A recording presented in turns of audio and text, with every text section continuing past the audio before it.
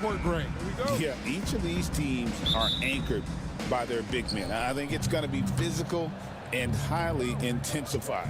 And now the opening lineup for Boston. And in the front court, Brown and Tatum. Holiday in the backcourt. To his side is White. And it's Porzingis in at the center. Holiday, the pass to Porzingis, misses the layup. Oh, you gotta finish at the rim right there. You hate seeing those opportunities go to waste. There's a screen. Here's Morant. Pass to Edey. Over Porzingis. Edey can't hit. And I was sure that was money on that one, but everyone is afforded an easy miss or two. Yeah, it was a great look. Sometimes they don't fall. You've just got to keep taking great shots. And he wasn't about to do anything that would get him in trouble there. Nope, up and in with a one-hand finish, the most basic possible. And so it's the Celtics getting on the board first. Just 5 to shoot. And it's Morant missing. And here's Tatum. He'll bring it up for Boston. Brown the pass to White. Porzingis with the ball. Rebounded by Jackson. It's an odd stat, but what I'm going to throw out there anyway, the Memphis Grizzlies set an NBA record last season for players used in a season. Kevin, this isn't football. They had 33 different guys suited up last season. That tells you how difficult it was. Constant change, hard to build chemistry, and let's face it, hard to win games. Here's White. Grizzlies making the shot. Releases from 15, and he hits the jump shot. And he's not going to miss many of those, especially that wide open. And it is dangerous to let him get it going this early. Now here's Morant. And the foul is called. He intentionally grabbed him there for some reason. I don't know. Kevin, all I can think of is that he's trying to slow the game down a little bit. Right. That's a stretch, though. Definitely a strange move on his part. Good way to start this game. You want to get him rolling as early as possible. Yeah, and I'll tell you what, if he gets into a good rhythm early, watch out. Now here is Holiday. Porzingis with a screen on Morant. The kick out to Holiday. The Celtics need to get a shot off. Porzingis. It's blocked, and they force the shot clock violation. Great D.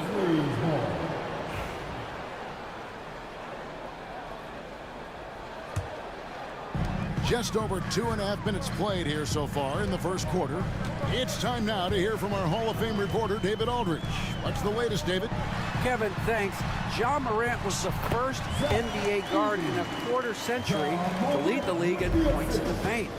He says, I can't just rely on dunking every single play, so I need different types of finishes to get my shot off, whether it's high off the glass, the reverse, or hanging in the air forever. And Kevin, he just says it so casually. Back to you. I know it. But look, David, he doesn't do it casually, right? He is a one-man circus. And so Morant will bring it up for the Grizzlies. You can see, and Coach, you can feel Ja Morant's star power, and his presence on the floor is such a factor. It affects the game. Yeah, it sure does. And it even affects the energy in the building. His play is so dynamic, athletic, energetic. I mean, you can't sit and watch a Ja game. He's going to get you on your feet. He is one of a kind for sure. Here's Morant following the basket by Kristaps Porzingis. Pass to Edey beyond the arc. Rebounded by the Celtics. Nice ball movement by Boston. Porzingis kicks to Holiday. 56 seconds left to play in the first. 6 to shoot. Edey with the rebound. Well, that wasn't a bad shot. Defense playing a little loose there. Sometimes it just doesn't go in. Here's Jackson. Nice D from Porzingis. That's the kind of D you need when he's got the ball near the hoop. They were all over it. Brown, good. Look, Brown's a great athlete. I love to see him work inside. 5-second differential between the shot clock and the game clock. Morant against Holiday. Pass to Jackson. Memphis needs to get off a shot here. A three from Morant. No good that time. Holiday with the three, and the last shot at the buzzer doesn't go in for him. It's a tie game in Memphis. And back with this.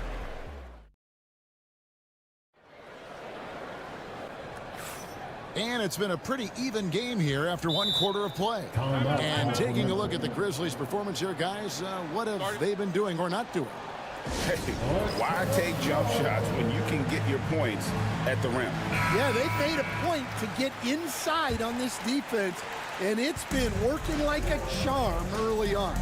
On the court for the Celtics, second quarter underway. White in at shooting guard, with Brown playing small forward. The post pair, Tatum and Porzingis. And it's Holiday in at the point guard. Celtics trail by 3. Out to Porzingis. And the whistle blows.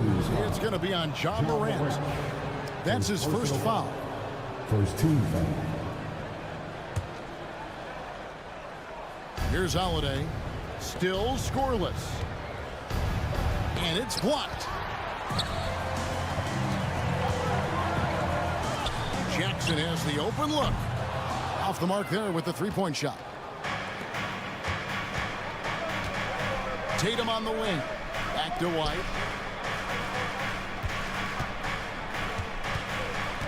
Porzingis sets the pick for White. Pass to Porzingis. Back to White. Just 5 on the clock. It's tipped. We play just over a minute of basketball here in the second quarter. And he's going to get whistled for that foul, G. That was intentional, but not exactly logical. How about pointless to foul there? I mean, I don't know where his head is, but it's not in the game. Now here's Jackson. Here's Huff. They set the pick. Here's Morant. And Porzingis demonstrating there why he's an effective two-way player, positioning himself well there to just bother the shooter. Well, Stan, as a former coach, I imagine it has to be hard for you to watch basketball as a fan. Well, it is. It's very hard, almost impossible. I'm almost always watching from a coach's standpoint, an X and O standpoint. But I will say, even when I was standing on the sidelines, NBA players are so good that you have fan moments even while you're coaching. It seems like every game we see something we've never seen before. I can remember turning around to my assistants and saying, can you believe that? And it's denied. And so it looks like the Celtics will retain possession here.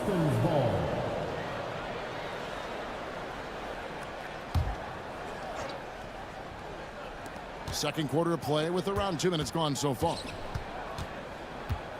Pass to White. Clock at 6. Left side, Brown.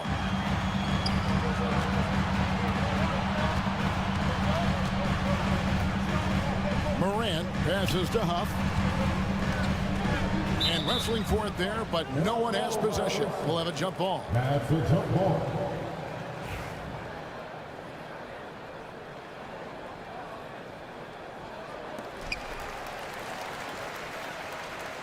White against Jackson. Pass to Huff. Connects from three-point range. And now a 6-point Grizzly lead. A solid distributor. I think Jackson is gifted at reading defenses and then being able to spot the open teammate. Now here's White. Here's Tatum. Tatum downhill. Porzingis, and it's blocked. And they'll keep possession. Clock at 4. Jacks up a 3. And it's Jason Tatum with a 3. Tatum's got his first 3 points of the game. This is why Tatum is a volume three-point shooter, because he knows how accurate he can be. Jackson finds Morant. Pass to Huff. Back to Morant. He's off on that one. Good D by Holiday. Celtics trail by 3. Round the pass to Porzingis. And the dunk by Porzingis. Really unacceptable letting Porzingis get that kind of positioning. Once he's established, it's over. Now a timeout called by Memphis.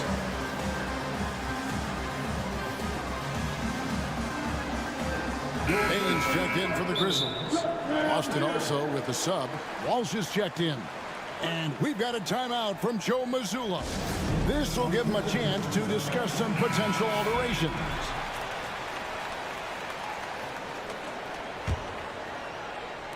And so it's Memphis with it. Down low. Shakes him. Here's Huff. Lead pass was put in just the right spot. Huff's got 8 points here in this quarter. And really, it's been a major aspect of their offense in the early stages here. Their success working the ball inside and getting points from close range. Well, with his skill and confidence with the ball, if you put him in position, he'll reward you. Jackson a screen on Holiday. To the wing right side. Hands it from downtown.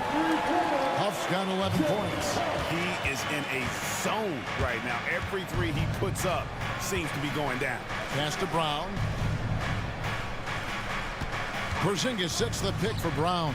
And here's Porzingis. Here's Walsh. 6 on the shot clock. Here's Holiday. It's hauled in by Huff. 36 seconds left in the first half of the game. Wells wide open. And again, it's Memphis with the 3. Terrific ball movement leading to the basket. You love to see it. And so Joe Mazzulla calls for the timeout. Wants to regroup and go over the strategy.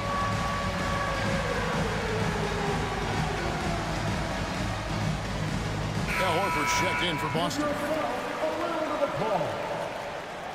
Celtic substitution, number 42. And here's Tatum. He'll bring it up for the Celtics.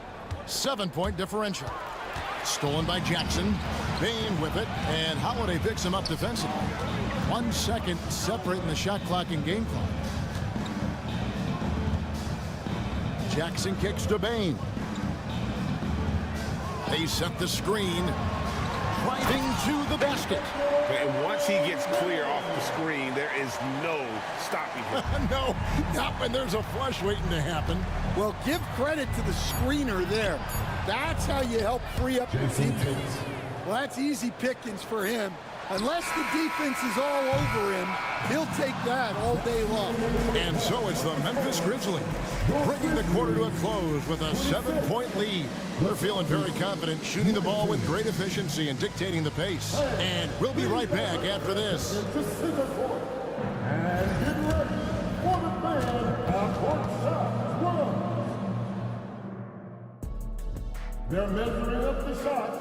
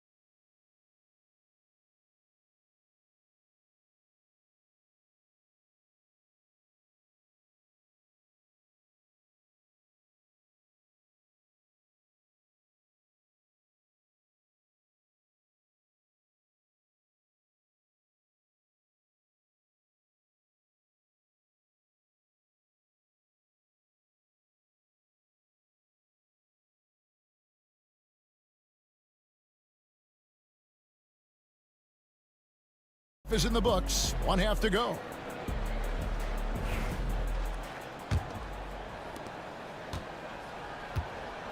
We've got Wells. G.G. Jackson is out there with John Morant. Then there's Edey. And it's Jackson in at the power forward. That's the lineup out there for the Grizzlies. Nice ball movement by Boston. Here's Porzingis. Edey with the rebound. And the Grizzlies leading by 7. An intentional foul committed, but for what purpose, Greg, I'm not sure. A scene of confusion right there. I can't imagine why he thought it was a good idea to foul there. Now here's Jackson. They set the pick. And good, and it takes a nice bounce off the right iron and down. Jackson's got the lead up to 9 now for the Grizzlies. Holiday surveying the floor. Porzingis kicks to Holiday. Tatum setting the pick for Holiday. Pass to Tatum. Yes, and it's Holiday with the assist that time. Tatum's got 7 points in the game. A shifty player who really thrives on making the right play. Holiday sure runs a smooth pick and roll. Now here's Jackson. Shoots it up. Jaylen Brown with the rebound. Celtics trail by 7. Holiday finds Tatum. Outside, Porzingis. And Holiday has it in the corner. Back to Porzingis. Outside, Tatum. 5 to shoot. To the inside. From 11 feet away, Porzingis can't hit. Memphis leading by 7. Here's Morant. And finished off by Morant. Watching Morant drive is like watching lightning move across the sky. If you blink, you might miss it. And we've got a timeout from Joe Mazzulla. He's going to have a discussion here on the sideline. The Celtics making a switch here. Lights checked in. Hey, Stan, I've always wondered, back when you were coaching, college or pro, what was your defensive philosophy? Well, I think, first of all, Kevin, we always wanted to take away the easy baskets. In other words, we're going to get back in transition, not give away fast breaks. We are going to try to protect the paint and make sure we're not giving away layups. And we didn't want to foul unnecessarily and give away free throws. Memphis has gotten fewer than half of their three-pointers to go down tonight. They're 4 for 9. Morant with a wide-open look. Knocks down the 3-ball. And it's a 12-point Grizzly lead. And, you know, we talk so much about Morant's athleticism, but his feel for the game equally as effective. Now here is Holiday. Hasn't made one yet. Boston again missing. Well, he's just not himself right now. He's getting decent opportunities like this one, but just failing to convert. And while we've got a moment, let's send it over to our terrific reporter, David Aldridge. David? Kevin, when you look at the draft, it seems talent evaluators have a type. Ron James says our league is always hungry for potential. It's the whole focus of the lottery. It makes sense that those guys who are taken 16 to 30 are on real contending teams and making impacts. Of course, Kevin, everybody wants to draft the next LeBron. Good luck with that. Or work with the next David Aldridge, a Hall of Famer. David, thank you. Some changes for Memphis. Buffs jacked in, and it's Bane in for John Morant. Celtics trail by 12. 2 minutes remaining in the quarter. That's to Porzingis. 18 feet away, and he knocks it down. Porzingis has got 10 points in the game. A sensational shooter. Porzingis really is a unicorn. Bane against Holiday. The tray.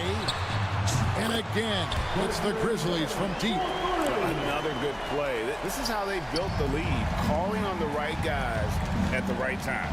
Yeah, come on. They're just having their way out there and continuing to press the advantage. They grab their own miss. Porzingis hits the layup after the sweet pump fake to freeze the D.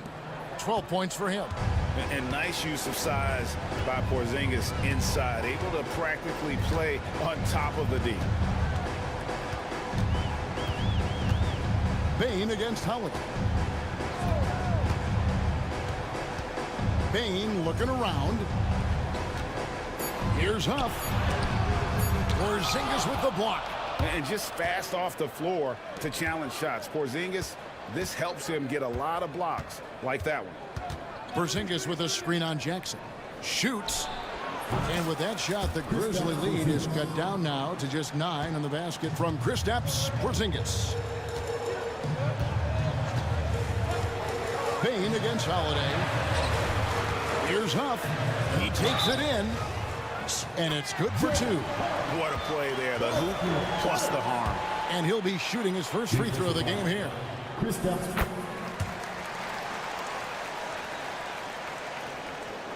And so it's Boston with it. Outside Tatum. Now 8 seconds separating the 2 clocks.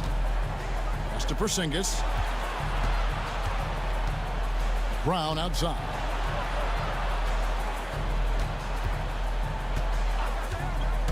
Here he goes. Back to Porzingis. And now Wells pushing it up. No one back to stop him.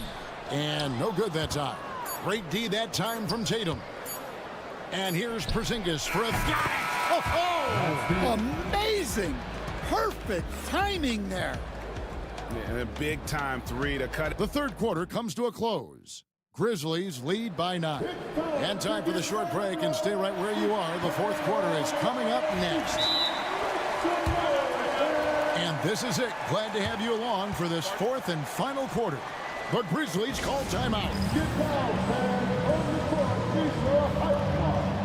And the latest now from our sideline reporter, David Aldridge. David, it's all yours. Take it away.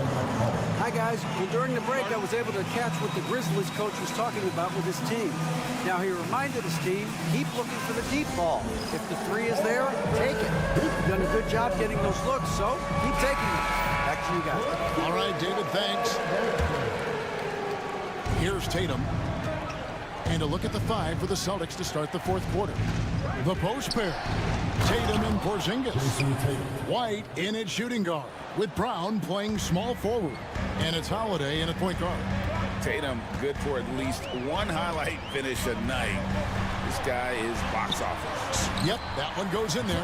And no matter what they've tried, the D just has not been able to deny them the ball inside. Right, the pass to Porzingis. That one doesn't go. And here's Morant. He'll bring it up for the Memphis Grizzlies. And that one clearly a foul. Gets the whistle, and 2 shots coming up. That one is on Holiday. High effort play by Morant. He refuses to let the foul stop him from getting the shot up. Both free throws good from Morant. Celtics trail by 11. And Holiday kicks to Tatum.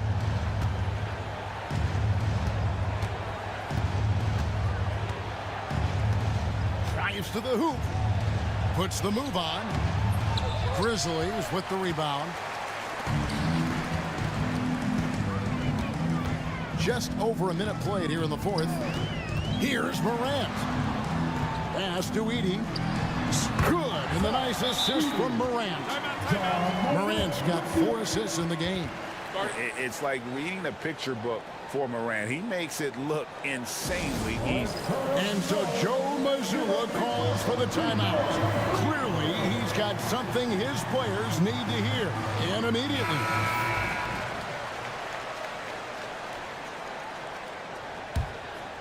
Celtics trail by 13.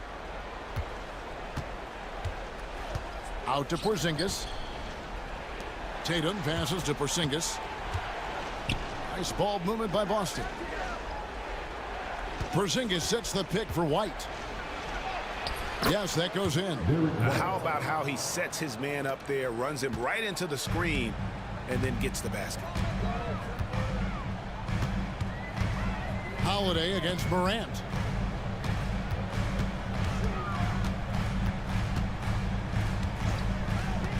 Top of the key. Jackson has the open look. Drains the three-pointer. Jackson's got the lead up to 14 now for the Grizzlies. Oh, quick thinking from Jackson. When he's rising and firing fast, you know he's in the zone. Nice shot by Porzingis. Obviously, a mix-up defensively on that possession. For Memphis, they've gone 3 of 4 in field goal attempts since getting things started here in the fourth. Morant finds Jackson, and it's Memphis with another. High-level passer, even for a point guard. Morant shows the imagination. Tatum drives in. Pass to White. For those just joining us, fourth quarter here, we're just over 2.5 minutes into it. 6 to shoot. The flush by Tatum. Outstanding vision there from the Latvian. Porzingis showing he can read the floor, capable of setting his guys up. Morant against Holiday. 2 minutes remaining in the game. Pass to Jackson. Back to Morant. Taken away by Holiday. And it's Morant with the rebound. And the Grizzlies leading by 12. So they foul intentionally. Really no idea why you're fouling in a situation like that. You know, maybe there's some bad blood between those two. And there's a minute 45 left in the fourth quarter. Here's the screen. Now here's Morant for 3. Jaylen Brown with the rebound. Brown's got 4 rebounds now tonight. And Tatum the bucket on the assist by Holiday. Tatum's got 6 here in this quarter. Man, Holiday puts a lot of pressure on the defense. Often it's with his scoring, but right there, making a play for someone else. Morant looking around. Shot clock at 5. And he makes no mistake on the slam dunk. They're in total command of this game with time starting to run out. Yeah, and at this point, the focus is take care of the ball, no needless fouls, and no threes. White against Jackson. White the pass to Porzingis. Count the bucket coming off a perfectly placed assist. On the heels of this run, you wonder where was this effort earlier on. Yeah, it's so frustrating as a coach when it takes your team this long to get into a rhythm. Taking no chances, they go on one last run to seal the deal. Yeah, this run has poured a bucket of water on any ember of a potential comeback. Porzingis with a screen on Jackson. Here's White. Edey with the rebound. And Morant's got the ball here for the Memphis Grizzlies. Jackson against Porzingis. And an intentional foul right there. You know, give him credit for still battling here down the stretch, but I think it's too little too late. At the line for 2. Both free throws good from Morant. Here's Holiday. There's 18 seconds left in the fourth quarter. Pass to Porzingis. Back to Holiday.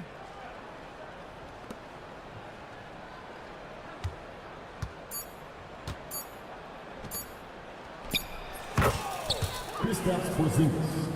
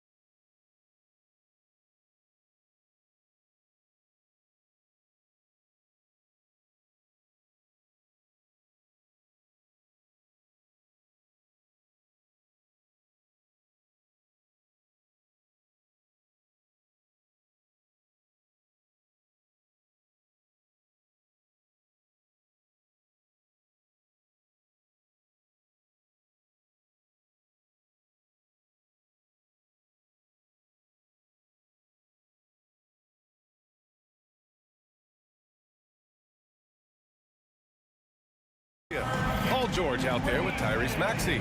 Then there's Kelly Oubre. Then it's Joel Embiid.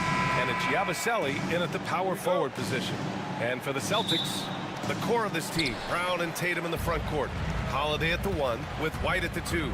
And it's Porzingis in at the 5, roaming the paint. Oh, Tatum slams it home. The athletic prowess of Tatum on full display.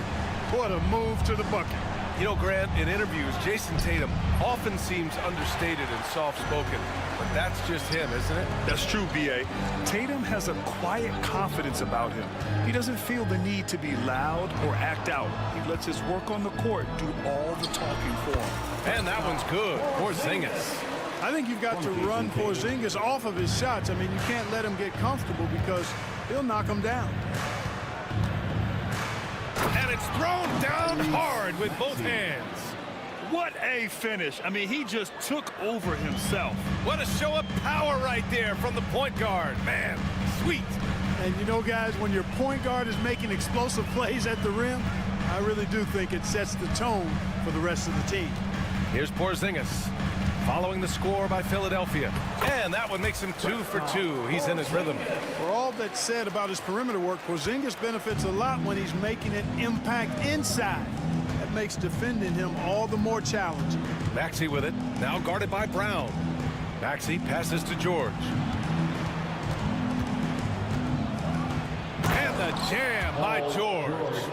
I just love the strong finish there inside. Man, he's got that dunker's mindset, doesn't he? Always ready to pounce. An absolutely tremendous athlete, able to go up and finish over the biggest of defenders. And Boston has possession. Philadelphia getting their last shot to go. It's Holiday with a drive. Porzingis, that one falls. Nice feed that time from Holiday. Porzingis has got 6 points. Holiday knows how to open things up out there. A high-quality facilitator. Inside. And then Embiid with the dunk. It all started with the pass. That's what coaches love to see, ball movement. White against George. White, the pass to Holiday.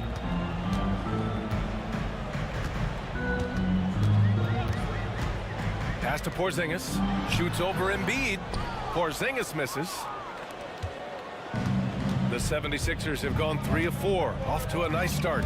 And Maxey, here we go. Three-pointer Embiid drops in the 3. He's got 5.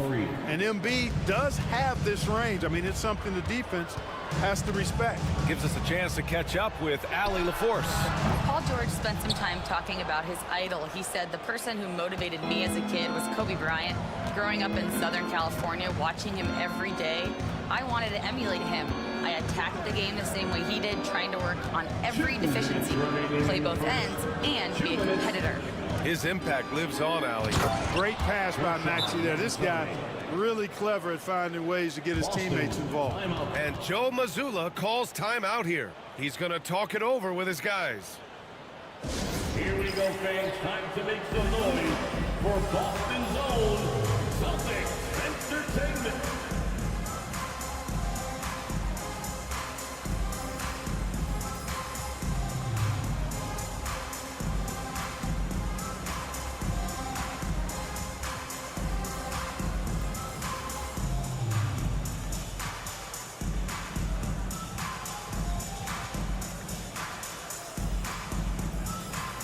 The 76ers making a change here. Edwards is checked in. There's a minute 54 left to play in the first. Brown looking around. Porzingis in the post. Embiid's there. Tatum inside, guarded by Edwards. Porzingis looking to end the run. Hey, it's Porzingis slamming it home. Boy, a creative finisher who throws it down with ease at 7-3. Put the ball in Porzingis' hands, and he'll occasionally, wow, he's good. Starting to find his rhythm. He's cooking, and he knows it. And you know what? They're going to keep using him. I mean, he'll be the centerpiece of their offense today. You can bank on that. And you watch Tyrese Maxey, Clark. He's so good at creating offense. Yeah, he can get that thing rack to rack and downhill in a heartbeat, BA. in the break and in the pick and roll. He puts tons of pressure on the defense because he's so quick. And he knows how to use angles, too. And he can shoot it from deep, so he's got the full package. Now here's Maxey. Oubre on the wing. There's a screen. 6 to shoot. Here's Edwards. For 3, Maxey. That bucket makes him 3 for 5. Zero hesitation, Maxey. Great confidence in his mechanics and his work. Maxey against Holiday. Left side Porzingis. Outside Tatum. Back to Porzingis. And a slam dunk by Porzingis. Boy, coach has to love seeing Porzingis scoring like this. I mean, he is totally locked in so far tonight. Maxey passes to Embiid. And he's going to the line for 2. The official saw contact while he was going up. Philadelphia shooting their first free throws of this game. You know, what I respect about Embiid, in addition to his tremendous skill and size, is his willingness to keep working on himself. He's already an elite talent, but if he sees any room for improvement, he'll go to work to make it happen. And Porzingis launches it from deep. Oh, he got it up in time, but it wouldn't fall for him. No shortage of scoring here at the end of the first quarter.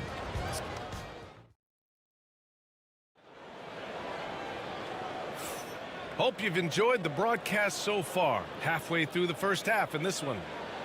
And a look now at how the offensive approach has been going here so far for Philadelphia. Well, you got to be impressed with how selfless they've been so far. Their passing has been simply outstanding. And, you know, in no time at all, they've also started finding points inside, already taking apart that interior defense. Tatum is the 4 with Porzingis at center. The perimeter pairing is White and Brown. And it's Holiday in at the 1. That's the 5 to begin the second quarter for the Celtics. Boy, the defense was looking for something different there. Maxey kept it himself off the pick that time. Here's White following the score by Philadelphia. Back to Porzingis. KP wrecks the rim. Boy, this team takes on a different attitude when Porzingis imposes his will like that. His energy and attitude, infectious. Maxey against Holiday. Embiid, a screen on Holiday. Deflects the pass. Holiday against Embiid. Tatum with the block. There's the length Tatum provides on the defensive side. He can change a game on that end. Celtics trail by 6. And Tyrese Maxey gets the whistle that time. That's his first foul. And you played for several different coaches with very different philosophies, Grant. Did you have a favorite system? Well, you know, B.A., I did. I played 19 years, a number of different coaches. But the 8 seconds or less offense back when I was with the Suns as a player, you want to run. And honestly, it's so much fun getting up and down the court like that. Not the best pass, guys, and the defense took full advantage. Brown with the steal. Fast break. Here come the Celtics. Up ahead. Oh, it's Porzingis with the jam. Good ball pressure and fast plays like that will tighten this up quick. And Maxey, here we go. Down low. And George with the jam. George playing strong down low. Love to see him finish with authority. And Joe Mazzulla calls timeout here. He'll take the opportunity to regroup.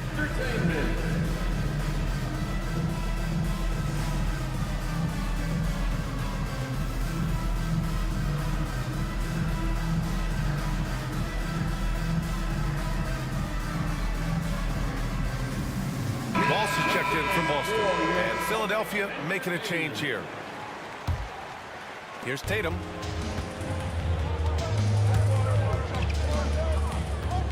Outside Porzingis. Okay, do it, KP. Boy, that is grown man ammonia strength from Porzingis there. How can defenders stop that? Here's McCain. He's covered by Holiday. Pass to Drummond. Boston pulls it in. Boy, that is awesome defense, guys, against a capable finisher. Well done. I'm sure the coaches love that. Porzingis punishing inside. They're punishing those late defensive rotations, getting good looks inside throughout the half. And you look at Jaylen Brown, Grant. Not many wings have the strength he has. Yeah, Jaylen Brown could dunk over a brick wall, and he could dunk through a brick wall, too. It's just so hard to move him off his path when he's on his way to the ground. You know, the athleticism of Holiday and his size ensures that even inside, he's an effective scorer. To the middle. And Drummond with the jam. Man, what a pass that was there. He really, really relishes making the game easier for his teammates. Outside Holiday. Pass to Tatum.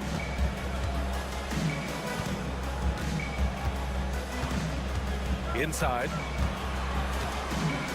Just 5 to shoot. Here's Porzingis. It's hauled in by Oubre. That's the shot they wanted. It just didn't fall. You know what? That's a confidence shaker for him, though. I mean, that's a shot he expects to make every time. All right, let's check in with Allie LaForce. Hey, Brian, a key concept preached by Celtics head coach Joe Mazzulla and reiterated by Jaylen Brown, who says it's reading the game, realizing fast, but playing slow. We're the more talented team, he said. We have to be the smarter team as well. When we do that, we're going to be tough to beat. Brian? Well, they certainly have been, Allie. Thanks for that. And timeout is called by Nick Nurse. A moment to rest and confer on the game plan. And some changes here for the Celtics. Horford comes in for Kristaps Porzingis. And Derek White subbed in for Holiday. Here's Maxey. And he goes up strong with a one-handed jam.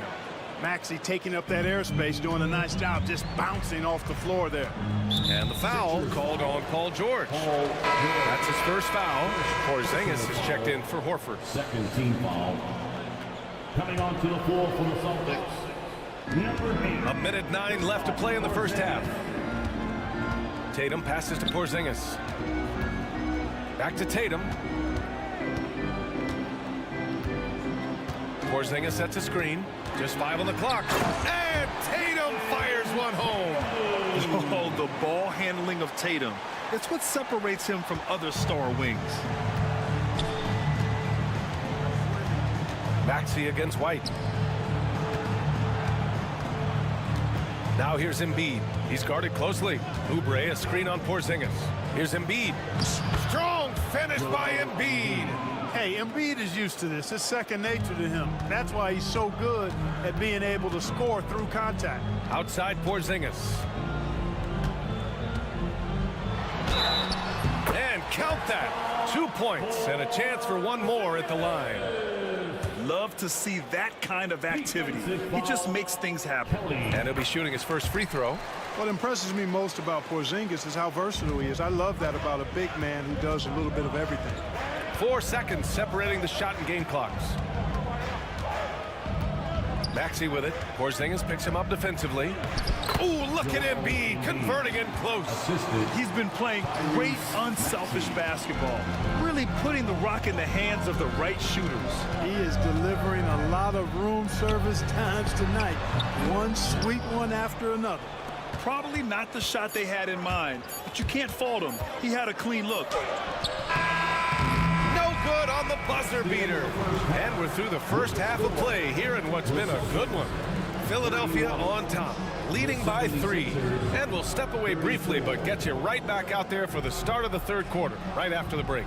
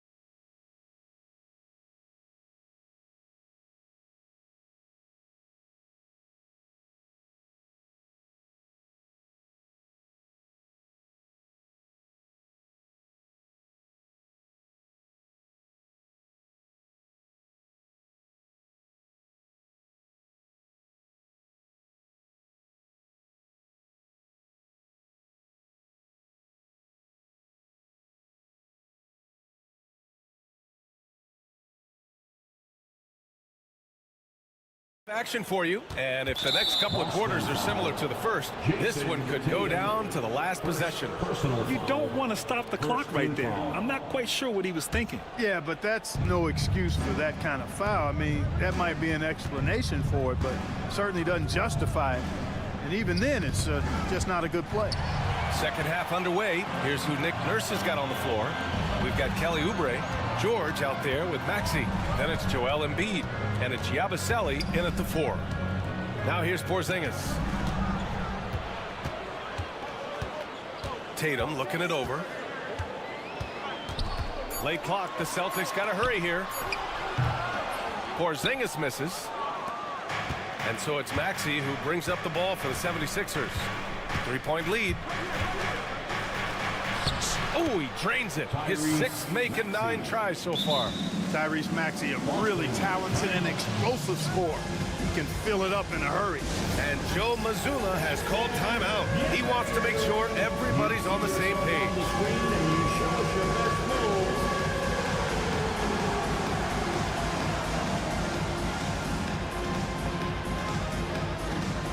The Celtics making a switch here. Holiday is checked in, and Joe Mazzulla has called timeout. He's going to gather the troops and talk it over. Talking about Tyrese Maxey, Grant, here's a guy who's improved every year. Yeah, B.A. I mean, from averaging 8 as a rookie to 26 points during his breakout 4th year, Maxey has added to his game every offseason and turned himself into an elite scorer. And the shot goes in. Porzingis has got 27. He's been shooting with great consistency tonight. Love to see that confident play on offense. Outside Maxey. Drives to the hoop. Drummond with the screen. To the paint. And so he draws the foul, headed to the line to shoot a pair. Kristaps Porzingis picks one up. Boy, excellent possession from this team that time. When you set up Drummond down low, then you're going to get trips to the line. And he sinks the second. Celtics trail by 4. On the wing, Holiday. Maxey covering. Pass to Porzingis. Outside Tatum.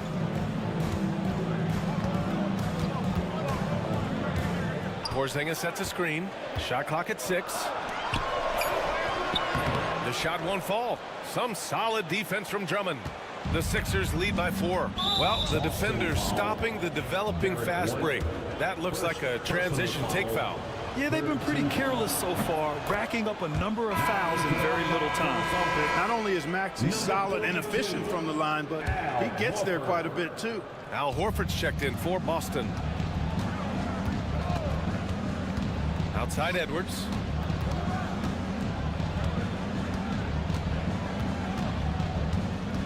To the inside. Here's Oubre. Oh, a dunk and a foul! A powerhouse move! He's got a chance for one more at the line. That one on White. Philadelphia shooting their 6th attempt at the charity stripe in the game. And this year they haven't quite been able to maintain the free throw percentage they had last season. Now here's Tatum. Out to Horford. Oh, and there's the whistle on the shot. So head coach doesn't like the call at all. He's opting to use his challenge.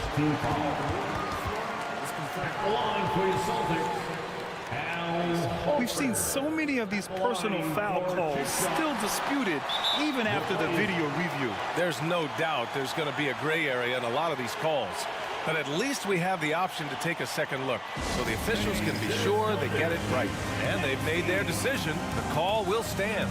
And as much as it hurts to lose a challenge, I think Coach would challenge that call again if he could. He really disagreed with the foul, and he's still peeved. Some changes for Philadelphia. Embiid comes in for Drummond, and it's Grimes in for Oubre.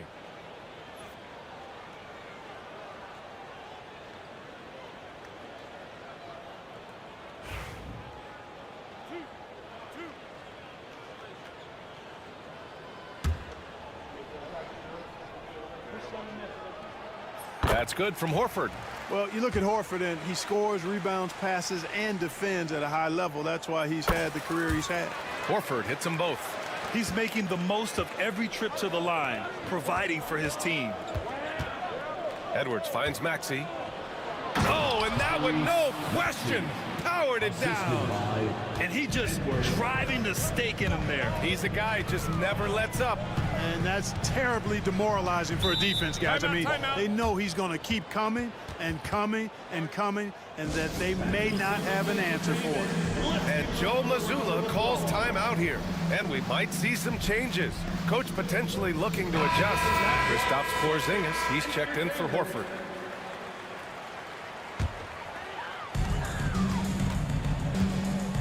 White against George.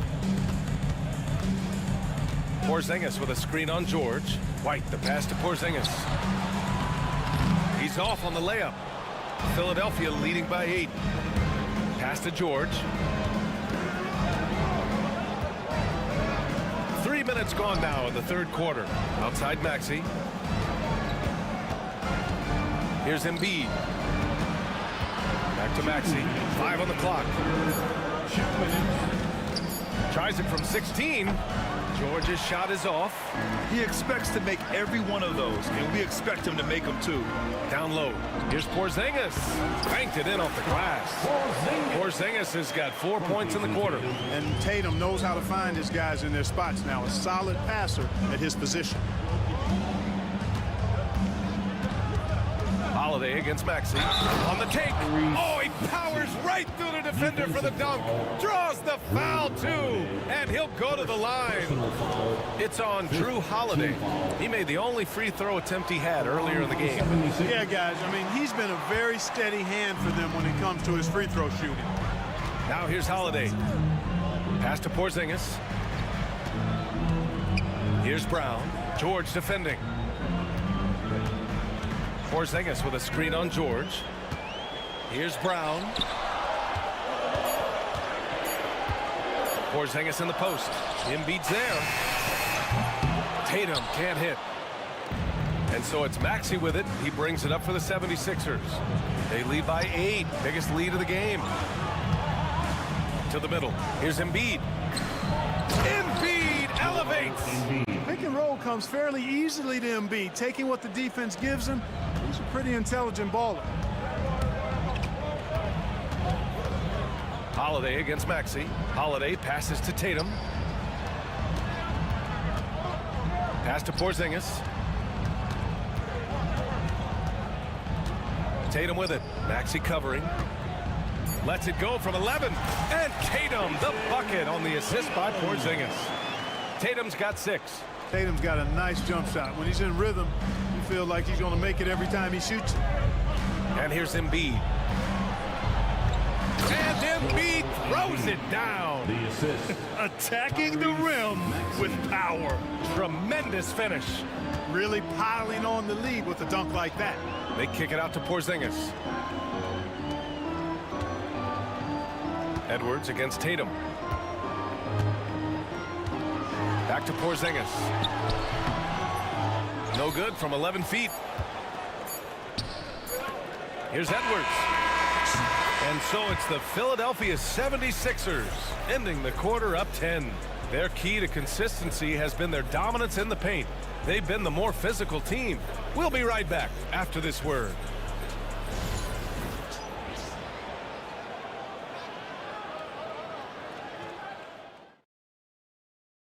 And let's take this opportunity to show you our State Farm assist of the game. You know, I'm kind of stoked that this was a choice because I love this pass. A remarkable find. He put his court vision on full display. Yeah, and with the accuracy to go along with that vision. I mean, he put the ball in the absolute perfect spot. That's how you orchestrate it. Fourth quarter action is upon us. Thanks as always for joining us. The perimeter pairing, it's White and Brown. Tatum is the 4 with Porzingis at center. And it's Holiday in at the point. That's who's in the game for the Celtics. Chalk up 2 there. Maxey's got 9 points here in the second half. Love the way Maxey works those angles inside. He's crafty. Holiday against Maxey. And Holiday powers it home. But the defender had more size than him, but did not have more fight. Got a piece of it, and stolen by Porzingis. Holiday passes to Brown.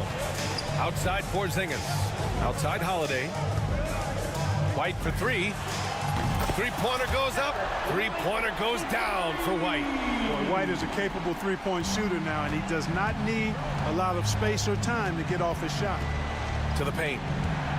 Here's Embiid. Another shot. Tries yet again. And Embiid throws it down. And I just love how he's making the effort plays that everyone around him appreciates. It is certainly making an impact tonight. Well, you know, if you're not going to take care of the defensive glass, it's going to be hard to come away with the win. So it's Boston now. After the Sixers picked up a basket a moment ago. White, good. Want to score in the NBA? Picks can really force the D to make tough choices. Maxey on the wing. He's covered by Holiday. Embiid a screen on Holiday. Maxey passes to Embiid. And Embiid throws it down. That's how you run the pick and roll. Maxey capping it off with the perfect pass. Outside Porzingis. That one falls. Nice feed that time from Holiday. Holiday's got 3 assists in the game. They're going at it on offense. Neither team backing down. Hey, defense is taking a back burner, secondary on the marquee, but who doesn't love a game like this? Let's go. I like offense.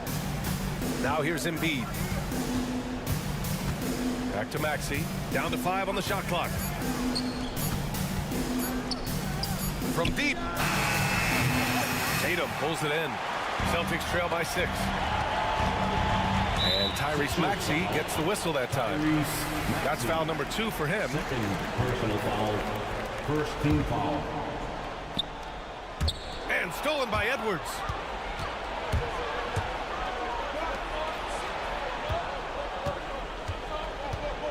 Porzingis against Embiid.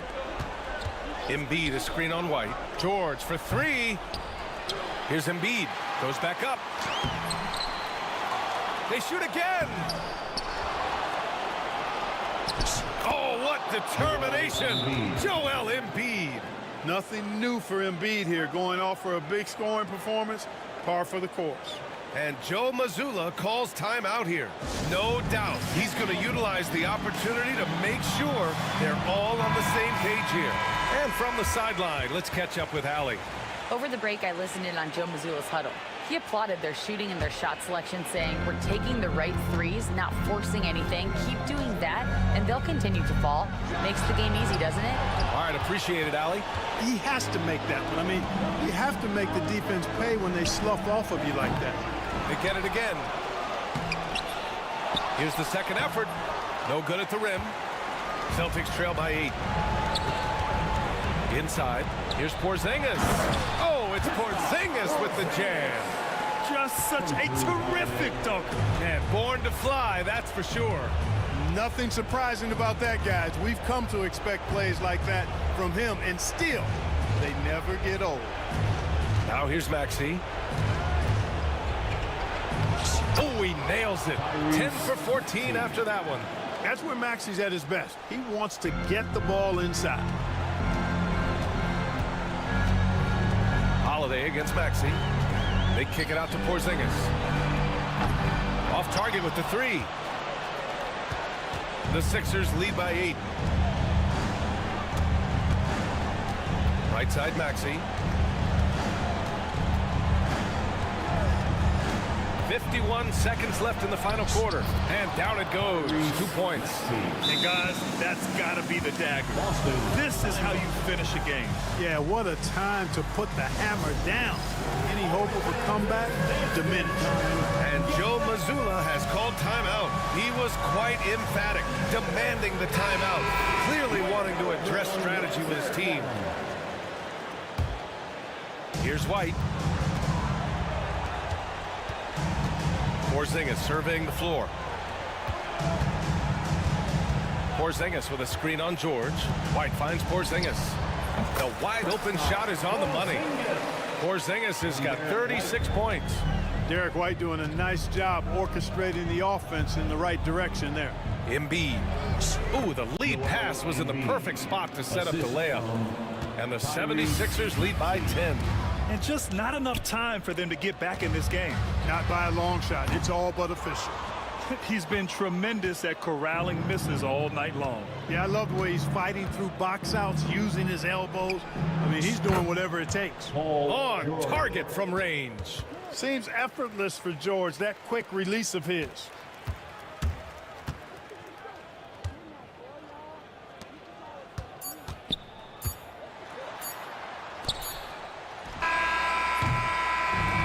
So no problem for Philadelphia as they get the win. It ends up. Thanks, Allie. Great interview once again. And that about wraps it up.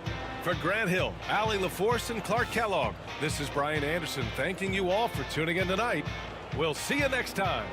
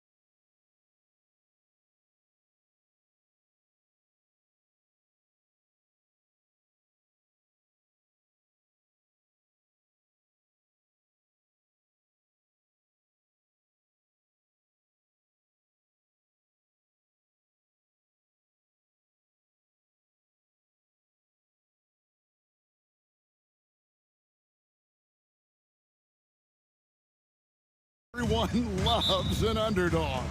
Yeah, let's not forget, this is the NBA. Anything can happen, and even lower-ranked teams are elite. We could still have a real contest on our hands tonight. Here's the starting group for the Cleveland Cavaliers. At the forward spot, it's Strus and Mobley. Mitchell is out there with Okoro, and it's Allen in its center. That one's not going to go. George with the ball, and Allen picks him up defensively. George against Allen. Pass to Oubre.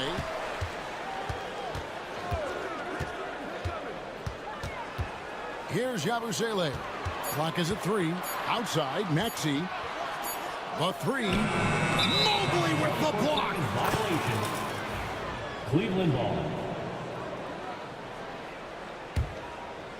And while Embiid was on record praising the importance of continuity, I don't know that, Richard, the 76ers front office felt the same way. Oh, yeah, what you say out loud versus your actions can be very, very different in this game. When you have a chance to go big game hunting, you do. The goal was to bring in some help for Embiid and Maxey, and they accomplished it. You see how creative Maxey is, just dissecting the defense with his handles. And now we've got some time to check in from the sidelines. You got for us, GA? Well, Kevin, I was able to talk with Nick Nurse for a minute. So for much of the brief time I had with him, he was talking about Evan Mobley. He said this kid is not a kid. This is a mature big man who affects all aspects of the game at both ends. But in particular, he's worried about Mobley's defensive presence and his ability to guard every position on the floor. Back to you. Thank you, David. Here's Allen, following the basket by Tyrese Maxey. And it's Mitchell missing. Hard to figure out how he doesn't knock that one down. No defender in sight. It's good. Nice touch there from Maxey. What you love about Max is he plays with so much energy, it's hard to keep up with. Mitchell kicks to Allen. Strus against Oubre. Mitchell looking it over. A kick out to Mobley. Outside, George. And we have an intentional foul there, GA. Wish I could say why. That one's pretty strange. I mean, no idea what got into his head right there. Now, here's Maxey. He's got 6, and it's blocked. They retain possession. Nice shot by Yabusele. And Kenny Atkinson calls timeout here. Wants to talk some things over, might be seeing some things to adjust.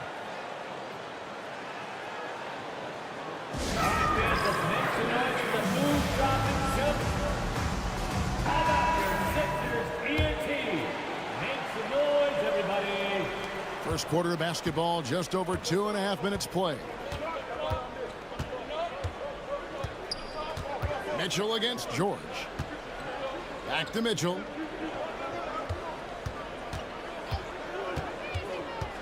Pass to Mobley. Rebound by the 76ers. And we've got a whistle. The refs are indicating it's a transition take foul. It's going to be a shot and the ball. He's getting his first free throw attempt of the game here. This season, 88% on the line, so he has been in a comfort zone. And Maxey really just does everything for his team. A selfless young player. Edwards, he's checked in for Yabusele. And it's out of bounds. The 76ers able to retain possession here.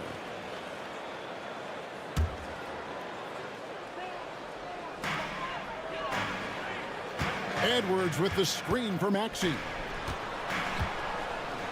The length of Allen, yeah, that's problematic for a lot of shooters. And this man knows how to distract them. Here's Oubre. A second left. Here's Embiid. Tough break there. Shot after shot. They couldn't get anything to fall. Strus kicks to Mitchell. Shot to stop the runs. Strus's shot is good. Sharing the love. If you get yourself this open, Mitchell will set you up. So, Richard, when you look at Max Strus, what does he provide for this team? Well, one, he's battle-tested, Kevin. He's a fearless shooter, and he's a guy that can get on a roll and hit clutch shots. Good on the three-point shot. And he likes to get in a rhythm early. Nice triple. The drive by Mitchell. Embiid with the steal.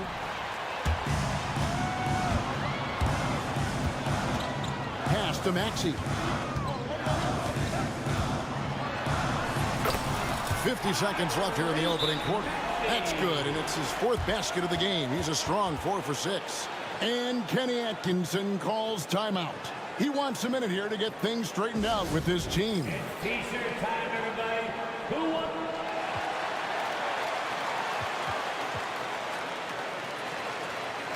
Some changes for Philadelphia.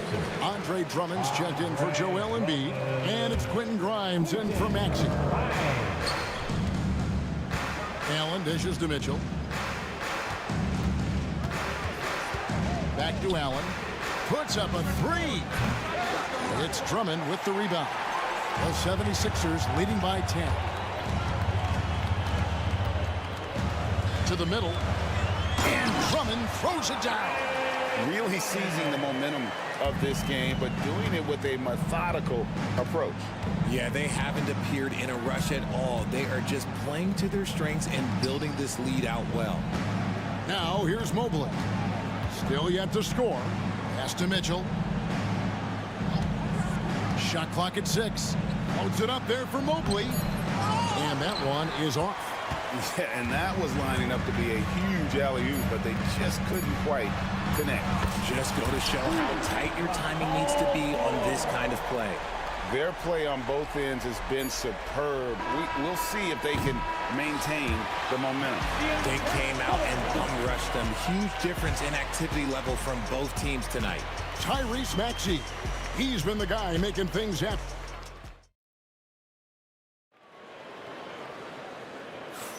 And if you're just tuning in, we've got a wide margin on the scoreboard, but plenty of time left for a comeback. All right, we'll take a look now at how the points have been generated so far. A scoring breakdown for the 76ers. Well, they're off to a good start, getting it inside and scoring at close range. Solid fundamentals so far in this one. And they're also hitting that mid-range shot at a high clip. A big key will be to continue that success throughout. And so in the game for the Cavaliers, a lot of length inside. It's Mobley and Allen in the post. Okoro out there with Mitchell.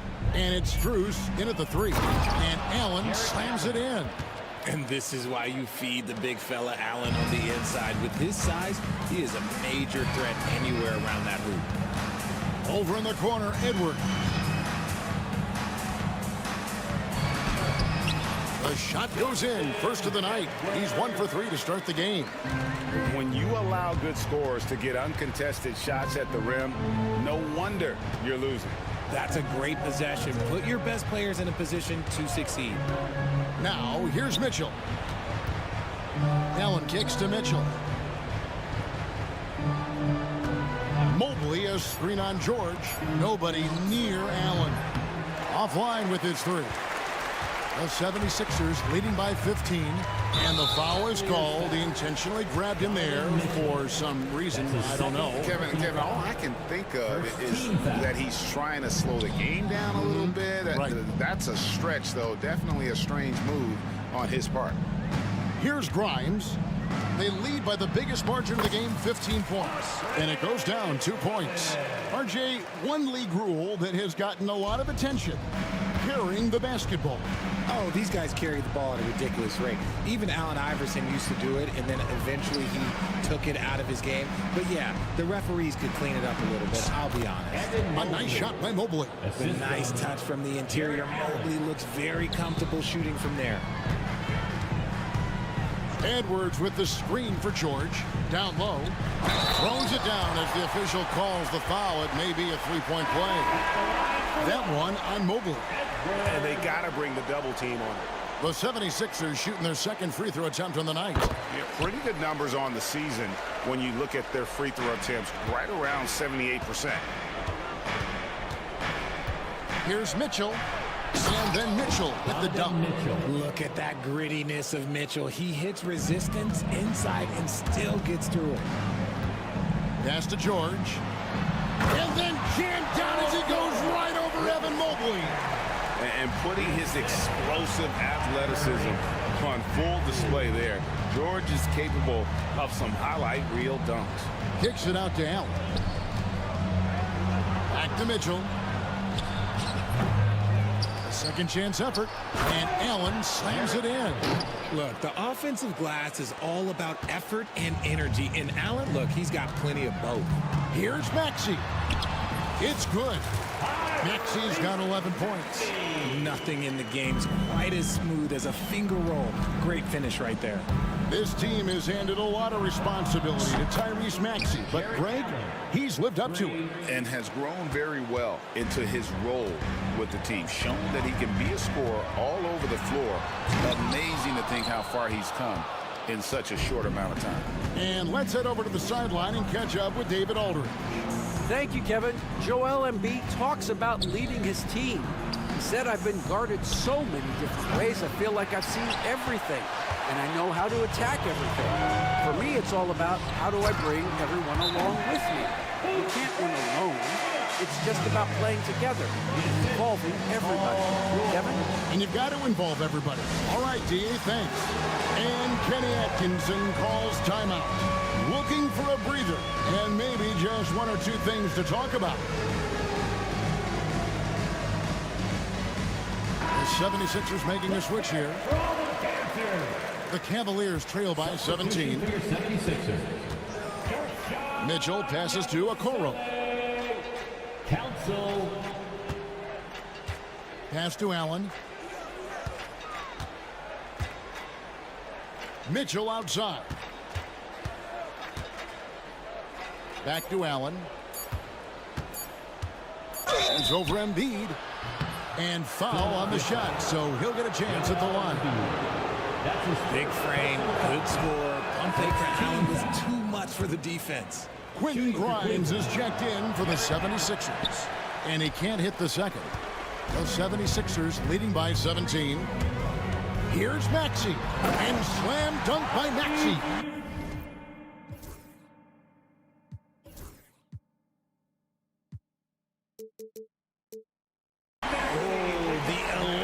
Tyrese Maxey. And so it's Mitchell who brings up the ball for the Cleveland Cavaliers. Kicks it out to Allen. Pass to Struth. And a great assist by Allen as that one goes in. You give a shooter of his caliber that much time to seam it up? Oh, yeah, you're done. Here's Maxey. And slam dunk by Maxey. This is why so many, including myself, are excited about Maxey's future, showing how phenomenal of a scorer he can be. The shot by Mitchell, no good. For Philadelphia, they've gone 8 of 9 in the second quarter. Very nearly perfect from the field. And he gets the bucket. Maxey's got 8 points in the quarter. And with the lead, I like the strategy here. Continue to get the ball to guys who can do something with it. This is when good players really get after it. He can sense that they're reeling, and he's gonna put his foot on the pedal. Now, here's Mitchell. He's got 6. Okoro shot is off. Outside, George. It's tipped. Stolen by Allen.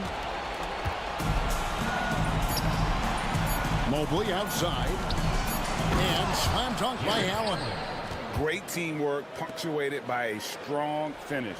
Yeah, that's nice execution, running with purpose and creating an easy scoring opportunity off the break. And so it's Philadelphia with an 18-point lead as the quarter comes to a close. Their strategy has been clear tonight. Work the ball inside, get shots in the paint, and now they are scoring with ease. And now let's catch up with David Aldridge, who's standing by from the sideline. All right, Dave. Hey, Kevin. Thanks so much, David, and we'll step away briefly, but get you right back out here for the start of the third quarter after this break.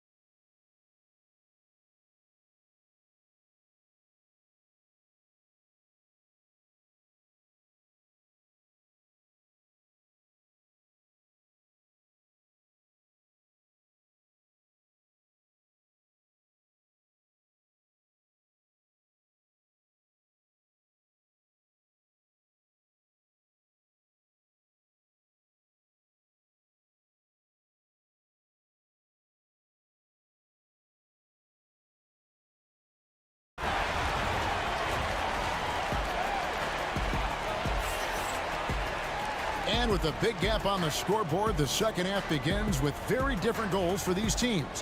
One side trying to mount a comeback, one side trying to protect their lead. You look at Tyrese Maxey in this one, guys. He has been everywhere. Man, he's been running wild on him through that first half. Absolute dynamite on offense. If they don't change their approach in the second half, let's just say his success will continue. Joel Embiid out there with Yabusele. Then there's Tyrese Maxey. Then it's George, and it's Grimes in at the 3 spot. That's Nick Nurse's 5 as we get into the second half. Mitchell against George. Mitchell outside. Inside. And Mobley the bucket on the assist by Mitchell. It's a great move, and he catches the defense completely off guard. Yeah, taking it right to the rim. One imagines that might be discussed at halftime. That's going to be on the film. And he's doing it all himself, shouldering the offensive load in effortless fashion right now. Mitchell kicks to Okoro. And another 3 for Cleveland. When he gets a quality look like this at the perimeter, he can almost be automatic. Richard, something amazing about Donovan Mitchell. He averages over 20 points per game every single season. Yeah, he is just a natural, talented scorer. He beats you in so many different ways. What I like most about his numbers, they go up in the postseason. Hunter finds Mitchell. Back to Hunter. Pocket 6. And off the left side of the rim, and it swirls in for him. I know what they say, defense wins championships, but you need some bucket getters too now. Maxey into the lane. Already a stellar defender, Mobley proving he can be relied on to anchor for this team. Out of bounds, it'll be 76ers ball. Philadelphia ball.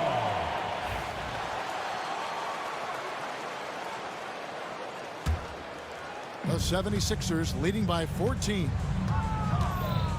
Here's Maxey. And oh boy, a lot of contact there, but he gets the call and will shoot 2. It goes on Isaac Okoro. The thing you love about Maxey is that he always has a smile when he's out there. He's enjoying himself, and he embraces the challenge that the game presents. And that's the norm for him. He's pretty much automatic when he's at the line. On the wing, Thompson. Embiid with the steal. And there's the call on Evan Mobley. Evan Mobley. That's foul number 2 for him. Personal foul. Second team foul. Not quite 2.5 minutes played here in the second half. And George, here we go. A 7-footer who can legitimately defend 1 through 5. Mobley is suffocating any player out there. That one falls. DeAndre Hunter. 76ers have gone 3 of 5 to start the second half, developing a nice rhythm out there. Here's Maxey. Up and in on the layup. Maxey's got 6 in the quarter. He is getting everything he wants. The defense is seemingly powerless to slow him down. It's sad. Thompson. And Joel Embiid pulls it down. Embiid's got his 5th rebound right now in the game. An intentional foul committed, but for what purpose, Greg, I'm not sure. A scene of confusion right there. I can't imagine why he thought it was a good idea to foul there. Here's Maxey. Cavaliers with the rebound.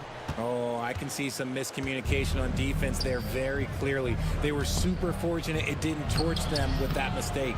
The offensive rebound. Here's Thompson. Oh, he misses the dunk. Look, I'll give him an A for effort for trying to dunk through the defense, but maybe he should ease up on that one just a little bit. And the speed of George on the drive, amazing at attacking the rim. And Kenny Atkinson calls timeout here. Wants to regroup and go over the strategy.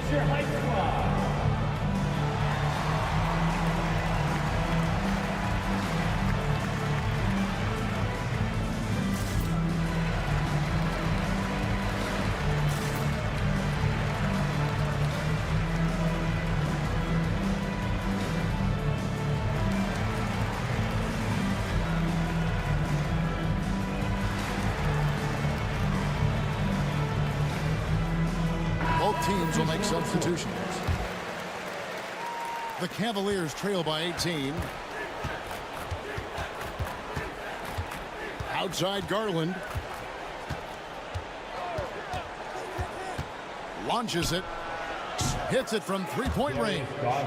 It's been this way since halftime. Tremendous production from beyond the arc. In the modern NBA, you have to hit threes to win games, and they've made that adjustment since the break. Here's Grimes, guarded by Garland. And they pick up two. Owner's got his first basket. And that's how you lead a team, literally. Thompson right side. Back to Garland. 6 on the shot clock. Crafty move. Good on the shot. Garland's got 5 points in the quarter. Now that's how you use your imagination. Garland can get his shot off from just about any angle. Here's Kona, and he jams it with authority. And although he's undersized at his position, his vertical, yeah, that'll clean up a few mistakes. Now, here's Garland. He's guarded closer.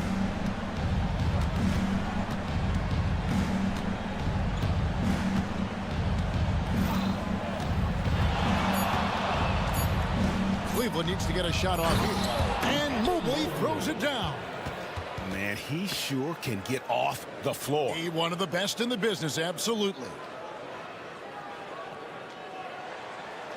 Poked away. And that's out of bounds. Philadelphia will retain possession. Let's just say that was an ill-advised pass there. Very close to a turnover. For three, Oubre.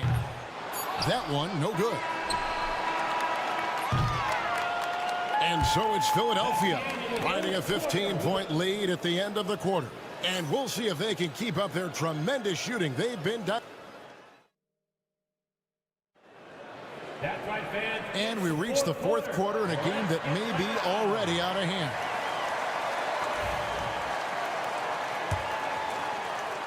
The 76ers leading by 15 on the court for Cleveland. At the forward spot, it's Strus and Mobley. Donovan Mitchell is out there with the quarrel. And it's Allen in at the center position. No settling for an outside shot there. They went right to the hoop. To the paint. Embiid with it. Right side George. Makes no mistake on the open jump shot. And the 76ers lead by 15. Cleveland's gone to the three-pointer 11 times tonight, nailed 5 of them. Allen's shot is off. And so it's Maxey who brings up the ball for the 76ers. They led the game at 1 point by 20. Good on the bucket. Heads up on the money pass by Maxey. Great vision. The Cavaliers trail by 17. Mitchell outside. To the wing on the left. And stolen by Maxey. Now the 76ers on the break. Lost contact on the shot, and now a three-point play chance as he'll head to the line. Let's look at the energy stats, how the hustle game has been going for the 76ers. They've been defending with excellent anticipation all game long. Just look at how many times they've managed to get their hands on the ball. And you also have to applaud how they've been able to create turnovers and then convert those on the offensive end. And Kenny Atkinson calls timeout here. Wants to make sure everybody's coordinated and intent.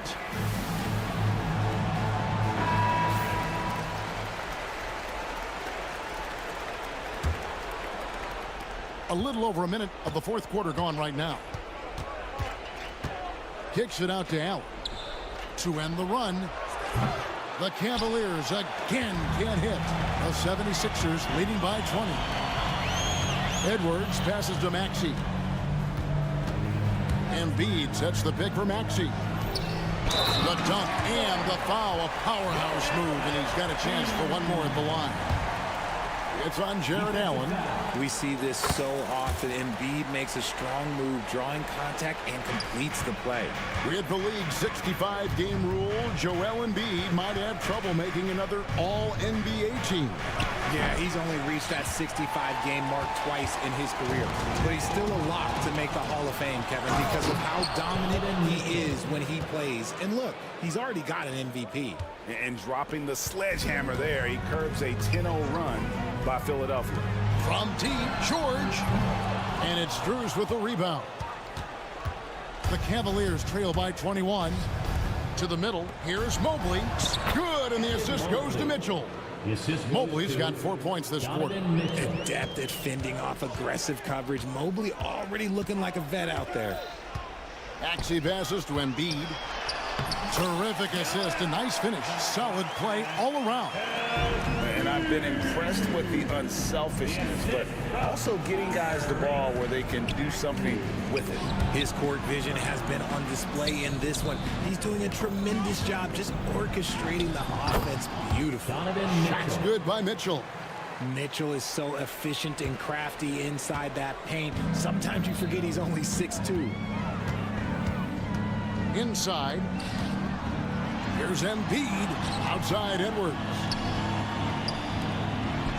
And Embiid throws it down. Exposing the defense and taking advantage in the paint. Here's Mitchell. It's hauled in by the 76ers. George has got rebound number 7 for him tonight. Pass to Embiid. Over Allen. The three-pointer no good. The Cavaliers trail by 21.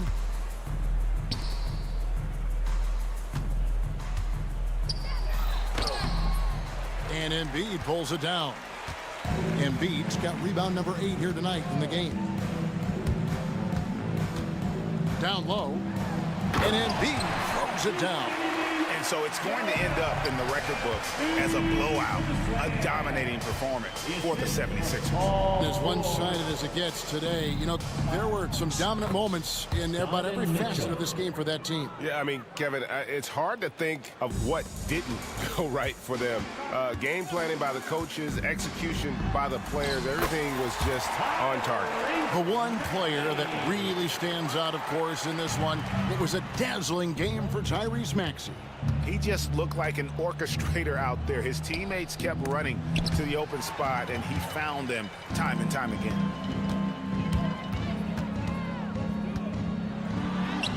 And the layup falls. Maxey's got 30 points. And credit the whole team. It was a focused, concerted effort to put this one away. And it felt like they just flipped the switch to go on that run and seal the game. Saving their best basketball for the end. Always smart. And now a moment to present the New Balance Player of the Game, Tyrese Maxey. And Kevin, it's a no-brainer. He's controlled every aspect of this game, and it's just so fun to see a player perform at a level that's just higher than anyone else out on the floor. It's just too bad they're on the outside of the playoff picture looking in. It would have been nice for him to have a chance to perform like this in the postseason. And the 76ers tack on 2 more. And you can sense that these fans, these players, they are ready to celebrate. It's always nice to perform like this, especially in front of the faithful home crowd. Kicks it out to Allen. He tries for 3. It's hauled in by Paul George. And the well is running dry for him right now. Nothing falling. Yeah, and the risk now is that he gets inside his own head. Time to take deep breaths in through the nose, out through the mouth, and let the game come to you. With the teardrop, count the basket. So much strength from Embiid. It would take a special defender to slow him down. Mitchell dishes to Allen. Pass to Strus. Oubre with the steal. Here's George, and it's George finishing it off. Well, if you don't take care of the ball, fellas, that's what can happen. Absolutely, Greg. That makes the turnover even more painful. We know mistakes lead to breaks. That's just textbook right there. And the Cavaliers call time here. Just 2 seconds left in the fourth. Guys, your thoughts? And I don't think they'll be able to climb out of this hole. And I'm sure coach is encouraging them to play to the final whistle. Then they can get out of here.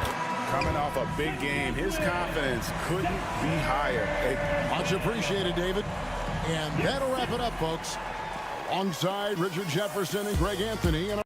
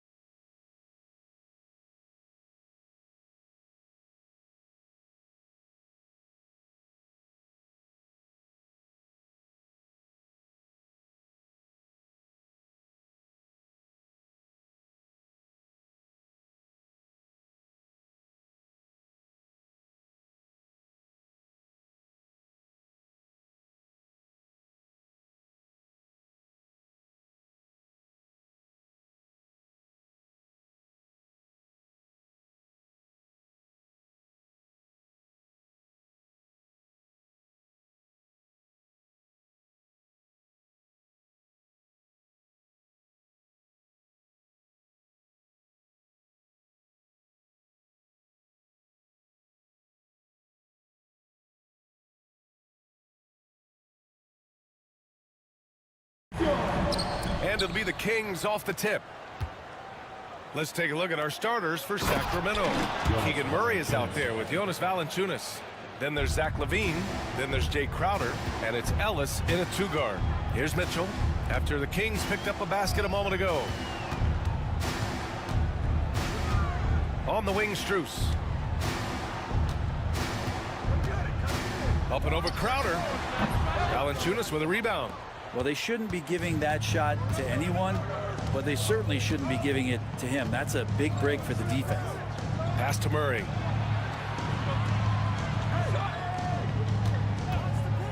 Takes a three. That won't go. Misses his first shot of the game. And that's exactly how tightly you have to guard him every time he steps to the arc. He's just that good. And Brent, the Kings have the pieces to compete and finally creating some stability. Yeah, after that 16-year playoff absence, just being a factor in the West has Sacramento and their fans really, really exciting. Again, the pieces are there. Will they push it this year to get back in the mix? Yeah, and defenses are trying to get Jared Allen to shoot that kind of shot. This time, it didn't work. Here's Levine. And he got the whistle on the way up. So he'll be headed to the line for a pair. They'll pin that one on Jared Allen. I like that. I mean, some physical play inside. He's not about to give up any easy baskets. And he's good on the second. You know, Zach LaVine is so energetic out there on the floor. You gotta love a guy who consistently plays at a very high effort level like that. Now here's Mitchell. First quarter, just over a minute and a half in. Mobley on a screen. Mitchell, the pass to Mobley. And a miss there on the triple. And just terrible defense. I don't know how he missed that shot. Not sure why he committed the intentional foul. No purpose. I think everyone's a little confused, but weird plays happen. I mean, I'm just not sure what he was thinking right there. I mean, he needs to get his head in the game. Here's Ellis. Valanciunas sets a screen. He tries for three. Hits a three-pointer. Valanciunas has got 5 now. Don't be surprised if Valanciunas can step behind that arc and knock it down. Here's Mitchell. Valanciunas with a rebound. For Sacramento, they've gone 2 of 3 from the floor. And now they decide to foul intentionally. Mitchell, his second, third team foul.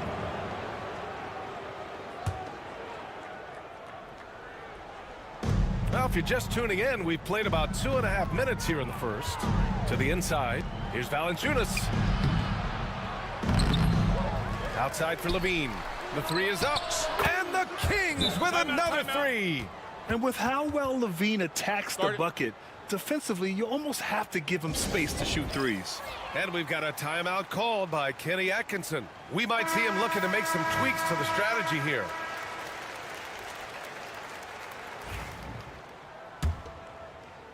Cavaliers trail by 7.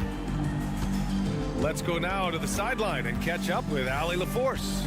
I was able to talk with Kenny Atkinson for a minute. Keegan Murray came up during our conversation, and he remarked, Murray is just a classic wing.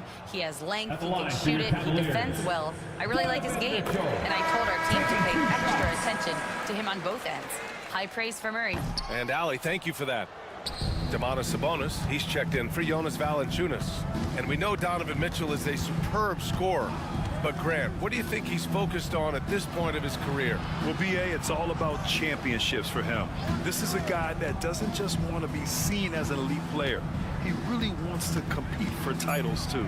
Shot clock at 3. 2 minutes remaining in the third. Here's Sabonis. Donovan Mitchell with a board. For Cleveland, they've gone 1 of 4 to begin this one. On the wing, Strus. Covered by Crowder. Mitchell, a screen on Crowder. Strus, the pass to Mitchell.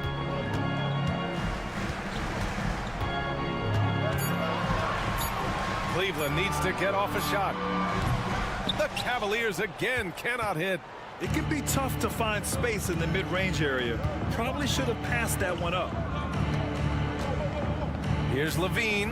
And another basket for Sacramento.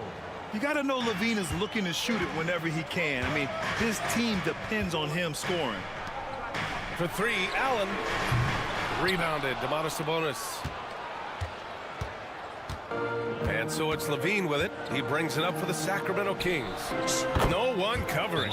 You know you're doing something right when you find yourself up double digits in the first period. Well, dominant so far. That's the responsibility of the starters. Now let's see if everybody else who plays in this game makes the same kind of high-level contributions.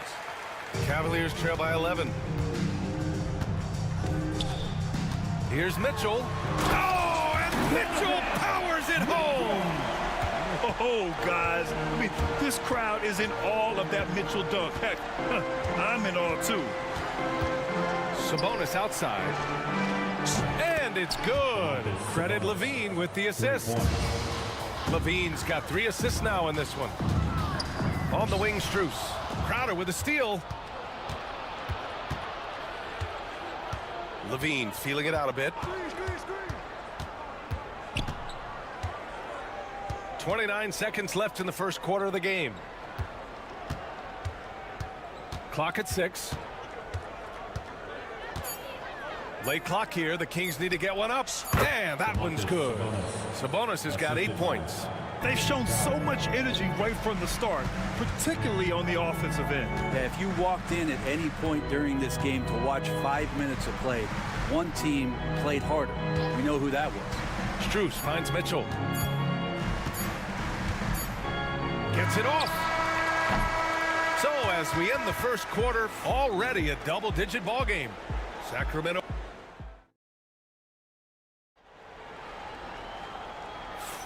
And so far through one quarter, it's been a lopsided game. We'll see if that changes here in the second. And let's take a moment here to get your take, guys, on the scoring so far for the Kings.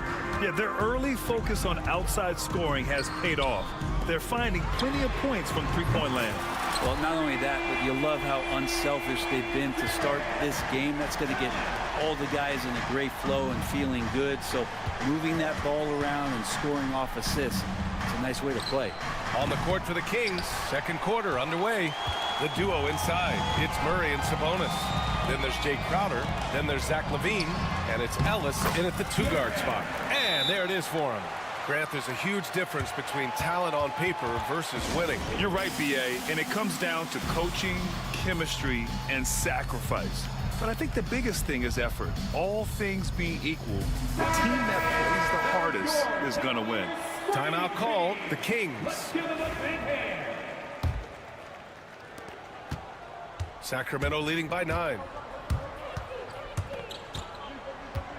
Ellis passes to Levine.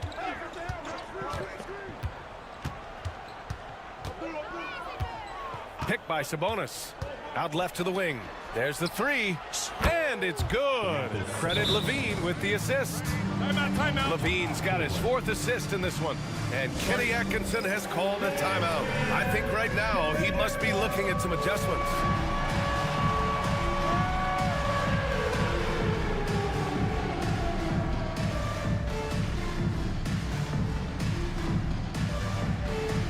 You're off beat. Way to go, everyone. Let's hear it for you. The Cavaliers trail by 12. Starting the second quarter, about a minute gone. Mitchell misses. Yeah, can't see why he missed that one there. The D's close, but looked like plenty of room. Picked by Sabonis. For 3. Ooh, coming through again. Shooting 5 for 7 now. Exactly what every offense needs. Shooters who can force the defense to extend. Oh, there's no doubt he's a legitimate threat from downtown, and he's demonstrating that in this game. From deep, Mitchell. And Domas Sabonis pulls it down. The Kings lead by 15. Levine passes to Crowder. On the wing, Levine. Guarded by Okoro. Picked by Sabonis. Out to the right wing.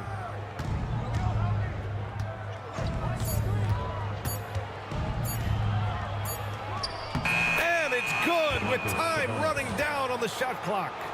Sabonis has got 16 points now. For Cleveland, they've gone 2 of 4 here in the second quarter. When we talk about the top players in the league, Brent, Domantas Sabonis can get overlooked. You wonder if the record was a little bit better last year for the Kings, where he might have finished in the MVP voting, because this guy led the league in rebounding, and he put up 8 assists per game. So a top 10 in MVP, that could have moved up a little bit with a winning record. He is a legitimate star at his position.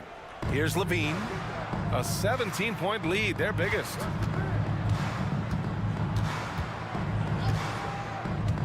Out to Sabonis.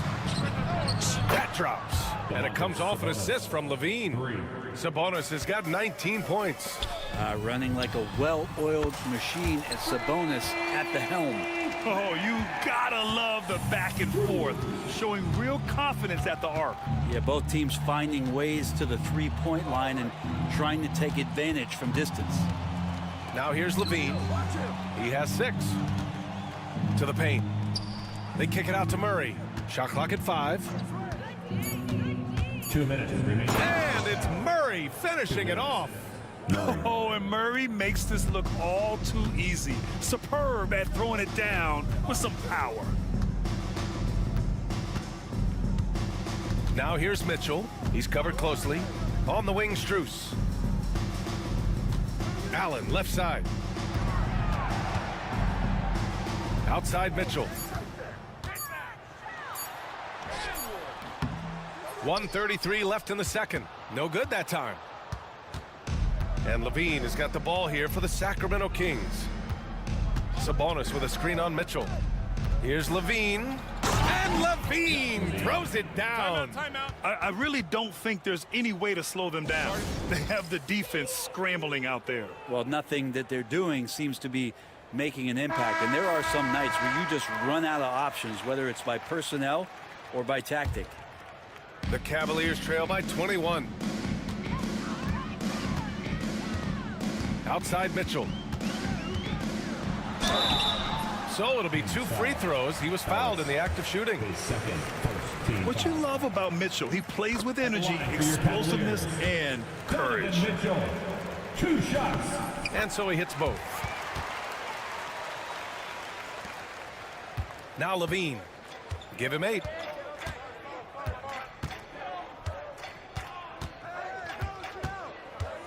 Picked by Sabonis. Launches a 3.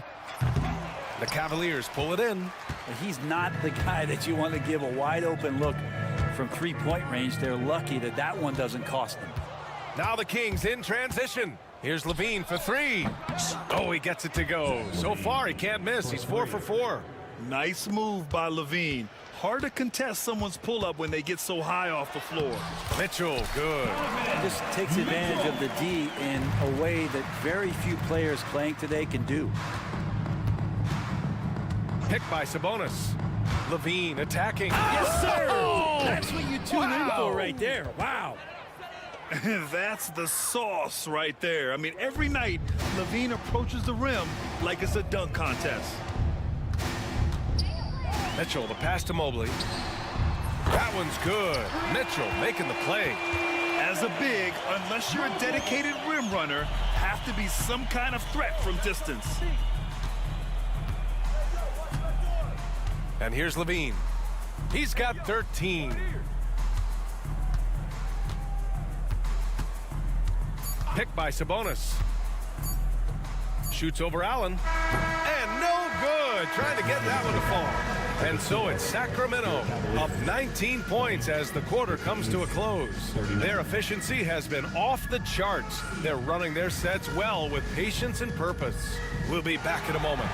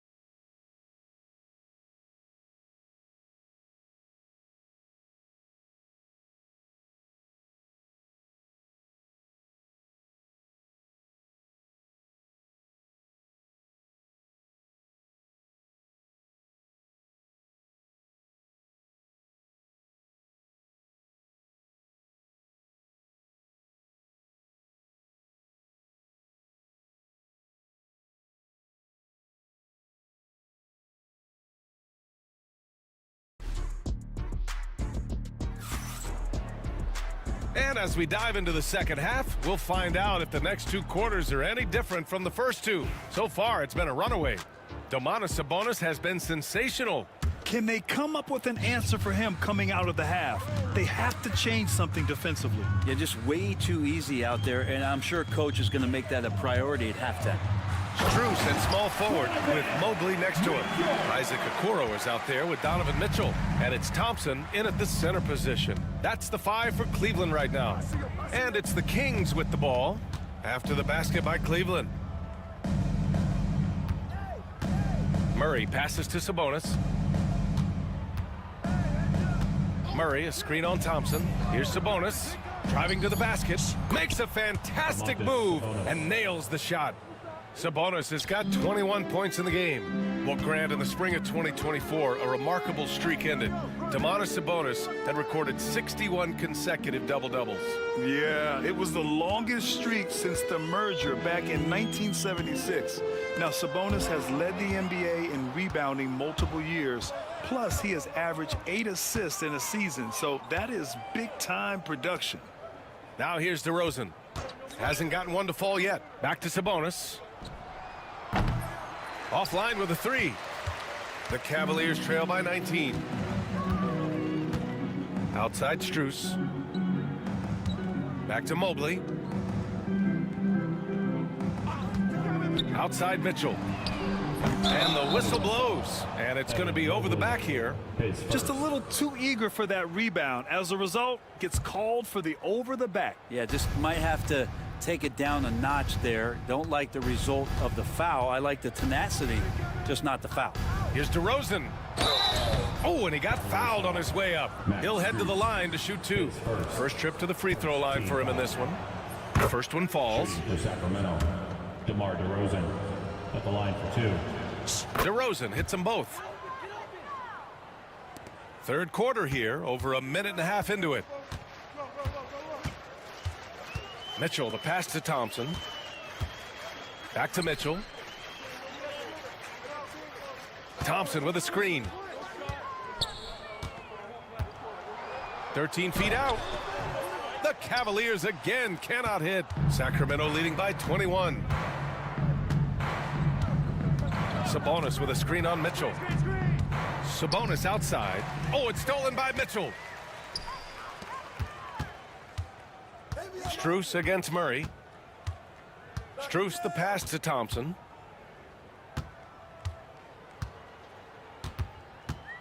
Back to Strus. Pass to Okoro. 6 on the shot clock. Mitchell with the ball. Here's Thompson. And the rebound paying off as they pick up 2 on the second chance bucket right there. Well, if there's 100 play calls that they have, Tristan's probably got 0 of them. He just goes in there and gets it done himself. Now here's Sabonis. He's got 21. They kick it out to Murray.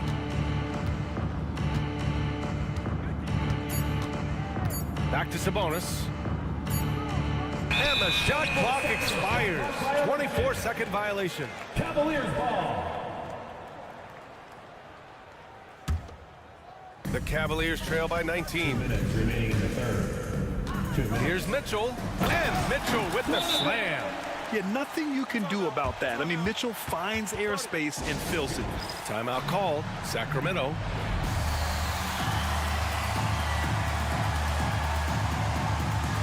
And Sacramento with some changes. Valanciunas, he's checked in for Domantas Sabonis. And it's Crowder in for DeMar DeRozan. Timeout called. Sacramento.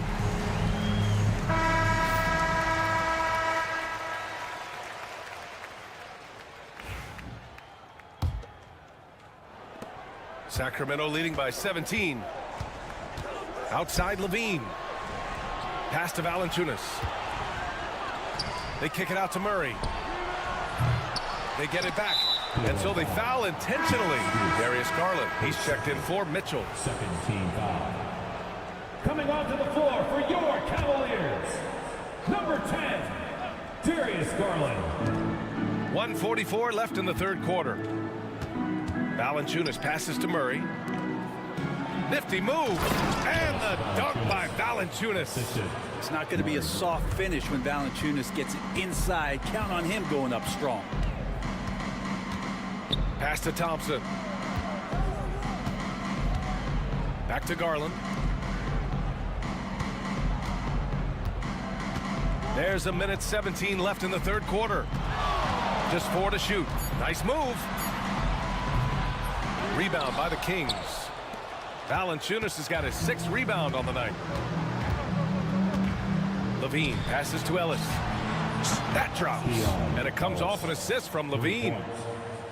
Levine's got his 7th assist of the game with that last one. Pass to Strus. Back to Garland.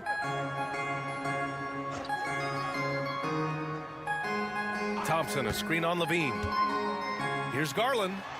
And the layup is good off the glass. And Garland is so small that if there's a little bit of room, he's going to find a sliver. Levine passes to Valanciunas. And the dunk by Valanciunas.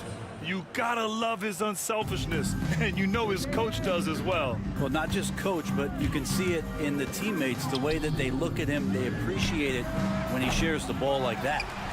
Valanciunas with a rebound. The Kings lead by 22. Yeah, just hold for the last shot. Don't give them another possession at all. Yeah, hopefully that's what they'll do here. It's what most teams try to execute at this time in the game. Outside Levine. Here's Murray. Oh, and Mobley with the block. And so it's Sacramento continuing to pile it on. Up. And while we have a chance, let's go to our State Farm assist of the game. And from the 2-guard spot, an unselfish play like this sets a fantastic tone. Even though the position is called shooting guard, passing part of your responsibilities in today's game. And we reach the fourth quarter in a game that may already be out of hand. Taking a look at the Kings. Jonas Valanciunas out there with Keegan Murray. Then there's Zach LaVine. Then there's Jay Crowder. And it's Ellis in at the shooting guard position. Crowder, the pass to LaVine. Over Okoro. And misses it off the right side of the rim. And so it's Allen who brings up the ball for the Cavaliers. Going beyond mere stats, Mitchell breathes life into this offense. His energy lifts everyone around him. And let's take a moment to get your take, guys, on the scoring so far for the Kings. I mean, they played some beautiful basketball all game. The passing has been impressive, and it's opened up things with their ball movement. And it seemed like throughout this game, right after the jump ball, they've just been feeling it from distance, getting all the looks they want and continuing to take advantage of that three-point line. And it's Crowder missing. Cavaliers trail by 20. Mitchell deciding where to go with it. Strus finds Mitchell. Pure from three-point range. Mitchell's got 5 points now in the quarter. Yeah, Mitchell putting on a clinic of his skills in this one. Take notes, kids. The Kings call timeout. And Sacramento with some changes. Domantas Sabonis comes in for Jonas Valanciunas. And DeMar DeRozan is subbed in for Crowder. Just over a minute played here in the fourth. Sabonis with a screen on Strus. Sabonis outside.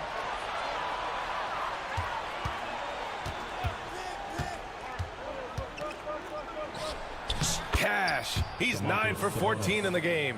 Sabonis working close in the basket. He likes those tight quarters. He's so skilled down there. Mitchell with the ball. He's picked up by Levine. Back to Mitchell.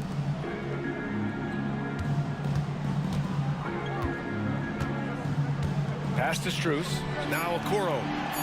The three ball. Strus' shot is off. And he ends that fast break chance. An intentional foul. That's a textbook example of the transition take foul rule.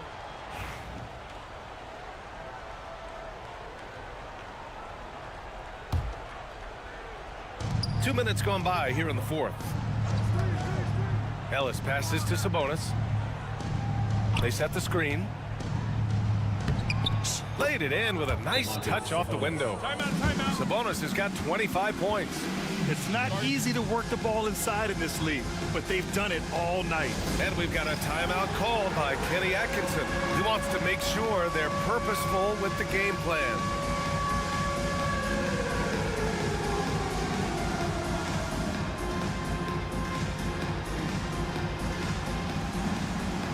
Dancing machine.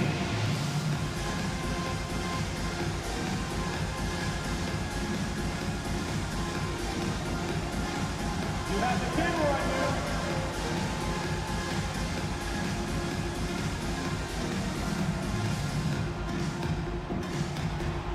No! Give yourself a round of applause.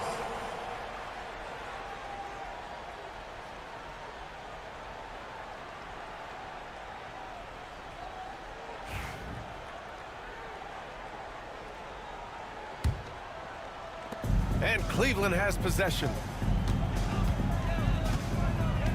Mitchell, the pass to Mobley. Back to Mitchell. Here he goes. And he elevates for the dunk. Domantas Sabonis on the wrong end of that one. Driving inside, Mitchell uses his speed to get the better of the defense. They just can't keep up. Now here's Levine. Pass to Sabonis. Three-pointer. That shot missing. And this is exactly who you want taking that shot. He just missed it. And that size and versatility make Jared Allen so hard to defend. Now here's Levine. Guarded by Okoro. And the dunk by Levine. Now that's how you capitalize on a screen. Yeah, good positioning, too. Gave him a clear path to the hoop. Really not enough help there. Lack of communication on the backside. Now here's Mobley. Back to Allen. DeRozan against Strus. 5 to shoot. Allen with a screen on DeRozan. From deep, Strus. And Domas Sabonis pulls it down. Sabonis has got 6 rebounds in the game. Levine attacking. Out of bounds. It'll be Cleveland ball. Cavaliers ball.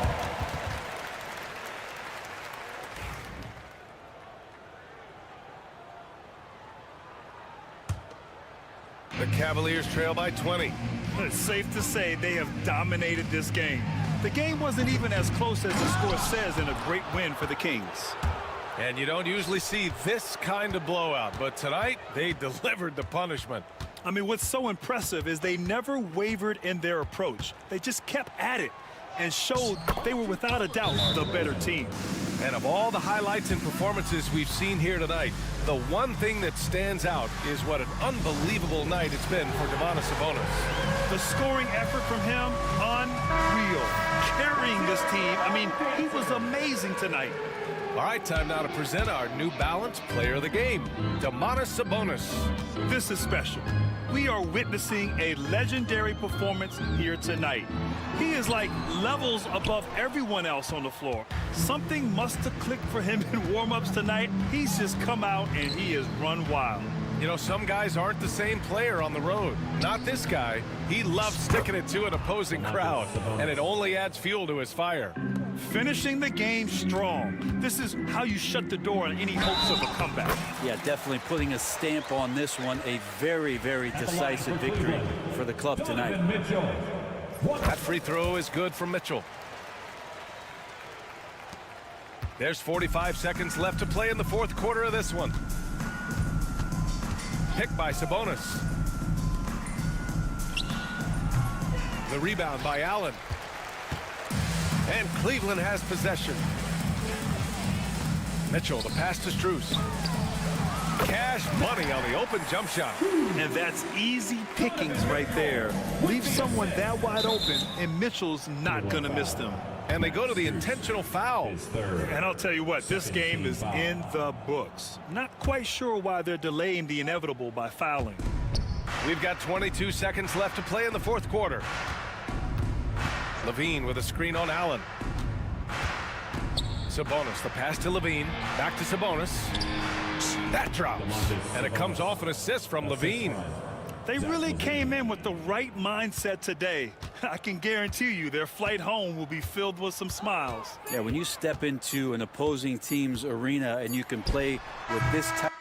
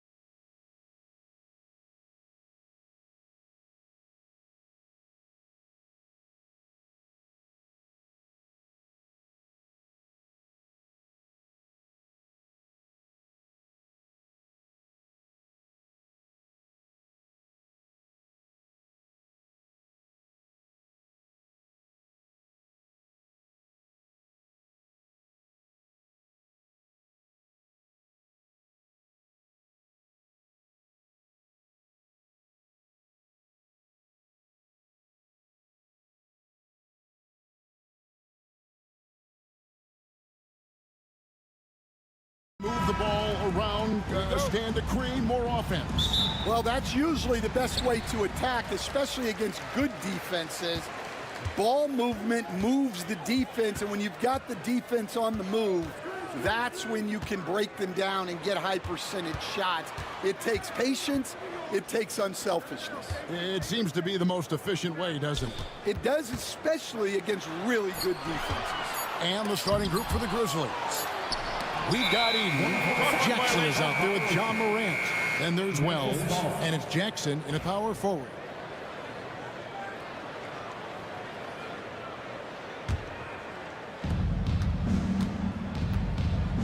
Now here's Morant. They set the pick.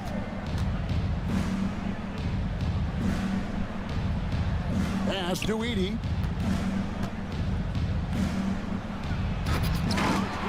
They get it again. Outside for Jackson.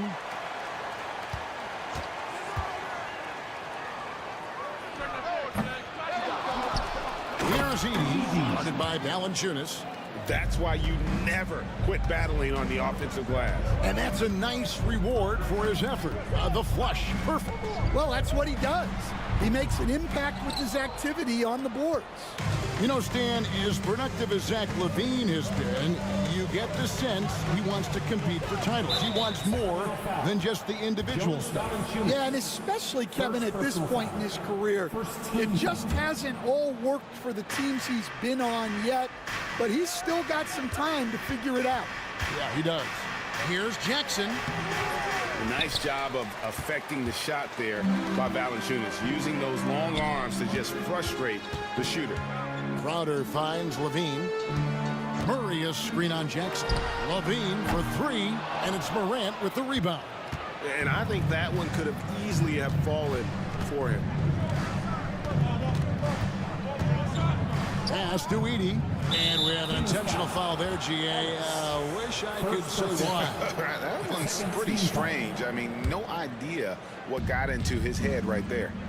Now here's Jackson. Here's Edie.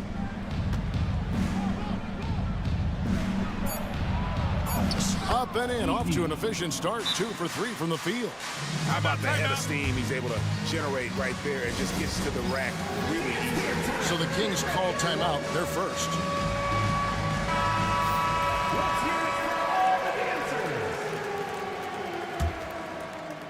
And about 2 minutes played here in the first quarter. Levine with it. And the jam by Levine. And running the pick and roll to perfection there. Much easier to execute when you have a handle like Levine. Right now, let's send it over to the sidelines and get a report from David Aldridge. Hey, Kevin, the Kings head coach gave me a few minutes. Now, we talked about the big man, Jaren Jackson Jr., and specifically how to defend him. The coach said he's a guy that can score from all 3 levels. Our guys have to be on him and active defensively as soon as he touches the ball. Coach needs his team to bring the energy tonight, and we'll see if they can respond. Guys? Thank you, David. Here's Morant after the Kings pick up 2. Here's Edie. And that one is hammered home. And, you know, it's one thing to get the offensive rebound, but then how about the loud bucket he's able to convert? He was in perfect position under the hoop, Greg. You're right. Once he gets his hands on the miss. Now, here's Valanciunas. The shake. Edie with the rebound. Edie's got rebound number 5 here tonight. Over to the left wing. Morant against Ellis. To the inside. Here's Edie. Good. And the nice assist from Morant. Edie's got 8 points. And I like how Morant threaded the needle there. Just an excellent pass off that pick. For 3, Levine. Wow, came this close to a 4-point play. He'll head to the line for 3 free throws. Yeah, there was definitely some contact there on the 3-point attempt. He hits the second from the line. 3 shots. And he makes all 3. And here in the first quarter, with a little over 3.5 minutes played, Morant looking around. And they call an illegal screen here. Beyond the leaning, you could see his feet more set on that screen. Easy call. Look, you can get away with a lot in terms of screens today. But you can't make it that obvious. And now we've got the intentional foul. Really no idea why you're fouling in a situation like that. You know, maybe there's some bad blood between those two. And so Levine nails both of them. Memphis leading. Morant outside. Pass to Edey. Powered down after the assist. Let him into the lane. That's just a great pass. Excellent vision to see the open spot in the defense and lead it to the score. Shoots from 14.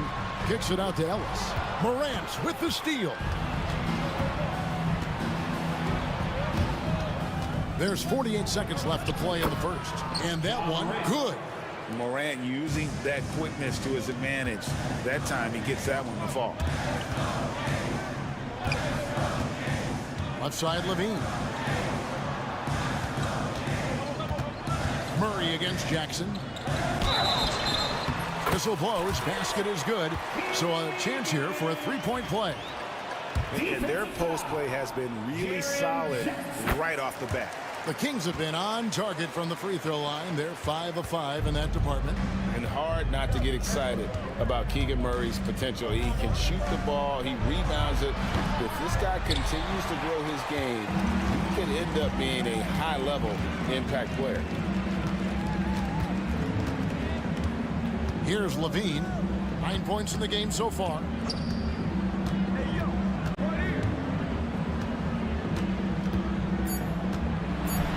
And then Levine with the jam. And guys, that's not as easy as he made it look. You've got to have some skills to pull that off. Well, he's got plenty of those, that's for sure. And so it's Zach Levine making things happen for this.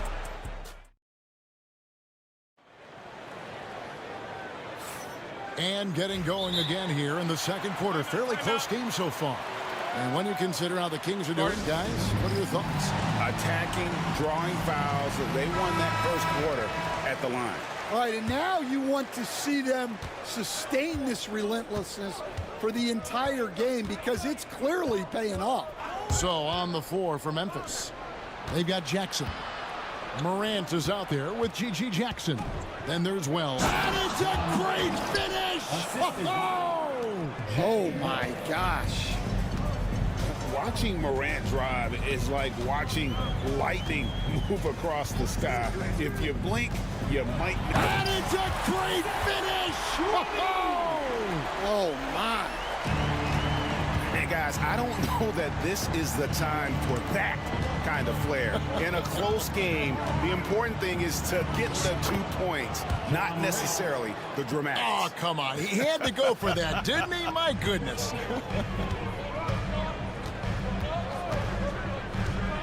Second quarter of basketball, about 1 minute played so far. Sinks the three-pointer. This league, Stan, is so deep with talent. Are there any players who you think get overlooked in the conversation? That's a great question, Kevin. I mean, there are some guys who I think get underrated because they play with other guys who are so talented and draw the attention. One guy that I have really seen lately that I think has been better than people think is Grayson Allen, the best three-point shooter or one of the best three-point shooters in the NBA and a very underrated defender. And he's evolving, isn't he? Looks like he's working on other parts of his game, but he's always been able to shoot, which has been his calling card. And he's a much more athletic guy than people give him credit for. Here's Morant. Pass to Huff. Down to 5 on the shot clock. Jackson misses. And you don't want to give up that kind of look too often. Greg, give us one word to describe Domantas Sabonis on the offensive end. Kevin, I guess I'd say dominant, but that only scratches the surface. The way Sabonis drops dimes, hits shots, and controls the glass, dominant just doesn't even really begin to say enough. Sabonis sets the pick for Levine.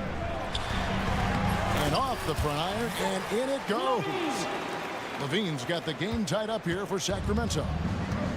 Memphis has gone 1 of 2 on three-pointers here in the second quarter so far. Pass to Huff. Good, and the nice assist from Morant. 3. Morant's got his 4th assist in this one. As a passer, Morant has developed great instincts, and he's going to exploit those gaps in the D. Al Levine, 15 points in the game. In the first half. 2 leads. To the paint, trying to find Murray, and he gets it to him. Levine wide open, and the Kings check on 2 more. Great preparation by Levine, getting to his spot and set to let it fly. Morant kicks to Jackson. Back to Morant.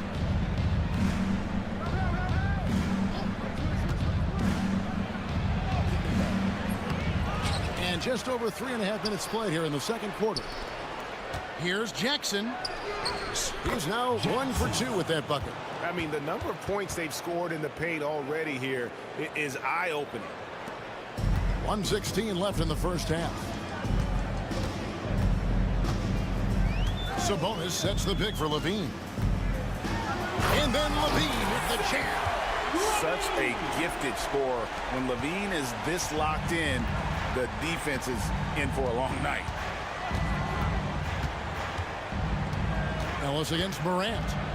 Pass to Huff. 2 free throws coming up, and yep, we thought we might see it. And the coach's challenge has been triggered on the personal foul call. At the line for the Grizzlies, Jay Huff. 2 shots. The play is under video review. The action is so fast that it's really tough to catch everything in real time. The wonders of technology. We've seen replay reviews so effectively, and involving the coaches by being able now to challenge like this is something a lot of people have been hoping for. And so the word is in. They've decided that the call stands as it was made on the floor. And, you know, even if a coach still feels this wasn't the right call, you got to acknowledge the effort being put in to reviewing it. The double checking, and the game continues on. Take a break. 2 shots.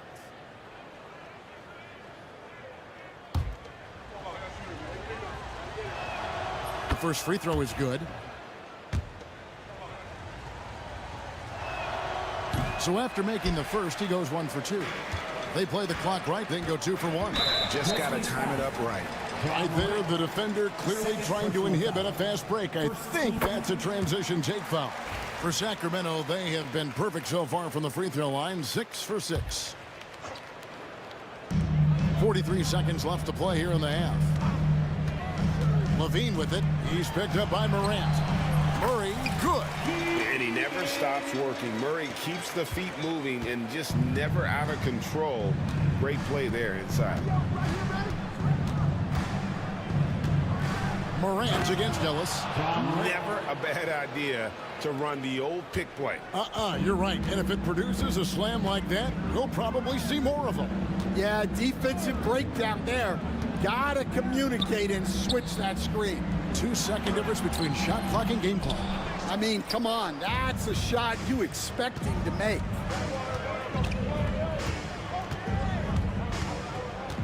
There's the screen. Lets the 3 fly. The 3-pointer is right on target. Now it's a 4-point Grizzly lead. Well, he can beat you in a lot of ways. Very challenging to defend. John Morant has been leading the charge, guys, for the Grizzlies. We'll return shortly.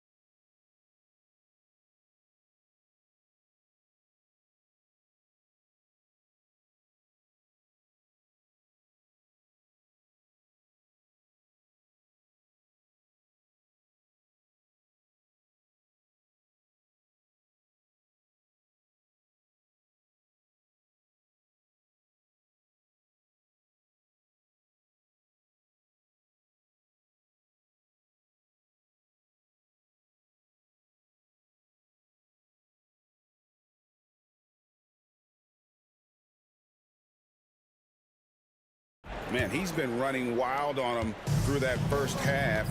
Absolute dynamite. Timeout. Yeah, and in terms of slowing him down, I think they're going to have to change things up. Give him some different looks. We got Jay Crowder. Murray out there with Jonas Valanciunas. Then it's Zach LaVine. And it's Ellis. And at the 2 spot. That's the 5 out there for the Kings.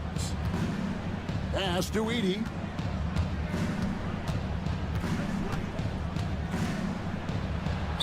And they call the foul, so a chance at the line for one more coming up. Hey, guys, the D has to show a little more fight on the interior than they did on that trip. The Grizzlies shooting their 3rd free throw shot of the game. For years, it seemed like the league was going to go smaller. But lately, Greg, it seems like size is back in fashion. Yeah, I mean, look at the MVP award, right? Centers and Jokic and Embiid winning it recently. Even Giannis, you know, I wouldn't consider him small. And just overall around the NBA, it feels like bigger teams are having more success. Edey shooting foul as the whistle blows. He'll shoot 2 free throws. It's on Jonas Valanciunas. For Memphis, they have made 1 of 3 free throws in the game. 2nd free throw, no good. The Kings trail by 5. Murray sets a screen for LaVine. Morant against Crowder. Murray a screen on Morant. Crowder the pass to Murray. 6 to shoot. Hells with the steal. 3 on 3. And so they choose to intentionally foul. Murray, first personal foul. 3rd team. Second half of basketball, just over a minute played so far. Morant against Ellis. Uses the glass to finish the layup. Morant's got the lead up to 7 now for Memphis. Yeah, I'm amazed at Morant's ability to take contact and still stay in full control. LaVine for 3. Edey with the rebound. Edey's got 6 rebounds in the game. Morant kicks to Jackson. Pass to Edey. Now a timeout called by Memphis. And coaches looking to seize every advantage, maximize every possession. Well, that's the job, right? Your duty as a coach is to finesse your lineups so your guys get the best chance to succeed. Here's Morant. Here's Edey. Shot clock at 2. And it's Sacramento with the rebound. Valanciunas has got 6 rebounds now in the game. Murray sets a screen for LaVine to the middle. Shot is good, and the Memphis lead's cut down now to just 5 and a bucket for Murray. And look at the inside presence already for Murray. It'll be fun to watch this young man grow. Morant with a wide open look. Buries it from 3-point range. Morant's got 5 points now in the quarter. Well, he's been a lot of their offense, and the numbers certainly show it. Timeout called by the Kings. You have to like what you're seeing from John Morant. Yeah, he's just torching them right now. A good decision to huddle up, kind of hit the reset button, and figure out how to slow his roll. Give yourselves a big round of applause. A little under 2.5 minutes gone by here in the 3rd. Pass to Valanciunas. Outside, LaVine. Puts it up from 15. Edey with the rebound. And I was sure that was money on that one, but everyone is afforded an easy miss or 2. Yeah, it was a great look. Sometimes they don't fall. You've just got to keep taking great shots. The Kings trail by 8. 2 minutes remaining in the 3rd. 2 minutes. LaVine looking around. Fires from 18. And Valanciunas kicks to LaVine. No one covering. LaVine's got 21. Unselfish basketball. That's what coaches love to see. Inside. Back to Morant. That one good for 2. 22 points for him. Obviously, Morant has found his flow here, finding plenty of ways to create for himself. And the Grizzlies with some changes. Off's jacked in, and it's Bane in for John Morant. Desmond Bane. Here's Levine. Plays it up off the glass. Levine's got 4 points now in the quarter. Playing from behind right here, not easy, but he is answering the bell. Well, consistent scoring is a good foundation for a comeback. They can't be wasting possessions now. There's a good screen. Wells dishes to Jackson. 6 on the shot clock. Memphis needs to get off a shot here. A nice shot by Huff. Well, so many bigs excel from three-point range these days, and he's right up there with the best of them. Valanciunas sets a screen for Levine. And then Levine with the jam. And over the years, Levine has put on the muscle, which helps him on those challenging finishes at the rim. And here is Bane. There's 31 seconds left in the third quarter. Lets it go with the 3. And it's Sacramento with the rebound.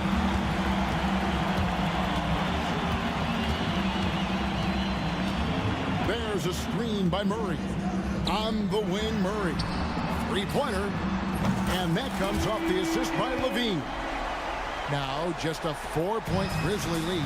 And love the focus from Murray. He wants to make the most of his opportunities. The kick out to Bane. And they come right back with their own 3-pointer. For 3. Bane's got himself going there. His first points of the game on the deep ball. And that's it for the third quarter. Both teams scoring well as we head to the fourth. It's the... And now we have a moment to reveal our State Farm assist of the game. And how about the big fella here showing us he's got some point guard skill here with the tremendous setup. Yeah, well, this is the diversification of positions in this league. Everyone does everything now. The fourth quarter has arrived. So good to have you with us. Time now to turn to our sideline reporter, David Aldridge. David. Hi, guys. Well, during the break, I was able to catch what the Grizzlies coach was talking about with his team. He said to them, keep building this lead, guys. Don't take your foot off the gas. Keep working hard. Run our stuff. Guys? Okay, David, thanks. On the court for Memphis to start the fourth. Jackson is out there with Wells. Then there's Desmond Bane. Then it's G.G. Jackson. And it's Huff in at the center position. And every year, and Greg, we agree, Bane seems to get better and better as a playmaker. Doesn't overdo anything with his passing. Looks more and more comfortable creating off the driving kick. He's become a large part of this offensive engine. And, you know, Stan, we've watched Desmond Bane evolve into a #1 option on offense. He's always been there, but now he really is at the top of the heap. Yeah, he sure is. Look, Kevin, you know, he came into the league as a three-point shooter, and he's a great one. But he's developed his game off the dribble, very good mid-range shooter, and he's strong enough to finish around the rim. And that's a little lack of fight at the defensive end. Absolutely. At least on that slam, you're right. That's one way to let a team back in the game. Yeah, but also credit the offense there. That's making a play when you really need it, and they need more of it. And some stats here, guys. The scoring breakdown for the Grizzlies. Well, I love how they're attacking the rim. That will usually force defenses to collapse and open up a lot of outside shots.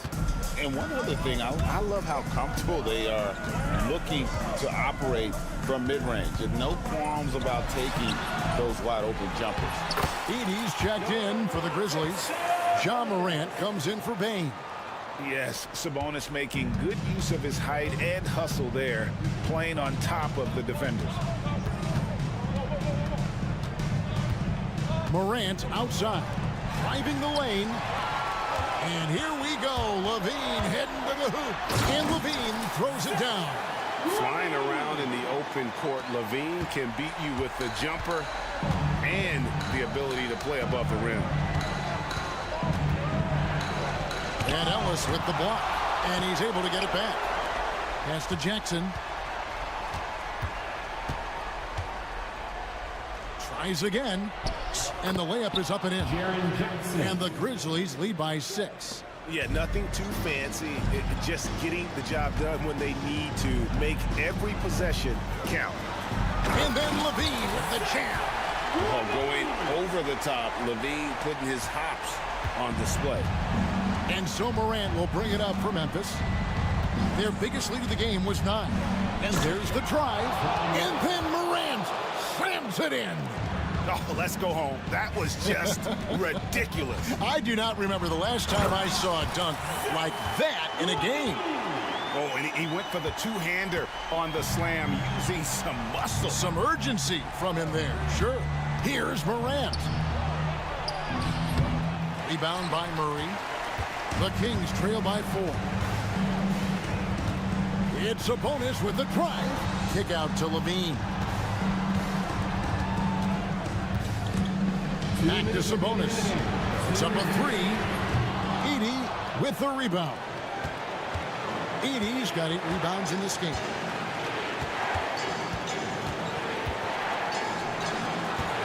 And they go to the intentional foul. Second personal foul. Third team. There's a minute 47 left in the 4th quarter. Oh, and that one, no question, powered it down. If you came to watch a scoring battle, you're in the right place. Yeah, and how great have these offenses been for these teams tonight? Just fantastic execution. Here's Levine, and Levine throws it down. Oh, and how about squeezing the orange as tight as he could there before the stuff? Yeah, no way he's going to lose that thing on the way up. Back to Morant. Goes up and lays it nice and easy. Morant's got 11 in the second half. And that's just cold-blooded right there. He's taking no prisoners. Yeah, he's leaving no doubt in this one. Doing everything he... And so the coach's challenge here comes into play. The coach protesting the personal foul call. Shooting for Sacramento. Murray. 2 shots. Closer detail what constituted the original personal foul. Getting a different angle can sometimes make it a lot easier to determine. Indeed, and the one thing with replay review is that when you see the slow motion replays, you really get a new appreciation for just the immense speed at which these players are moving at. And how fast the action really is, and how hard it can be sometimes, you know, Greg, to make the right call. And the announcement on the review is that the foul was called in. So they have determined to overrule the original call. And guys, this is what it's all about, getting the call right. And I think in this case, the video review showed that while it was a tough call to make on the floor, they got it right with the review. Ellis against Morant. Takes it inside. Here's Edey. And Sabonis pulls it down. Every second counts now. They can't wait around. And they have to play fast, but also smart. Every possession counts right now. Fires top of the key. It falls! And now they trail by just 4. 23 seconds left in the 4th quarter. And so it's Memphis with it. Now here's Morant. And Morant throws it down. They're in total command of this game with time starting to run out. Yeah, and at this point, the focus is take care of the ball, no needless fouls, and no threes. And so they foul intentionally. And you know what? Smart foul. You got to try and extend the game. 14 foul. So the first one drops, and that gives them a 4-point cushion. So he goes 2 for 2 at the line, and it's a 5-point game. And that'll just about do it. Coming through at the line in a big spot. Timeout called by the Kings. They're trailing by 5. Guys, what's your take? Licking their wounds. It hasn't come together for them tonight. But they're not going down without a fight. They'll keep game planning and playing.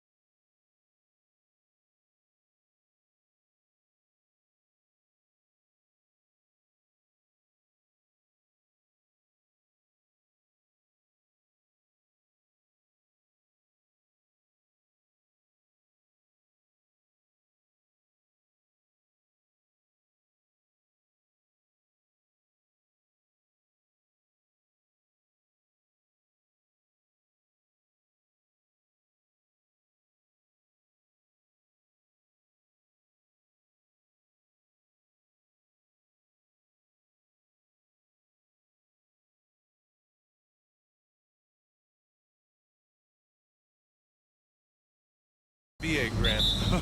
That is the truth. I mean, that's why they play the games.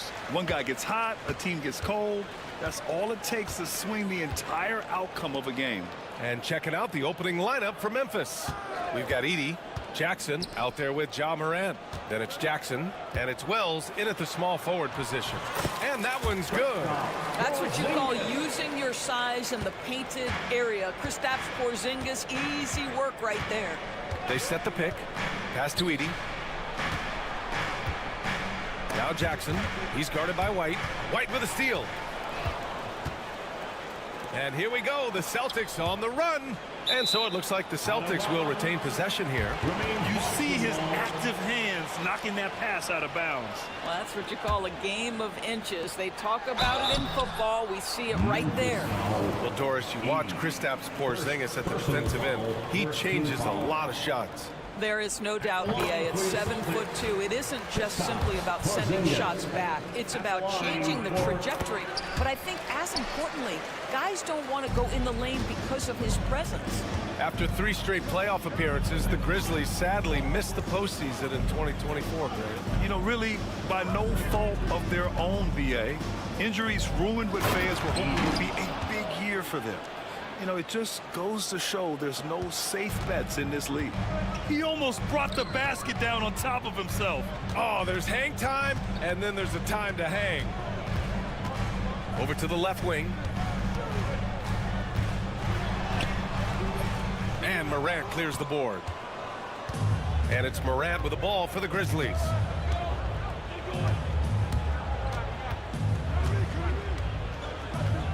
Pass to Edey.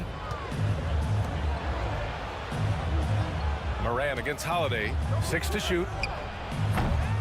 Rebounded by the Celtics. That's a decent look for him. He just couldn't convert. Tatum with it. Defended by Jackson. And it's Tatum missing.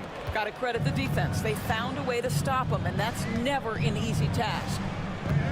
Here's Morant. From down in the low post, it goes. Because of his ability to elevate and make adjustments in air, Morant has no trouble scoring inside. Holiday drives in. Porzingis for 3. And it falls. 2 for 3 from the field so far. Defensively, you have to stay connected to him on the perimeter. Morant looking for an opening. Launches it. Hauled in by Brown. Here's Edey. Nails the baby hook. Edey's gotten his 2nd bucket of the game. And he's just beating them to the punch on the boards right now. I mean, he's making a real big statement. Yeah, we're seeing some early signs that he is on his game. That putback's a good illustration of the work he's ready to put in tonight. Sinks it from distance. You have got to be in Tatum's space. This guy is such a terrific range shooter. Boy, that foul looked intentional. Not exactly what you'd expect here. Yeah, I know. It just doesn't make sense, given the situation. You don't want to stop the clock right there. I'm not quite sure what he was thinking. Jackson gets the bucket. That's how you up the ante. Come right back at him. And you would expect nothing less from these two, taking pride and making plays. And the whistle blows. It's going to be on G.G. Jackson. That's his first foul. 2nd team foul. Here's Porzingis. Denied. We've got 1:48 left in the first quarter. Morant, the pass to Jackson. Jackson with it. He's scoreless. Nice D from Tatum. Now the Celtics on the move. A moment to hear from Allie LaForce. Grizzlies great Marc Gasol last season retiring from basketball, he embraced the city of Memphis. He said, quote, "I think a player has to feel that it's their city and they have to fight for it. You play with a different mindset when you do that. To me, winning was the most important thing." And they did a lot of winning, Allie. Well, this is the kind of shot we've come to expect him to make. He's got to be upset with that one. I tell you, this guy is capable of some amazing finishes. Jason Tatum, my goodness. Morant against Holiday. The drive by Morant. Morant with the slam! Oh, putting on a show for the fans. Morant's skills making it look like a circus in here. There's Tatum with the three. The Grizzlies pull it in. And he almost made them regret defending him so loosely. Here's Jackson. Good, and the setup by Morant. That pass had to be thrown not only in the right spot, but at the right time. Holiday finds White. Porzingis with it. Uses the glass to finish the layup. Porzingis has got 9. Yeah, the evolution of Tatum as a passer is evident. This guy more committed than ever to making the right play. Here's Morant. There's 10 seconds left to play in the first quarter. 6 on the shot clock. Memphis needs to get off a shot. Edey for 3. It's good! It's good at the buzzer! Wow! What a huge shot to beat the buzzer. The first quarter all wrapped up, and it's been an exciting game so far. Memphis ahead, up 2. And back to the start of the second quarter in just a moment. And it's been a pretty even game here after one quarter of play. And a chance for just a second to check out the scoring breakdown for Memphis. Well, great play down low. I mean, you expect the defense to adjust, collapse maybe, but that should open up things on the perimeter later in the game. And their assist total, also impressive early, creating with the pass and playing for teammates. And Joe Mazzulla has called timeout. He's going to talk it over with his guys. And so Morant will bring it up for the Memphis Grizzlies. On the court for the Grizzlies. Jackson out there with Ja Morant. Then it's Jaren Jackson. And it's Wells in at the 3.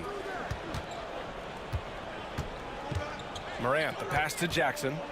Here's Huff, defended by Porzingis. Back to Jackson. And he drives in. And Porzingis with the block. 7'6" wingspan, sending it back. Kristaps Porzingis with the rejection. It's Tatum working inside. You want to run your offense through him, a reliable scoring option. And of course, Boston winning 8 consecutive titles from 1959 to 1966. Doris, you think we'll ever see a streak like that again? BA, I think that's almost impossible in this day and age. With free agency, with more salary cap restrictions, it's just hard to win 2 in a row these days, let alone 8. My goodness. Morant with the bucket. I mean, just an agile move by Morant down low, working around the contact and getting it to go. The kick out to White. Outside Tatum. Back to White. Pass to Tatum. Brown with a screen. Fires from 14. Outside Tatum. Porzingis with a screen on Jackson. They kick it out to Porzingis. And the shot is good on the assist by Tatum.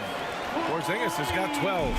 Now this is why they call him the unicorn. Porzingis off the catch, ready to rise and fire. That's 7'3", everybody. Good. Another lead change. Give these teams credit. They're really fighting it out. Neither team willing to give an inch, and neither able to seize the momentum. This has been a fascinating one to watch. Tatum passes to Porzingis. Huff pulls it in. Memphis leading. All right, for those just joining us, we're almost 2.5 minutes into the second. Not just an aggressive scorer, Morant is also a fantastic distributor. And that one goes out of bounds. Last touch by Tatum.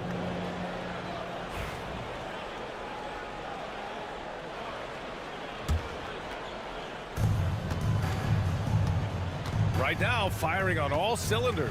Yeah, there's a nice flow to this offense right now. And then Morant with the dunk. Oh, the vertical of Morant is simply incredible. I mean, he's fantastic at using it to his advantage on the inside. outdoors, it's hard to pick one. But Derek White is in the running for best defensive guard. It's so true, and what Derek White does perhaps better than any other guard is block shots. When we talk about top arm ball defenders, he's also on that list. You want to talk about somebody who can get in the passing lane and be disruptive, he's on that list. Truly can do it all. Here's Morant. Boston pulls it in. Oh, an easy look, but he decides to be a crowd pleaser. I'm sure he's upset for attempting that one. And it's Tatum missing. Memphis leading by 3. To the middle. And the dunk to finish it off. A beauty. Oh, not the defensive effort they need to cut into the lead. Boy, good call. You have to at least try to protect the rim. They're just too slow to react. You can't afford to sleepwalk through possessions. What's going on out there? And for some reason, he decided to foul there. Yeah, B.A., that's an odd move. Maybe there's something else behind it. First team foul. 1:33 left to play in the second quarter. From deep, Morant. Yes! A Morant 3! Yeah, Morant showing a bit of confidence knocking down that 3. All right, let's get a report from Allie. Well, after some down years in Dallas, Kristaps Porzingis said, I really checked myself. From that point on, I started building my game back up. Sometimes when you're younger, your physical abilities might already be there, but your mental is not. Once that all clicks, that's when you've got something. Well, it's a good way to think of it. Thanks, Allie. To the right side.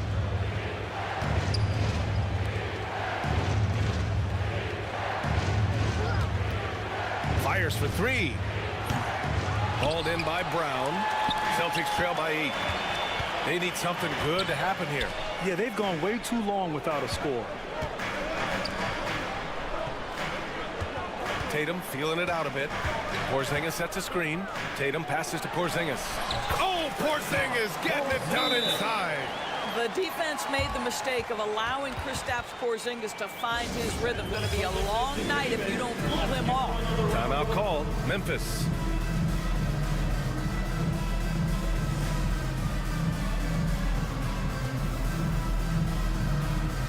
And Boston with some changes. Horford, he's checked in for Kristaps Porzingis. And Walsh is subbed in for White. Edey's checked in for Memphis. Desmond Bane comes in for Morant. 7-second difference between the shot clock and the game clock. Pass to Edey.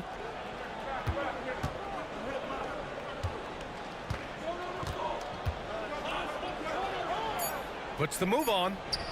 And it's good on the lay-in. Edey's got 9 points. And once more this half, they find a way to get great position inside. Holiday from long range. The offensive rebound. The kick to Tatum. He gets it up. Buried from outside. I don't know. I think we may get a review. 2 minutes are allowed to review the play. Hold up. We're not going to halftime just yet. The officials signaling that they are going to take a look at this replay. And there's really plenty of time remaining in this game, so you want to make sure the right call was made. And after reviewing the play, it looks like they're overturning the call here. That basket is good. It would have been a real shame if those points didn't count. I'm so glad the officials were able to take a second look and make the right call. And the first half comes to a conclusion in a game that's been very close so far. Memphis ahead, leading by 5. And we've got more action coming your way after this break. They're thinking about the shot.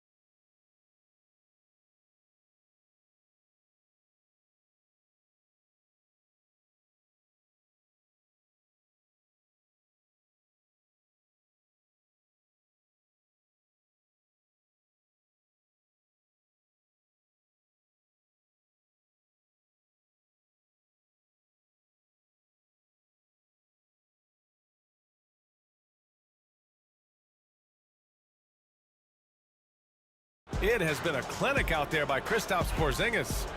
I love how effortlessly he scored. The game just comes so easy for him. Now let's see if he continues that trend the rest of the way. He certainly has the talent and the endurance to do just that. The core of this team, Brown and Tatum in the front court. Then there's Drew Holiday. Then there's Al Horford. And it's Walsh in at the 2 guard. That's the Boston 5. And the basket by Bane. You're a good person to ask this, Doris. Why do so many point guards turn into successful coaches? Yeah, I think obviously, Brian, as a point guard, you're responsible for knowing every position on the floor, where they're supposed to be at all times. And you're also sort of thinking like a coach already. This person hasn't had a bucket in a while. How do I get them in a position to make them successful? So I think you're in control of so much as a point guard that it naturally translates to coaching. And so it's Bane who brings up the ball for Memphis, leading by 5.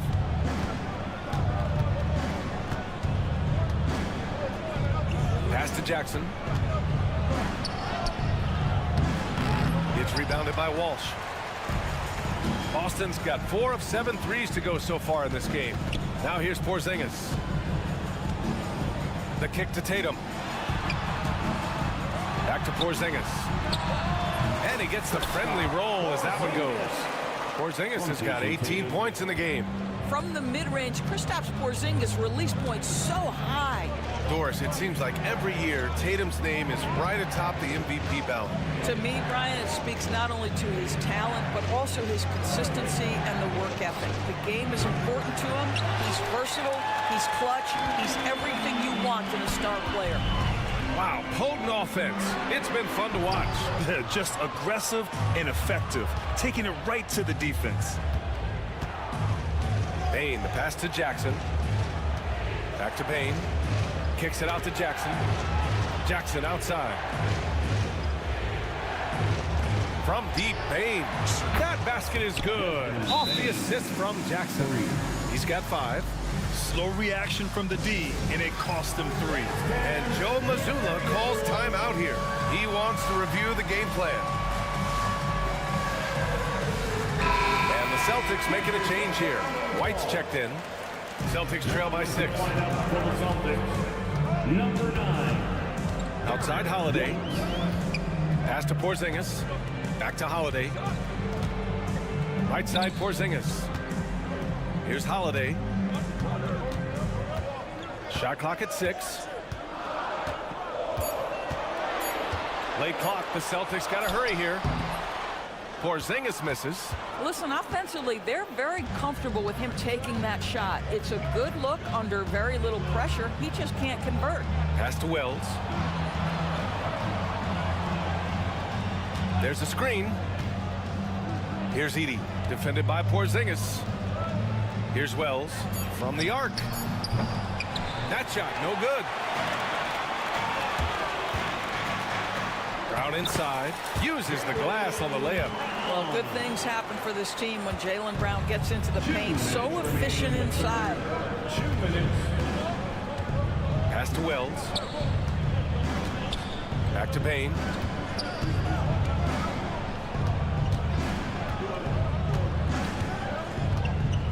To the wing, right side. The 3. Some solid defense from Holiday. Just enough of a shot contest to bother him. Brown finds White. They kick it out to Porzingis. Outside Tatum. Porzingis with a screen on Jackson. Here's Tatum. Counted. Now 5 of 11 for the game. Just tremendous understanding and fundamental basketball by Jason Tatum in pick and roll action. Beautiful. Time called here. The Grizzlies decide to talk it over. And as we head into this break, the players have an opportunity to replenish their energy with Gatorade as they prepare to go into the final stages of this ball game. Absolutely. Over the course of a game, not to mention over the course of a season, you have to stay hydrated. If you don't, it's amazing how much slower your body is to bounce back. It can have a serious effect on performance, no question. Memphis has gone 1 of 4 here in the third from range. Moran against Holiday. Yes, sir! Ja can throw it down. Once Ja Morant gets rolling, there is no stopping him. Ja is feeling it tonight. Outside Holiday. Pass to Porzingis. And now the Grizzlies on the run. Not sure why he committed the intentional foul. No purpose. I think everyone's a little confused, but weird plays happen. There's 39 seconds left in the third quarter. From deep, Morant. Boston pulls it in. Porzingis has got 4 rebounds now. Right side White. Down low. Tatum. Hey, strong move, Tatum. I love when Jason Tatum is aggressive to score the basketball. He does a tremendous job keeping his focus. He's getting his first free throw attempt of the game here.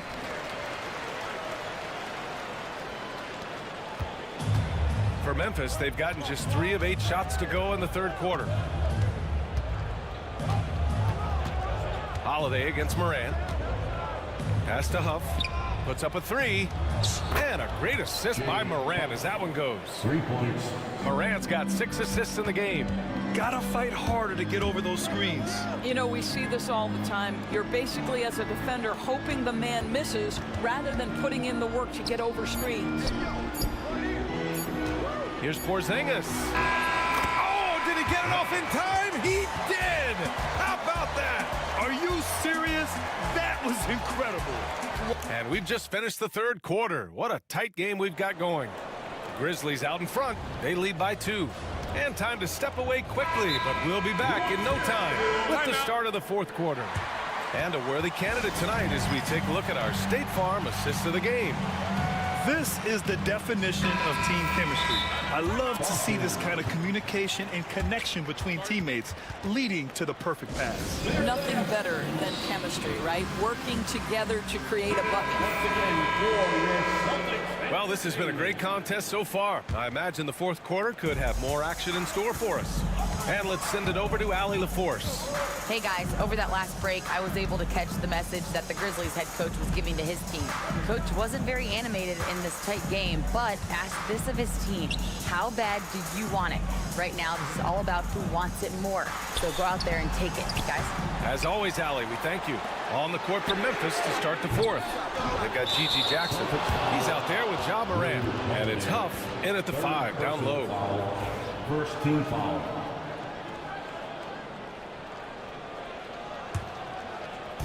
Memphis has gotten 5 of 11 threes to drop so far in this game.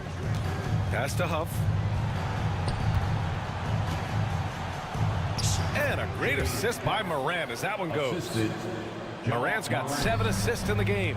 With a tough road ahead, they worked hard to get a good shot. Inside, here's Porzingis. He's got it. His 9th make out of 15 tries. And that was the right decision. When you're in need of a bucket, you go to your most trusted guys. Well, you've got to earn trust and equity by making shots. Nice delivery there. Here's Morant. Pass to Huff. Oh, nice finish from the low block. That one's good. And the Grizzlies lead by 4. Among the best passers in the league, Morant finds open teammates.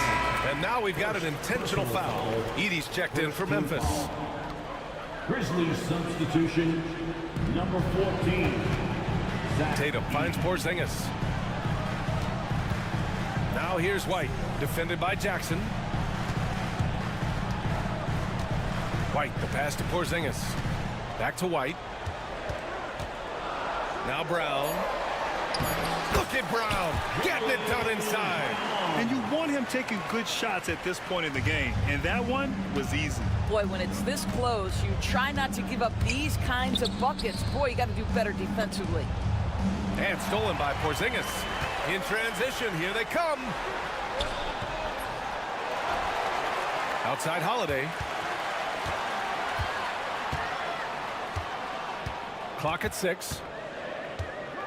To tie it up, outside Porzingis. The score now all even. Porzingis has got 4 points in the quarter. Yeah, that jumper is pure Porzingis. Nice follow through, nice touch. This guy is very fundamentally sound. Here's Jackson. Good, and the setup by Moran. This is when you need a defensive presence, but it's just not happening.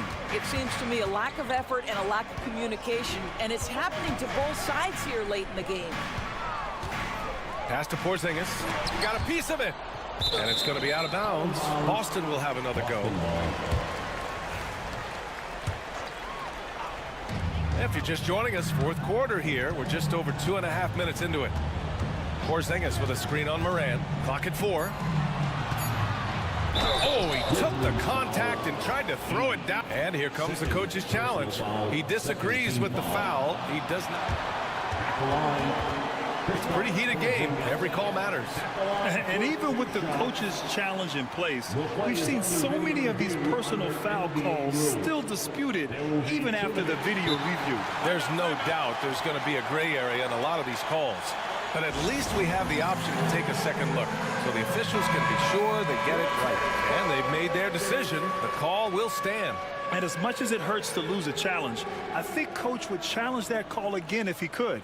He really disagreed with the foul, and he's still peeved.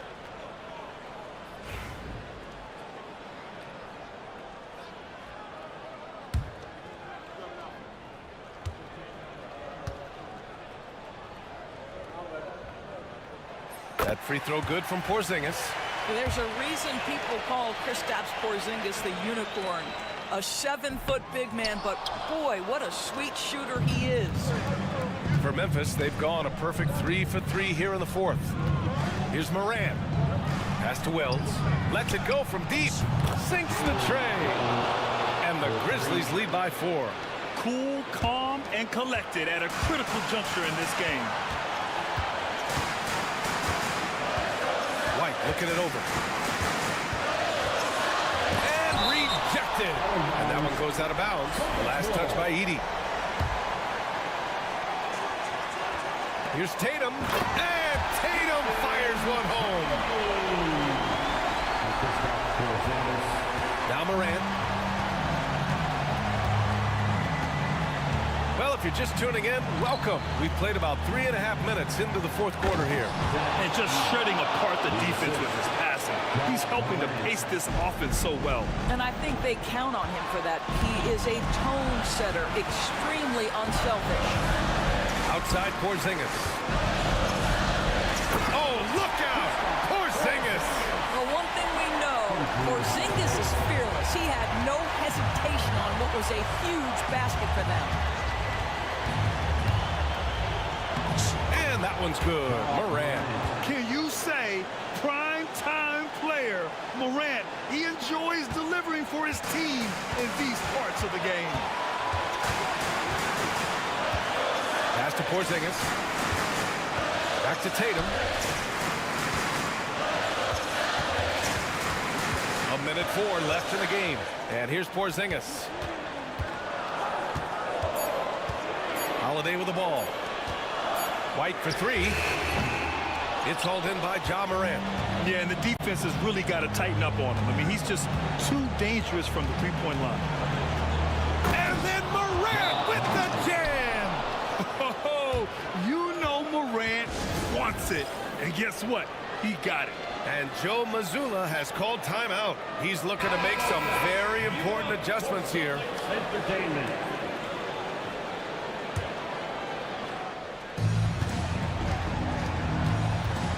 Holiday against Moran. Tatum passes to Porzingis. Over Edey. Tipped. Outside Moran. Takes it inside. And then Moran with the dunk. And they just continue to attack, even late in the game, while they're up big. And as a result, they may be facing just a little bit less resistance right now. They are having their way. There's a 4-second difference from the shot clock and the game clock. Porzingis in the post. 5 on the clock.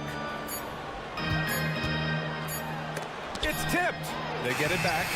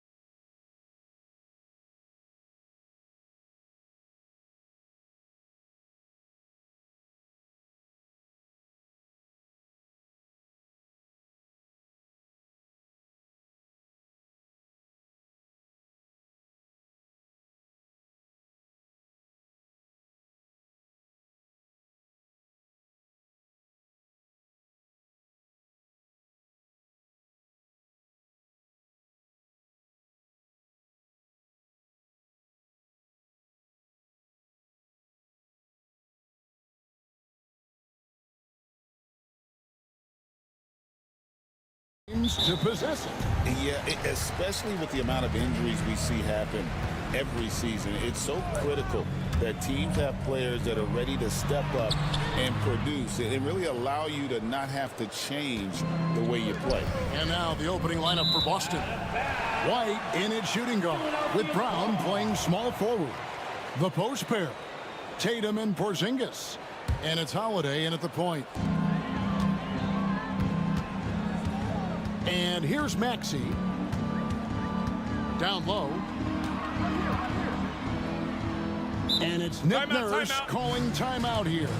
He wants to check in with his team and regroup.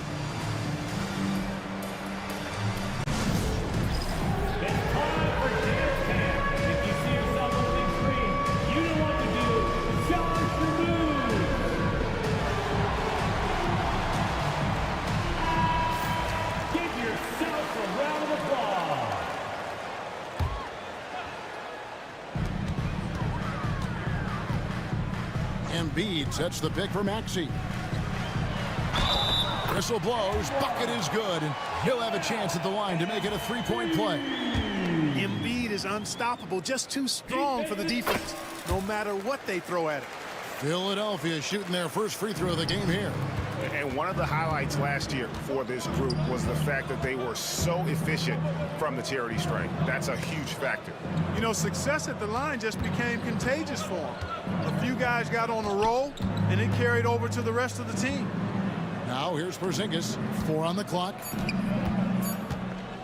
Here's White, and it's good with time running down on the shot clock.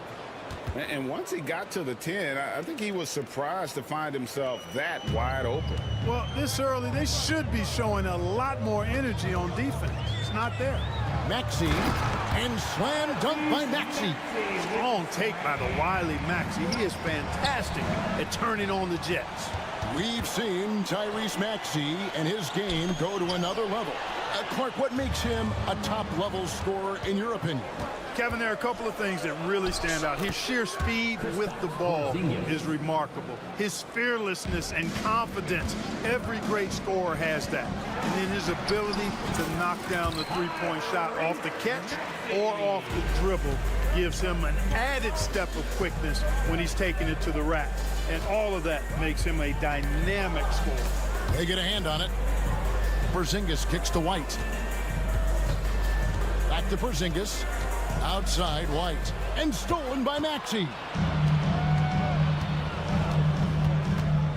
In the corner, George with it. Embiid with a screen on Tatum. George passes to Embiid, and Embiid throws it down. Outstanding agility in the screen and roll by Joel Embiid. I mean, he's so good at getting out of the screen quickly and getting to the right spot. Holiday looking for an opening. Pass to Porzingis. Holiday goes in, and the rejection by Embiid. Big fella getting a little angry. Embiid, a force at the defensive end. Celtics trail by 5. With a short break in the action gives us a chance now to send it over to David Aldridge. Kevin, thank you. I had a chance to talk with head coach Nick Nurse. He noted how much extra film they're watching heading into this, and one guy that jumped out at them was Kristaps Porzingis. He said scoring over that guy is a challenge. It's not just the size, it's how well he positions himself. And he's a patient shot blocker. He waits for you to make your move. We'll see how they approach it. Kevin? All right, thank you, David. Yeah, and there it is again. On a lot of their possessions this first half, they've established great inside position.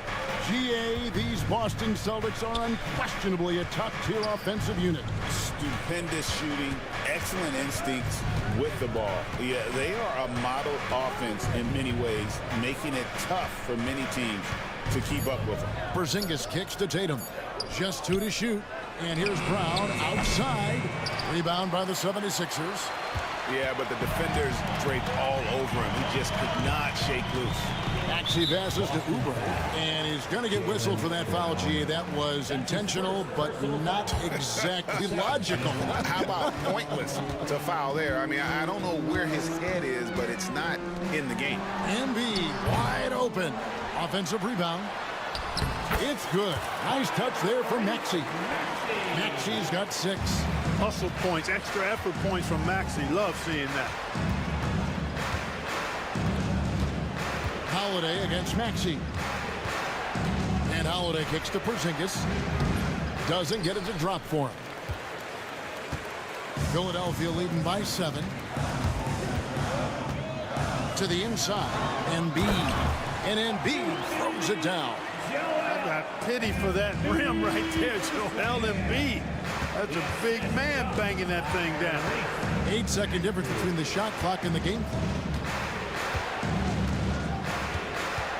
Tatum looking around.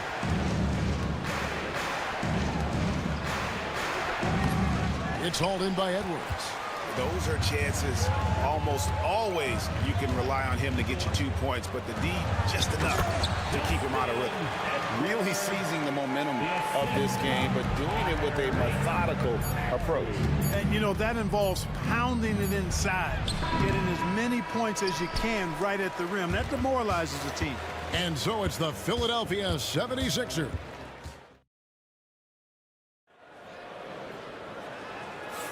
And glad to have you with us, folks. Second quarter of basketball. This game has not exactly been neck and neck, but plenty of time left in this one. And a moment to look at the scoring approach in terms of where the points are coming from for the 76ers. And guys, they've done a great job feeding their bigs inside. They are just punishing the opposition in the paint. I also like the way they've been able to penetrate. Penetration has led to some big buckets as a result.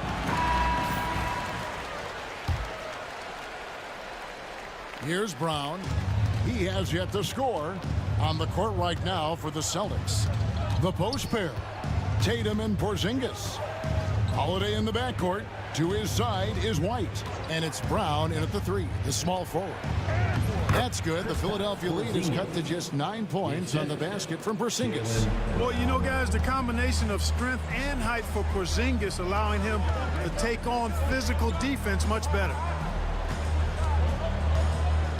And that's an intentional foul. Yeah, not sure what that was about. I mean, talk about a brain cramp.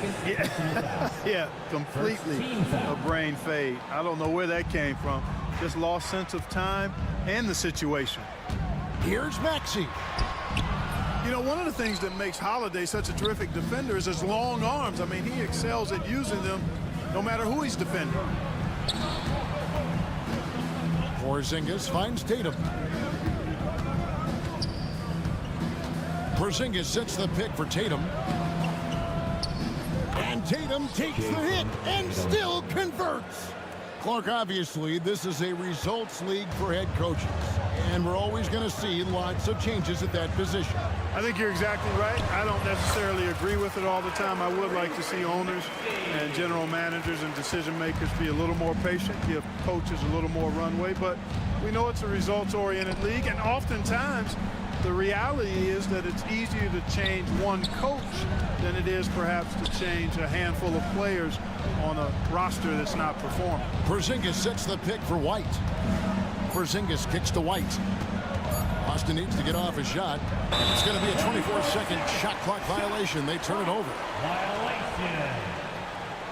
Sixers ball.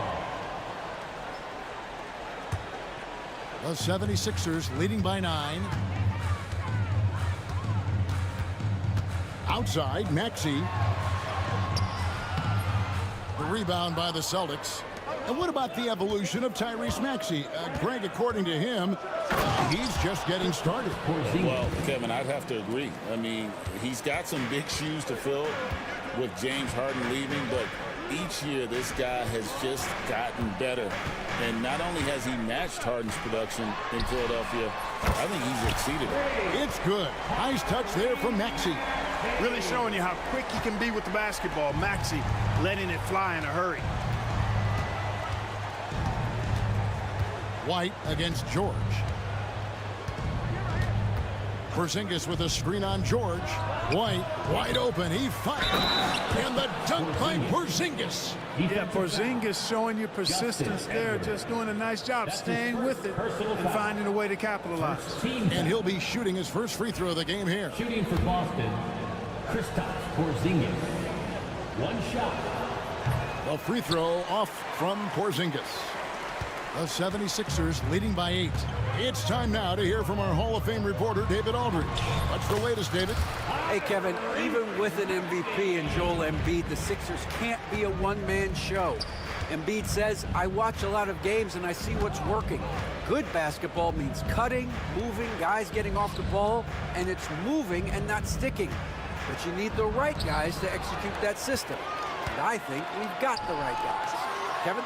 I know you and I agree that they do, David. Thank you very much. Tyrese Maxey, a really talented and explosive scorer. He can fill it up in a hurry. Maxey against Holiday. The wide open look here for Porzingis. And another miss by Boston. And so it's Maxey who brings up the ball for Philadelphia. It's a 12-point lead, their biggest of the game. When Maxey has the ball, you got to keep him from getting downhill, or he's just going to take those points. And so Joe Mazzulla calls for the timeout. He's going to have a discussion here on the sideline.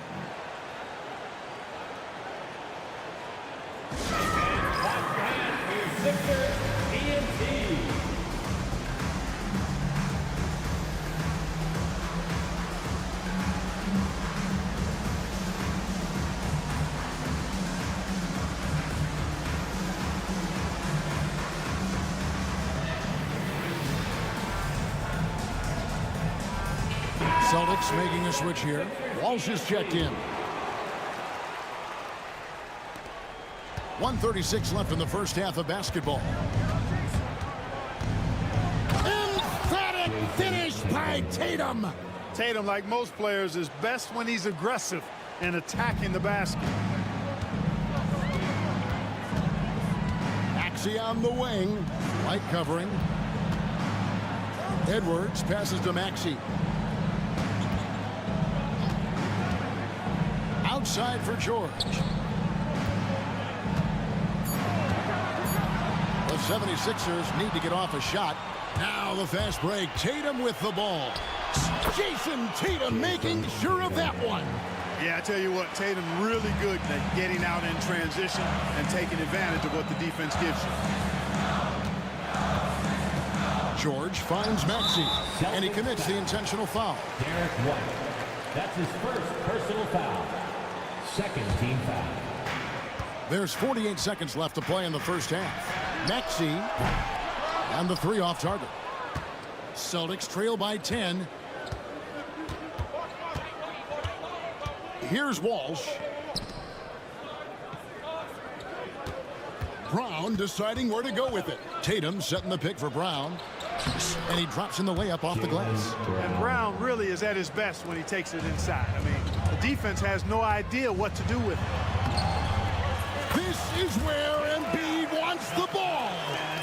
When you allow good scorers to get uncontested shots at the rim, no wonder you're losing. You know, he should be getting extra attention from the defense, not less. That's a shot he's got to hit. You don't get many looks better from that range. Maxey kicks to Embiid. Bucket is good. And now a 12-point 76ers lead.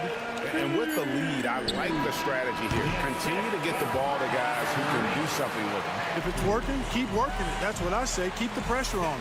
And we've reached halftime in this one. 76ers ahead. They lead by 12. All right, Dave, thank you. And time now for the halftime break with the third quarter soon to follow. Right here on 2K Sports. Back to the center court. And get ready for the fan half-court shot. Drum roll, please. They're measuring up that shot.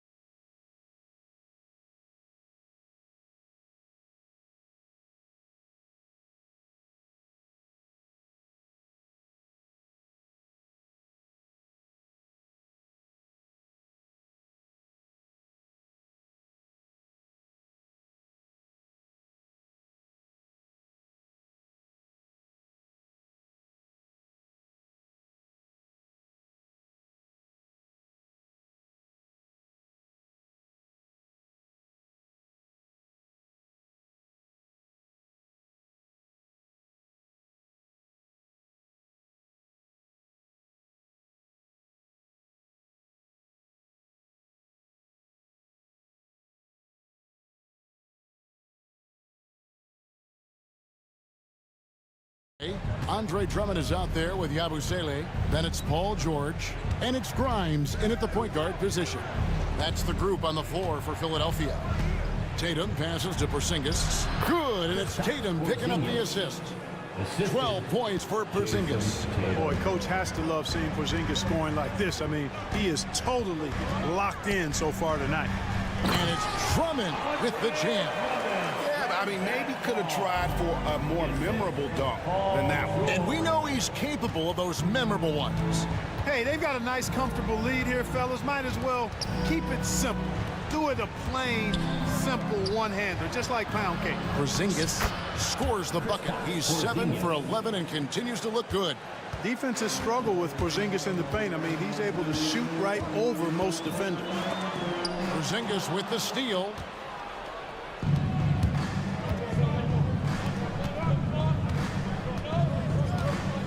And here in the second half of play, we're just over a minute in. Outside Tatum. Shot clock at 6.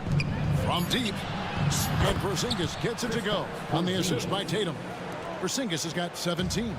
The outside shooting of Porzingis. I mean, his teammates trust his ability to knock those down consistently, and he proved they're trustworthy. And that one's good. Drummond. And the 76ers lead by 9.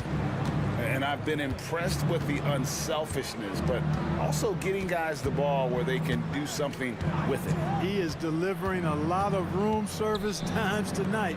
One sweet one after another. You know, the fact is, he's not a lock from there, but he was open enough to where he should have hit that shot. Grimes passes to Yabusele, and he takes the feed in stride and slams it home.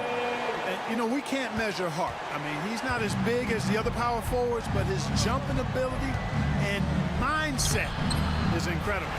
And the latest now from our sideline reporter, David Aldridge. David, it's all yours. Take it away. Kevin, thanks. Jaylen Brown has put it all together. He said, I'm figuring out my spots to be aggressive. That's in my DNA. But also showing how I've grown.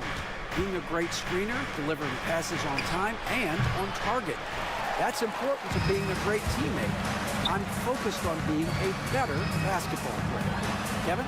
Yeah, and he's a smart one too, right, David? He is something else. Outstanding stuff, DA, as always.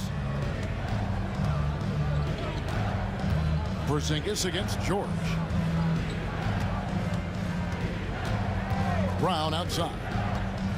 Back to Porzingis from 17 feet out. Count it. And with that basket, he's now 9 of 15 from the floor.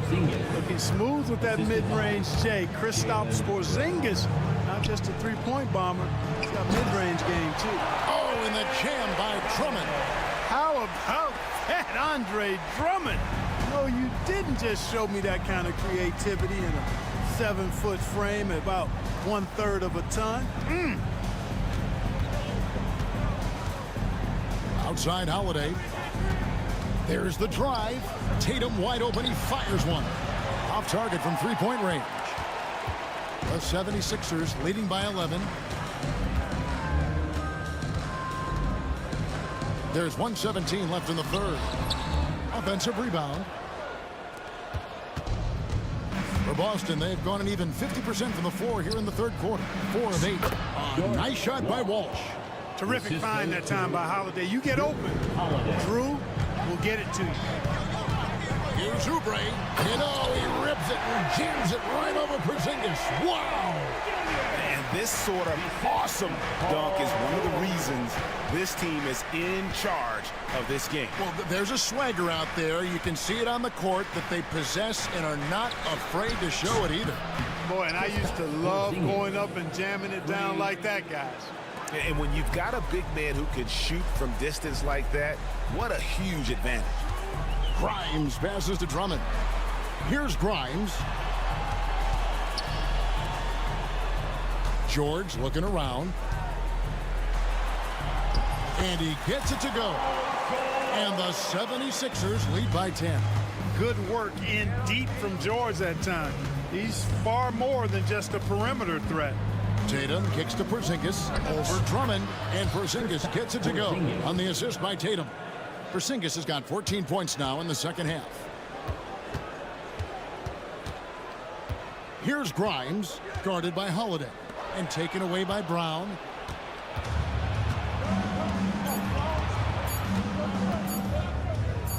And here's Porzingis for a three. Oh, and here we go. Coach's challenge happening right now. This one in regards to the personal foul, seeing if that was the right call. At the line for the Celtics, Kristaps Porzingis. And this is the time now where the officials can review in closer detail what constituted the original personal foul. The previous play is under review. Easier to determine. Indeed, and the one thing with replay review is that when you see the slow motion... After review, the ruling on the floor is overturned. And how fast the action really is and how hard it can be sometimes, you know, Greg, to make the right call. And so it's the Philadelphia 76ers holding on to an 8-point lead heading into the break. They're shooting the ball so well in this one. A great performance from the field. We'll get you back to the action after this break.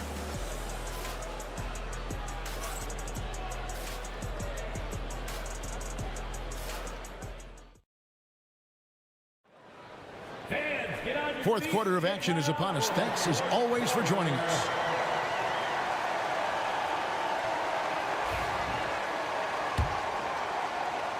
Philadelphia leading by 8.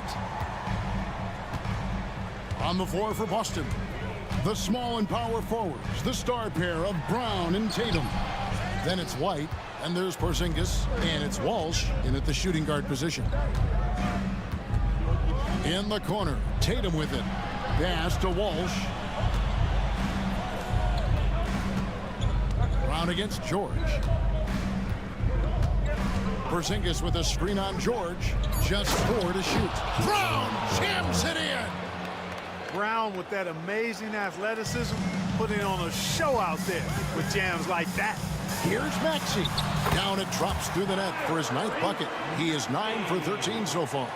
And that's just cold-blooded right there. He's taking no prisoners. Guys, when you're this hot, it's elementary. Let it fly. Keep staying at it. And that's right in his wheelhouse, looking to make an impact when it counts. You know, they want the ball in his hands here because they trust him to hit all the big shots. And the basket is good. He does not lack for confidence, and he shouldn't. I mean, this guy's a dangerous scorer. Pass to Porzingis. It's hauled in by Edwards. Philadelphia leading by 7. George passes to Maxey. And he could not get that one to go. A lot of contact, and he'll go to the line for 2. Maxey is a do-it-all guard. I mean, defense never knows if he's going to shoot it, pass it, or take off the dribble. Maxey hits them both. Probably as close to a sure thing as you can have at the free throw line. And so Joe Mazzulla calls for the timeout. And clearly an important juncture. He's going to have some choice words with his team. A moment now to hear from our sideline reporter, Hall of Famer David Aldridge. David. Thanks, guys. Listened in on what Joe Mazzulla told his team. Now, he asked for one thing, intensity. He said, I need you to crank it up to 11 out there. That's how we turn it around. Back to you guys. Thank you, David. Here's Embiid. Rim rocker, Joel Embiid. Oh, taking it to the rack with power. Hammering down the two-hand slam. Really piling on the lead with a dunk like that. And now Maxey pushing it up, and no one back there to stop him. It's good. And it's an 11-point Philadelphia lead. And guys, what do you think about the hustle stance for the 76ers? I like the fact that they've been very aggressive at the defensive end, tenacious. They're jumping passing lanes and coming away with a lot of steals. And you also have to applaud how they've been able to create turnovers and then convert those on the offensive end. Outside for George. Embiid with a screen on Brown. 2 open that time, made it look too easy. George has got 5 points now in the quarter. Really difficult to contain Paul George in these pick and roll sets because of his speed. I mean, that's one element that gives him a great advantage.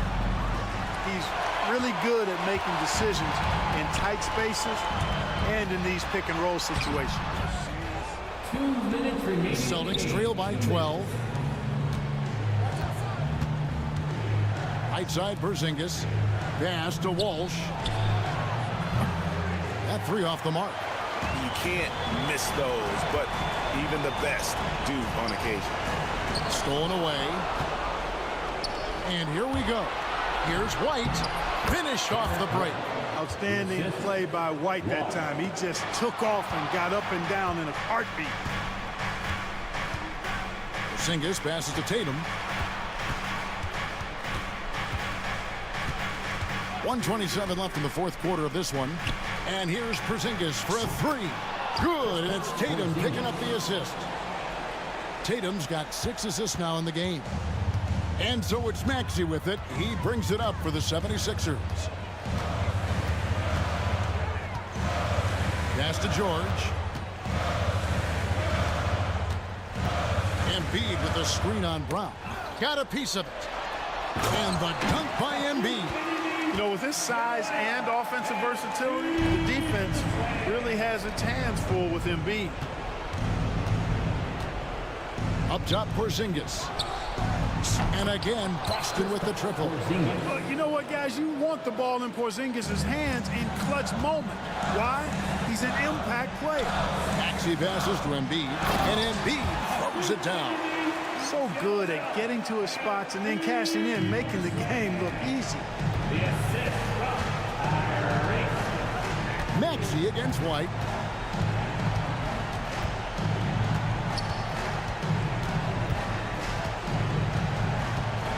.34 seconds left to play in the final quarter. Porzingis, beautiful dish, and the layup goes down. And that's now 37 points for Porzingis. They can more or less wrap it up right here. This has to be a very smart possession. Checking in at about 200 pounds, Maxey is much stronger than he appears. First free throw is good, and that makes it a 7-point lead. And so he drops them both. It's an 8-point game. I think it's safe to call this one a wrap. Yep, I'd agree with you. Chalk it up. W in the bag. And here's the fast break. Maxey leading the way. And it's just competing. You know, giving your best when it matters most. Yeah, you know, once they got victory in their view, a huge injection of energy and a great run to finish it off.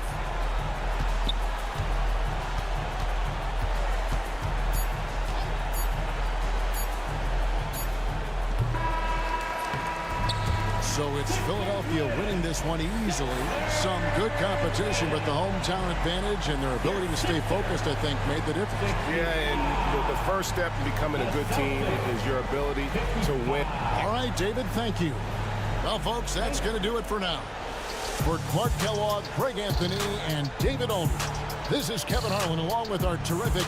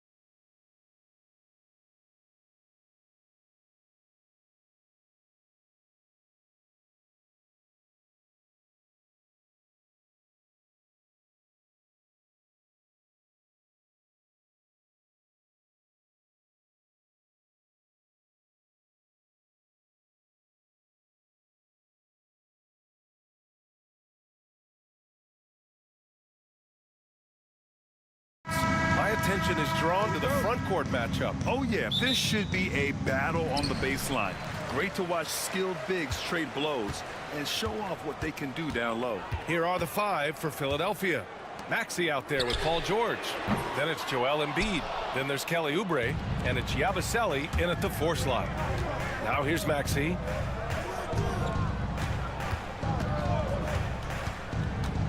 Kicks it to George.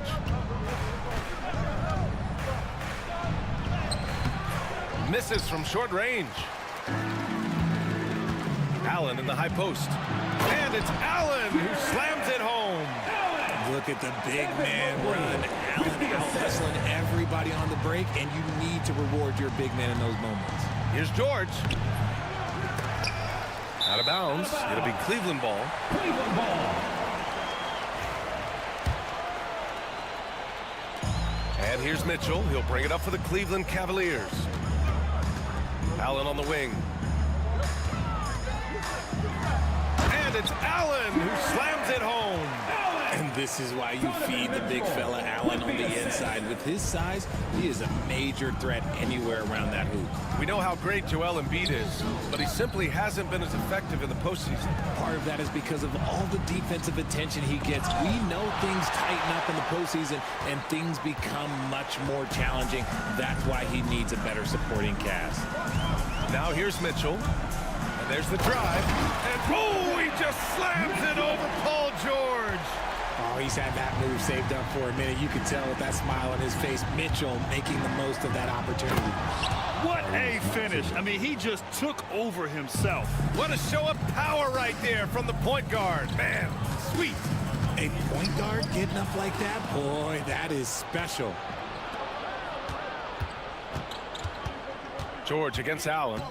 Embiid, a screen on Allen. George. Okay, look out. Man. Wow.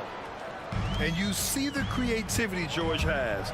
Just comfortable operating in screen and rolls and taking what he sees. Oubre against Strus. Mobley on a screen. Strus the pass to Mobley. Misses the layup. Just enough resistance to force the miss. Barely. That's one he'll generally make. Boy, that foul looked intentional. Not exactly what you'd expect here. Yeah, I know. It just doesn't make sense given the situation. And the 76ers making a change here. Edwards is checked in. Now here's George.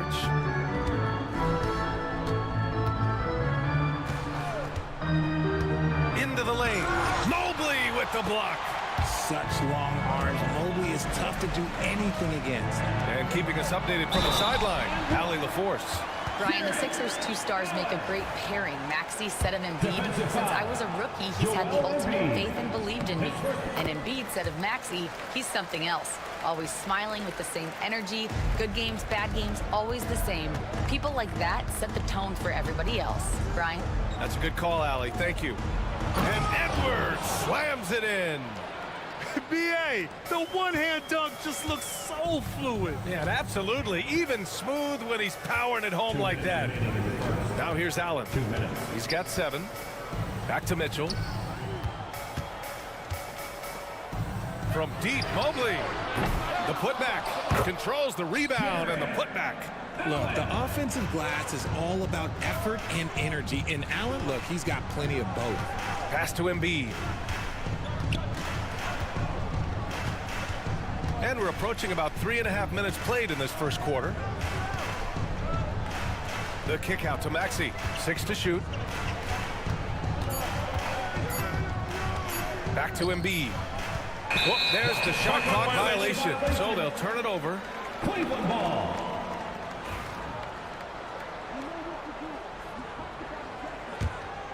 Cleveland leading by 5. Left side, Strus. Back to Mitchell.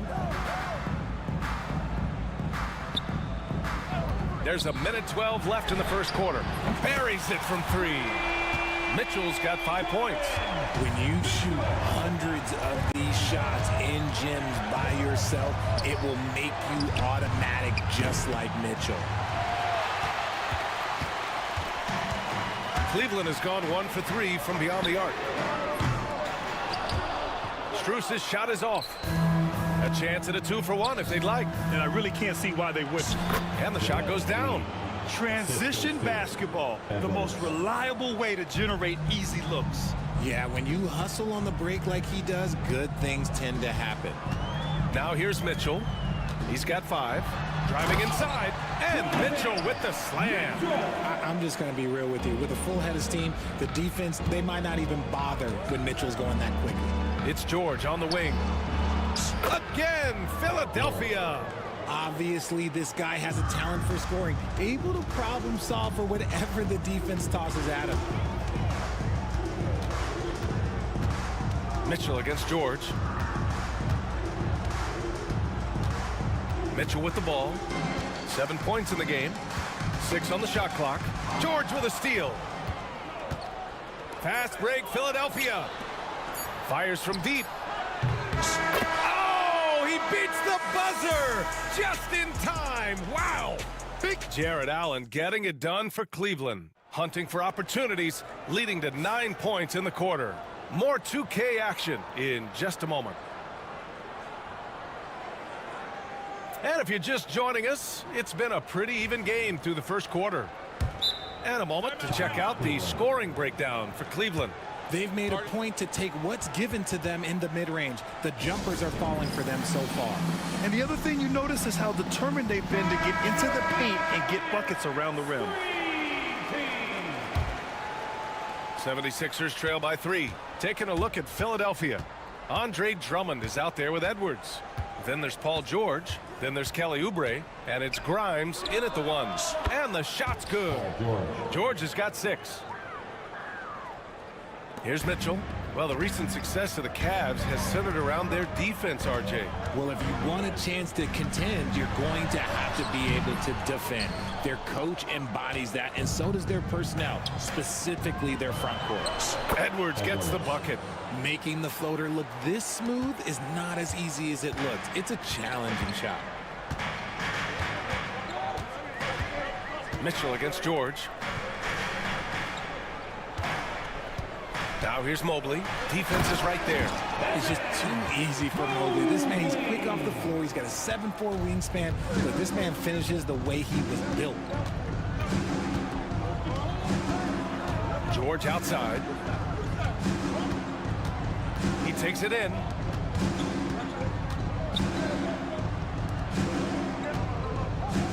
Shot on the wing. And the rebound goes to Cleveland.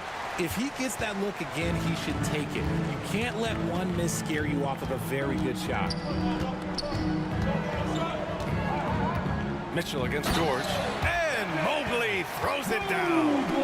What a remarkable way to finish the break. Such a heads-up play to kick it back. Great awareness on that transition. Drummond to screen on Mobley. George, no good. That's the shot they wanted. It just didn't fall. Tough to watch those miss. I'm sure they'll convert the next chance.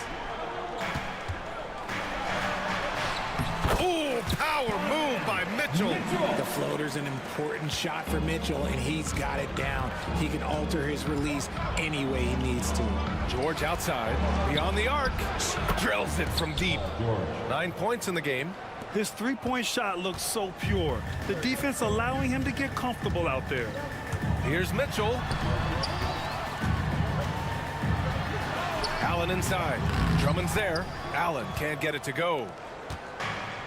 The 76ers have gone 3 of 5 since the beginning of the second. And now we have an intentional foul. I'm not sure why. Yeah, bizarre play, BA. Not sure what got into him. Embiid, he's checked in for the Sixers. Maxey comes in for Grimes.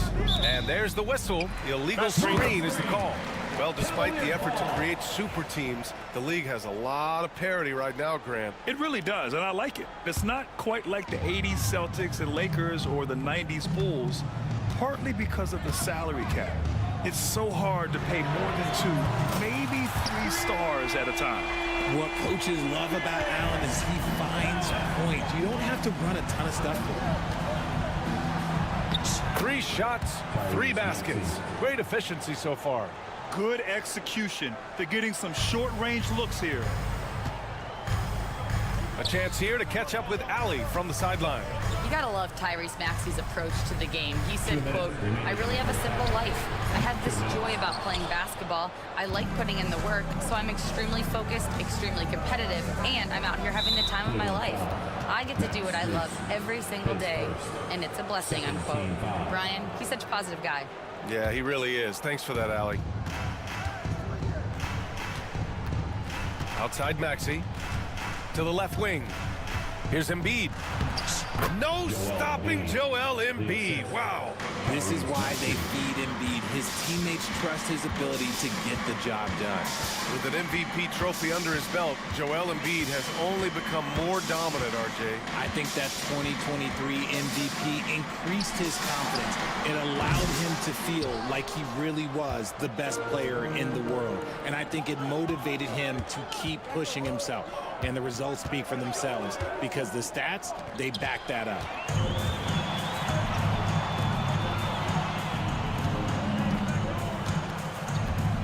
Strus against Maxey. Three-pointer. Cleveland again missing. For Philadelphia, they've gotten 5 of 7 shots to go in the second. Screen by Embiid. George passes to Embiid. Embiid elevates! It's near impossible trying to guard Embiid in the pick and roll. He's just so clever. Pass to Allen. Back to Mitchell.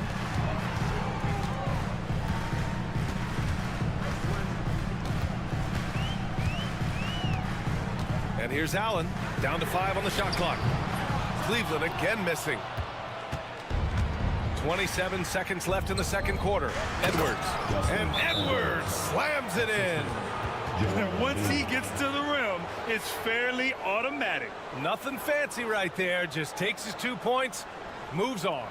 And we've got a timeout called by Kenny Atkinson. Coach wants to speak to his guys, maybe alter some of the game plan.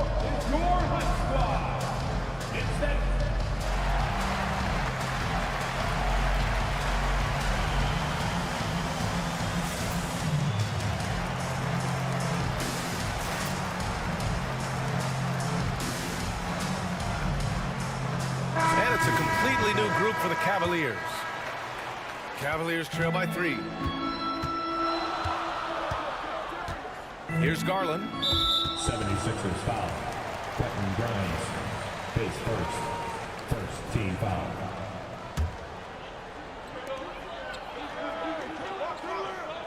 Now here's Garland. Tight defense on him.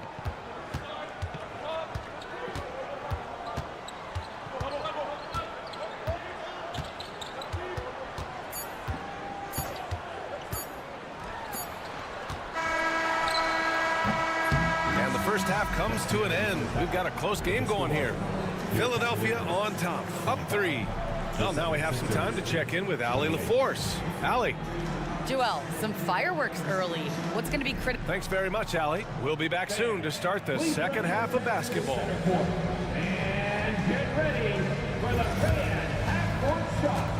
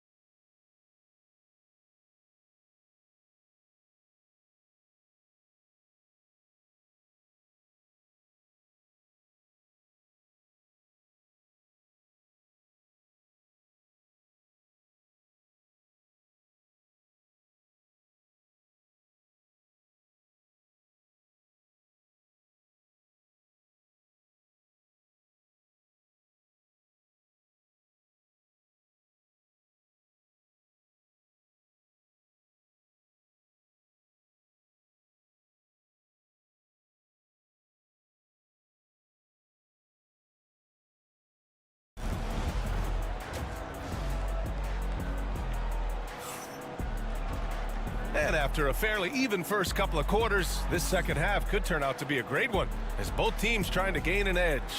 Jared Allen has been sensational. You just love his patience offensively in the first half. Waited until he got the looks he wanted. You love guys who can get their shots within the flow of the offense. Grant, the Cavs making the playoffs the last 2 years. A big deal in Cleveland. Well, outside of years with LeBron on the roster, they hadn't made the postseason since 1998. But this group of Cavaliers are making their own history now. We've got Donovan Mitchell. DeAndre Hunter is out there with Evan Mobley. Then there's Okoro, and it's Thompson in at the 5. So that's who's on the floor for the Cavs. Here's Thompson. The rebound by Maxey. Uh-oh. Did he change his mind on the way up? I think he did.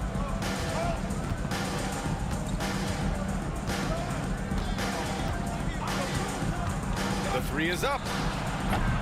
Mobley grabs the board. He is just so deadly from out there. You expect that to fall. From deep, Mitchell. 3 ball, Donovan Mitchell. Whether he's initiating the offense or playing off the ball, Mitchell is equally effective. Here's Grimes. Check by Mitchell. Pass to Drummond. Oh, it's stolen by Mitchell. Mitchell on the attack. Oh, and Mitchell powers it home. The speed of that first step is just what makes Mitchell so difficult to contain.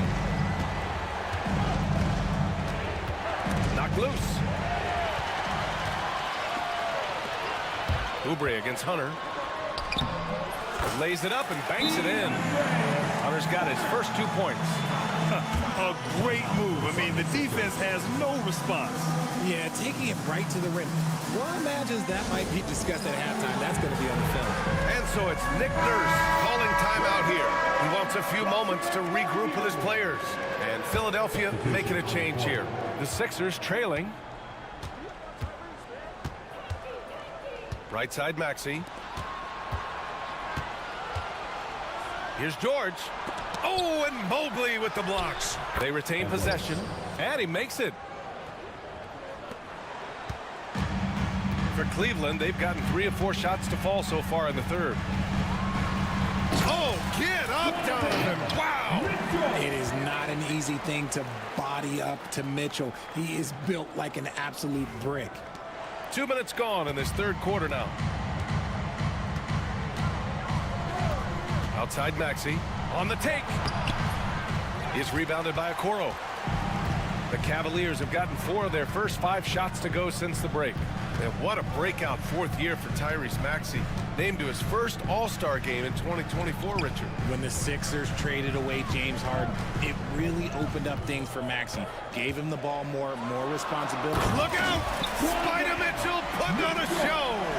Right now, this is what you want to see. Mitchell playing without hesitation and just taking quality shots. George's shot is off. And you just can't afford to give up that kind of look very often.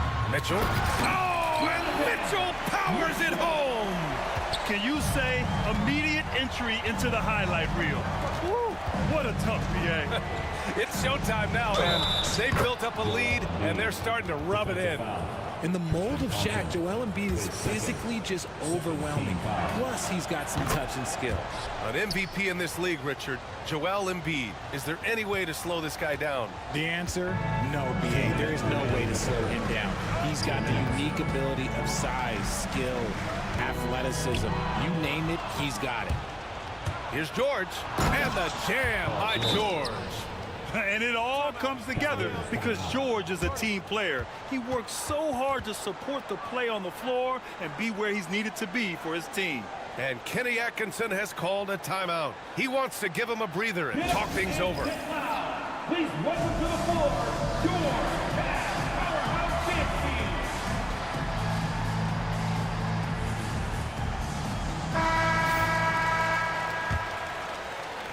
The Cavaliers leading. Outside Mitchell. Oh, Mitchell looking like a wrecking ball. And once Mitchell has any bit of momentum behind you, you are absolutely in trouble. He is terrific at scoring through contact. And so it looks like it'll be Philadelphia ball.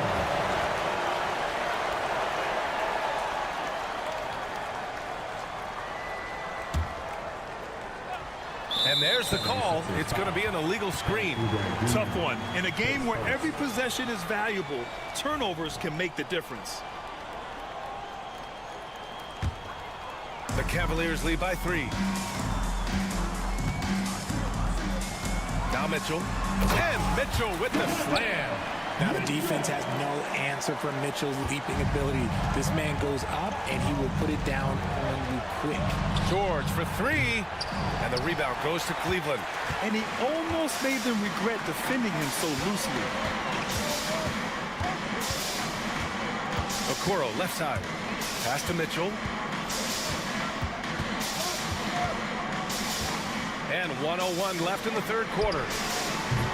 Thompson's shot is off.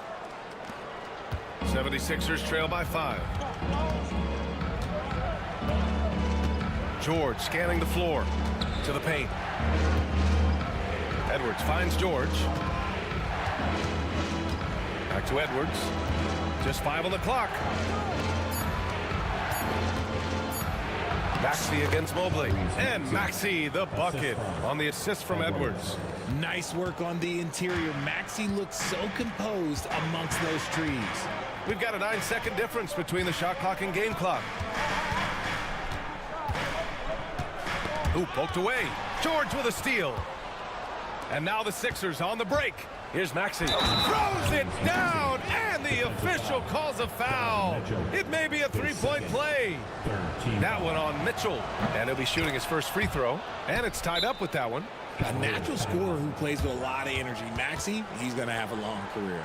And Kenny Atkinson has called a timeout. He's going to talk it over with his guys.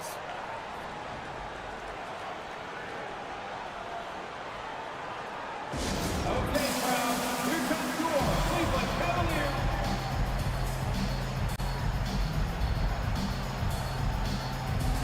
Both teams deciding to change it up. Green team, a big round of applause. Cleveland has gone 1 of 2 shooting from the perimeter since halftime.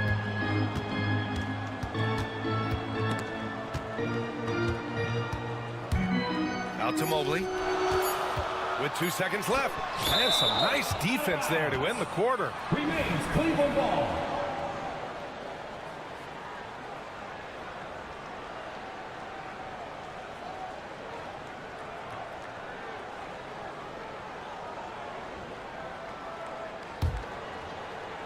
Stolen by Drummond. And so it's Nick Nurse calling timeout here. He wants to review the game plan. We've seen Donovan Mitchell really having a great game. This timeout gives them a chance to strategize because whatever the game plan they have, it's not working. And so it's Nick Nurse calling timeout here. Coach wants to speak to his guys, maybe alter some of the game plan. A round of applause.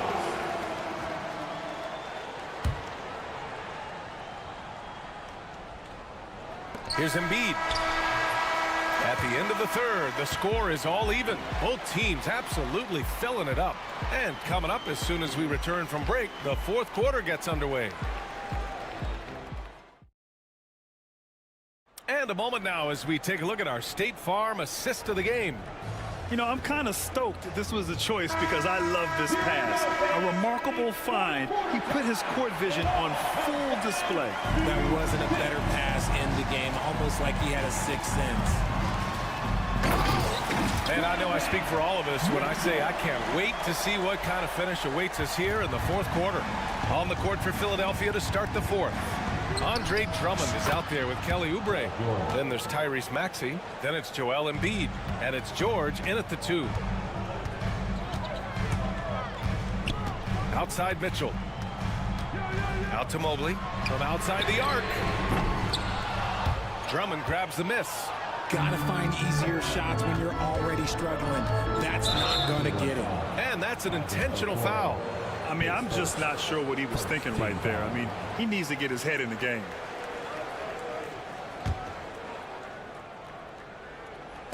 Cleveland on D.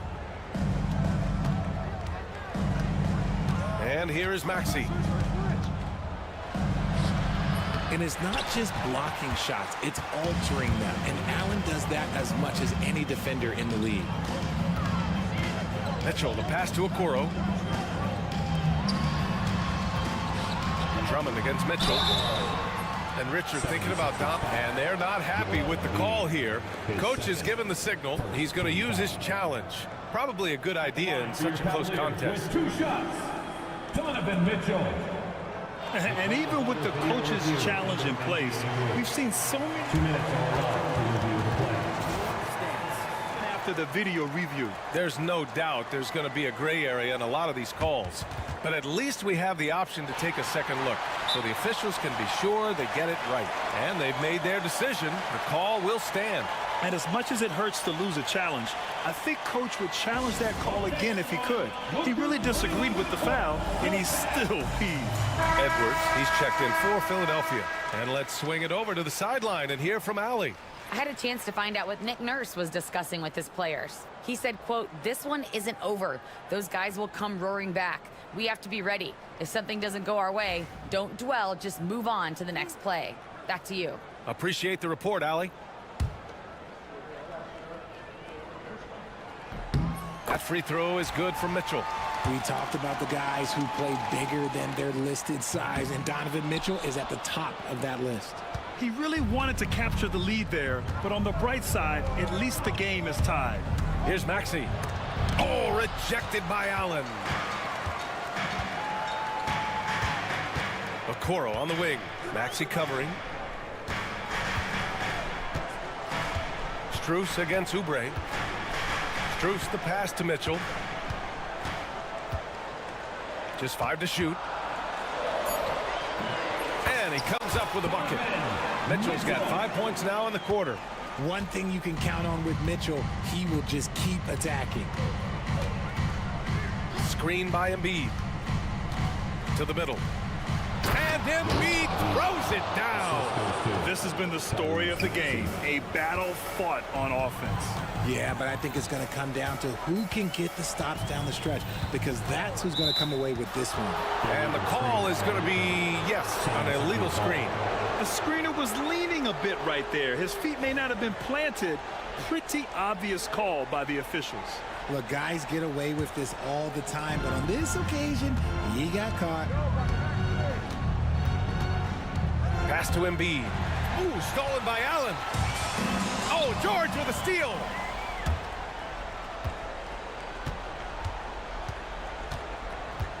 Maxey with it.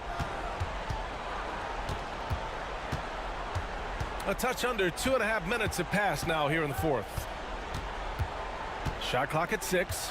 George, a screen on Mitchell. Maxey, that's good. This is why so many, including myself, are excited about Maxey's future, showing how phenomenal of a scorer he can be. Mitchell, the pass to Allen. Back to Mitchell.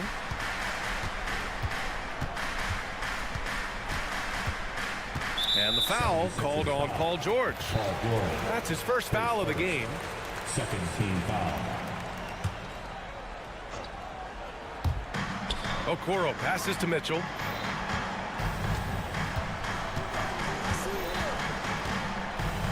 Shot clock at 5. Lets a floater go. And he was fouled in the act of shooting. Opportunity for a 3-point play here. That's tremendous focus from Mitchell. Works through the foul and converts. That free throw is good from Mitchell. And in a close game like this, they can really rely on him to take care of business at the line. Screen by Embiid. Maxey passes to George. Sinks it. What range from downtown. George has got 6 points in the quarter. And we've got a timeout called by Kenny Atkinson. He clearly wants to talk it over and make sure everyone is focused.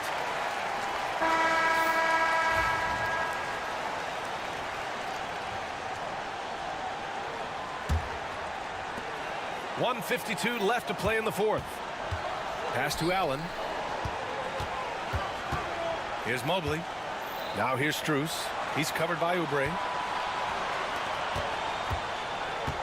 Allen, the pass to Strus. Clock at 6. Nails it from beyond the arc. Strus has gotten himself going with a triple. His first basket of the game. Outside Maxey. Now here's George. A minute 20 left in the game. Embiid against Mobley. And it goes as the official calls the foul. Count it, and he'll shoot one more at the line. And a moment here to take a look at the scoring breakdown for Philadelphia. Their offense has been a well-oiled machine. They're moving the ball around, playing for one another, and just piling up assists. Another big factor for them has been their ability to get points off of turnovers. The easiest offense is created by good defense. Mitchell up top, George defending. George against Mitchell, shoots over George. Mitchell misses. And so it's Maxey who brings up the ball for Philadelphia. 2-point game. Pass to George. The basket drops, and he gets fouled on the shot. One free throw coming his way. Talk about stepping up in a big way. What a huge play coming through when it matters most. And there's the cherry on top. Excellent trip up the floor to build out this lead. And we've got a timeout called by Kenny Atkinson. He was quite emphatic, demanding the timeout, clearly wanting to address strategy with his team. What do you think is going to be their best move at this point? They don't want to waste time here. If they can score fast enough, they can go back on D and try to get a stop instead of having to foul. Allen can't get it to go. Now the 76ers with it, and Edwards slams it in. They have a relentless mentality, even with the game in total control. No let up with these guys. They're going for the throat now. Mitchell. There's 18 seconds left in the fourth quarter. Maxey attacking. Second chance shot. And the rebound goes to... A technical foul has been called on the Cavaliers. Shooting the technical free throw, Joel Embiid. And Embiid no good on that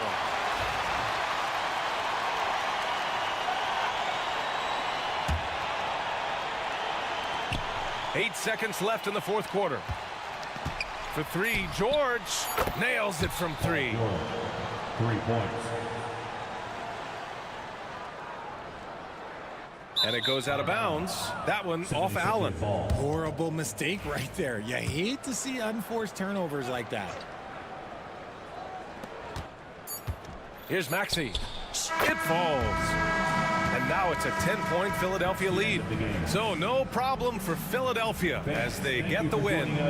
Boy, a nice win on the road. All right, Allie, good stuff there. Thanks for that. Well, folks, that's going to do it for now. For Allie LaForce, Grant Hill, and Richard Jefferson, this is Brian Anderson.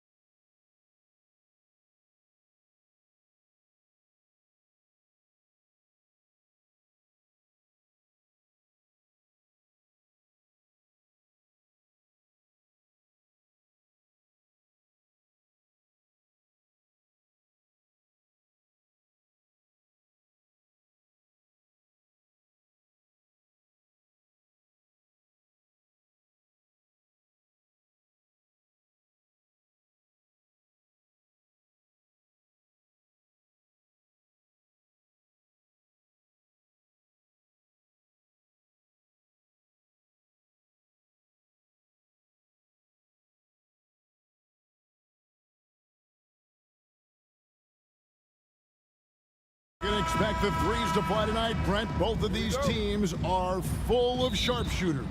Well, which team gets hot first, Kevin, I think is going to be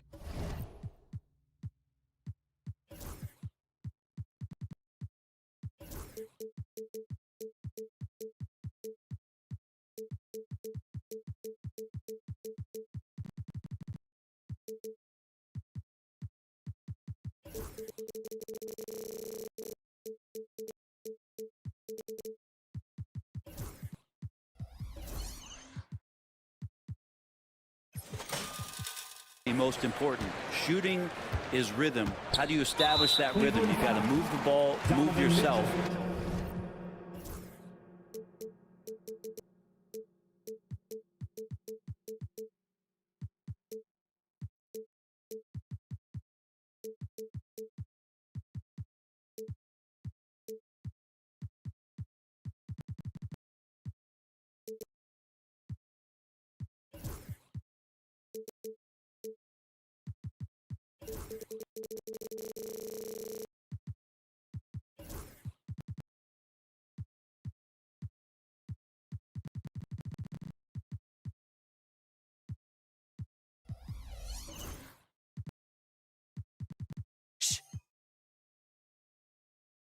And maybe the team that gets hot first is going to be the one that ultimately comes out on top. Really no idea why you're fouling in a situation like that. You know, maybe there's some bad blood between those two. And look at the starters for the Cavaliers. A lot of length inside. It's Mobley and Allen in the post. Okoro out there with Donovan Mitchell. And it's Strus in at the three, the small forward. And Zoelis will bring it up for the Sacramento Kings. It's a three-point game. Murray sets a screen for Levine.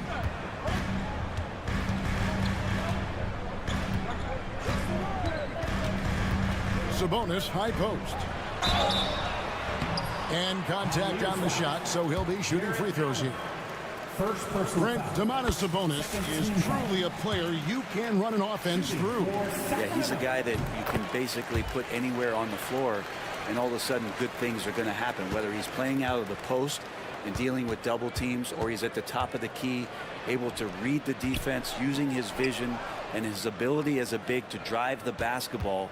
Domantas, one of the better playmaking fives that we have in the NBA. Here's Mobley. Kicks it out to Mitchell. 4 on the clock and taken away by Ellis. Here we go, one-on-one. Levine wide open. Drills it from outside. In rapid-fire release by Levine on that one. And Kenny Atkinson calls timeout here. He wants a minute here to get things straightened out with his team.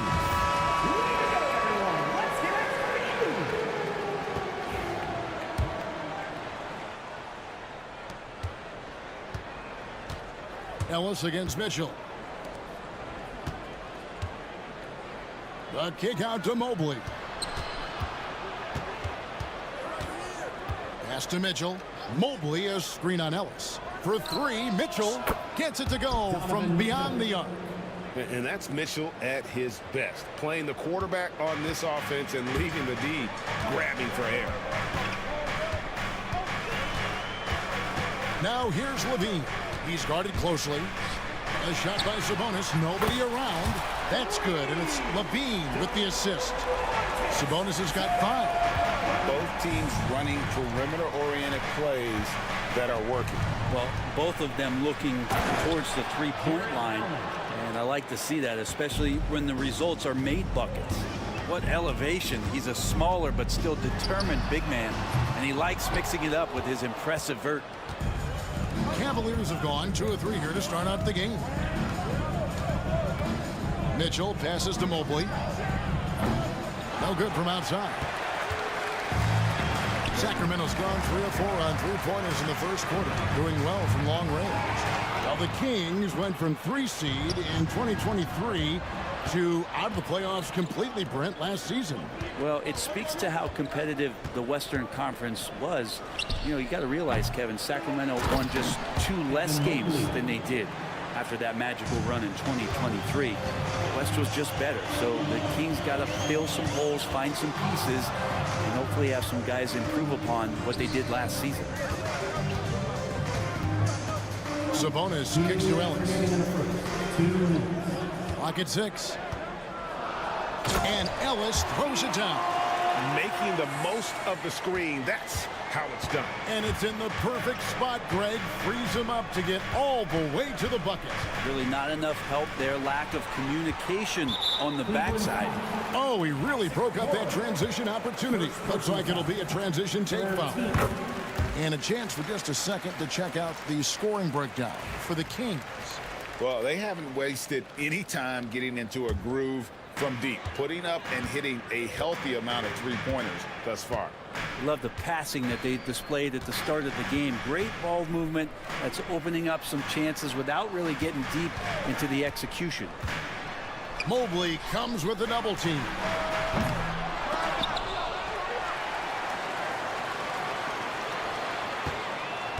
Crowder sets a screen for Sabonis. Back to Crowder. Sacramento needs to get off a shot. Wide open look here for Murray. That falls. Nice feed that time from Sabonis. Murray's got 6. And you like Murray as a spot-up shooter. Knows where to park himself and always ready to receive the pass. Allen's shot is off. And the Kings with possession. They're on a 17-7 run. Sabonis sets the pick for Levine. And he elevates for the slam dunk. Isaac Okoro did not like that. Excellent all-around performance so far, hence the big lead. Well, if I was baking up a lead, I'd add 2 ingredients. One would be playing smart, the other one playing selfless. They've done that tonight. Serve it up. And Kenny Atkinson calls timeout. He wants to make some adjustments to the game plan, clearly. The Cavaliers trail by 12. Allen, right side. And 2 free throws coming up, unable to get that one to go with all the contact. You can see Allen's been hanging with the shooters, using that up fake to move the defender around. Jarrett Allen. That's also good, so he hits both free throws. Kings leading now by 10. 29 seconds left in the first quarter. Levine passes to Crowder. Levine sets the screen for Crowder. Back to Levine. Cavaliers with the rebound. The wide open shot from Strus. Good, and it's Mitchell picking up the assist. 2 teammates connecting right there. Slick feed. Levine deciding where to go with it. Here's Sabonis. And the last shot before the buzzer is off. And so it's the Sacramento Kings heading to the bench with a 7-point.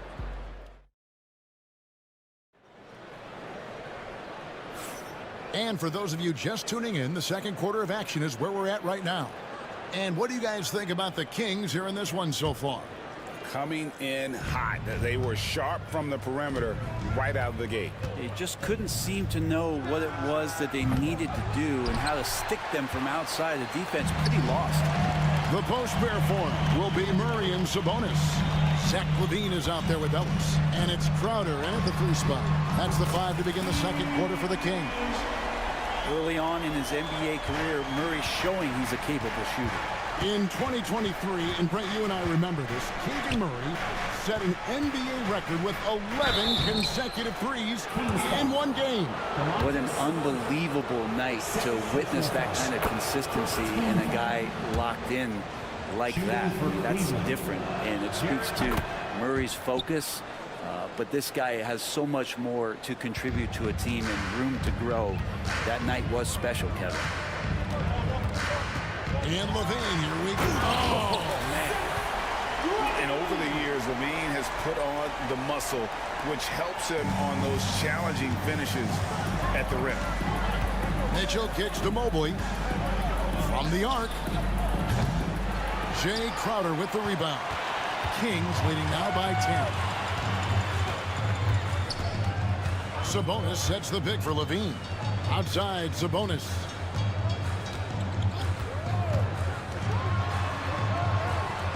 And good that time.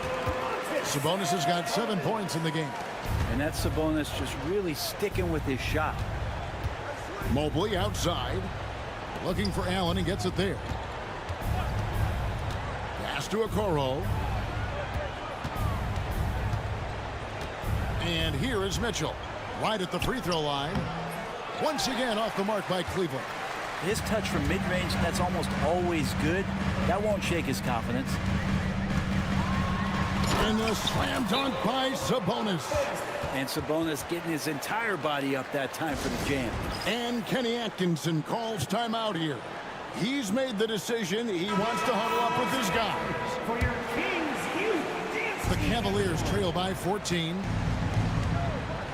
Pass to Strus. Jacks up a three, and he's good on the three ball. 6 points for him. Oh, great pass by Mitchell. He can run your offense, slide over to the two as well, giving you some great backcourt versatility. Levine's shot is off. Cleveland's gone 1 of 3 from way outside since the start of the second quarter. Mobley dishes to Mitchell. Every year, Greg, we get a new batch of rookies into the NBA, and sometimes we're all guilty of judging them too early. Oh, absolutely. I think we need probably 3 years to evaluate a player. You know, fans and media can be a little harsh at times, but not everybody develops at the same rate. Kicks it out to Ellis. Shot clock at 6. Sabonis sets the pick for Ellis. And the wide open shot from Crowder, off target from outside. Rare you'll see him miss such an open look. Mobley outside for 3. And Domantas Sabonis pulls it down. Sabonis has got his 6th rebound on the night. And then Levine with the jam. A way to seize the opportunity. Levine just smashing that one home. Mitchell passes to Mobley. Beyond the arc. The shot by Mitchell, no good. Sacramento leading by 11. And now we've got some time to check in from the sidelines. You got for us, DA? Kevin, if you want to win, of course, playing both ends of the floor is essential. Former Defensive Player of the Year Draymond Green says, we've seen teams for years make the mistake of thinking they can put a great offense out there and win. You run up against a team that's just competent offensively, but they play defense, you're going to lose. Kevin?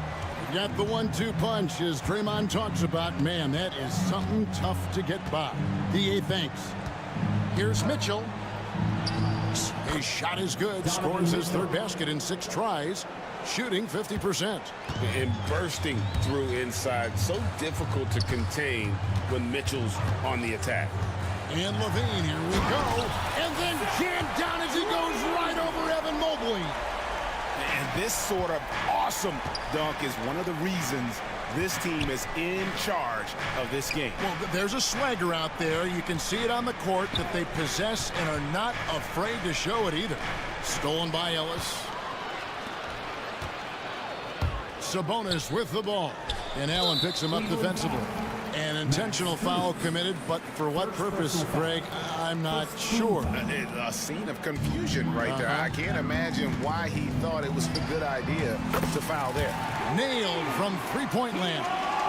You can't just stop when there's a pick set up. Gotta fight over it as a defender. That's one that the coaches will watch tomorrow with that player. You hate to see him give up in that situation. Really well done there. Just confident and composed, never in a hurry. Levine kicks to Sabonis. No good on the 3. Allen inside the three-point line. And that does it for the first half of play. Kings lead by 15. And join us right back here after the break for the start of the second half. 23.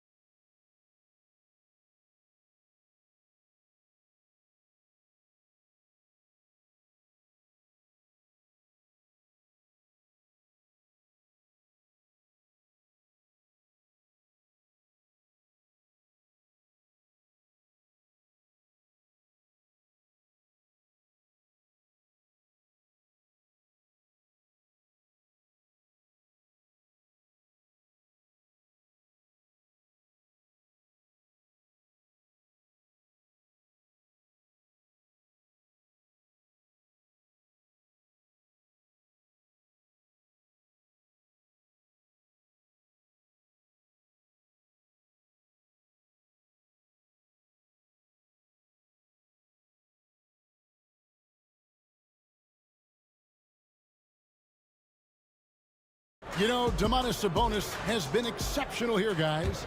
Yeah, it's been a great performance from him, really staying focused on quality shots. Yeah, this is showing that they're not going to play at anybody else's pace but their own.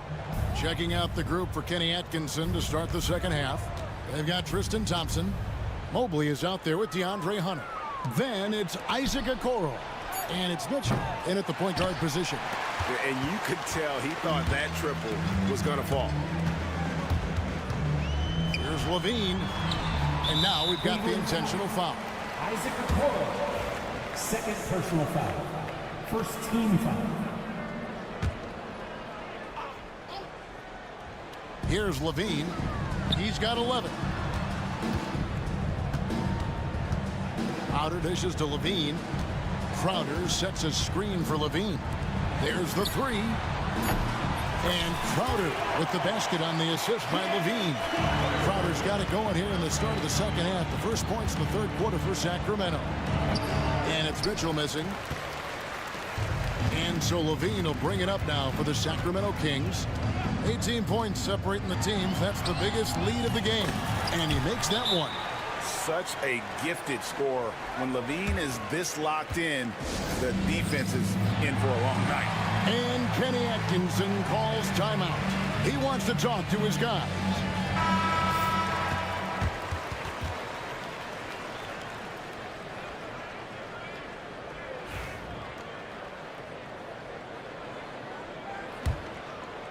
The Cavaliers trail by 20.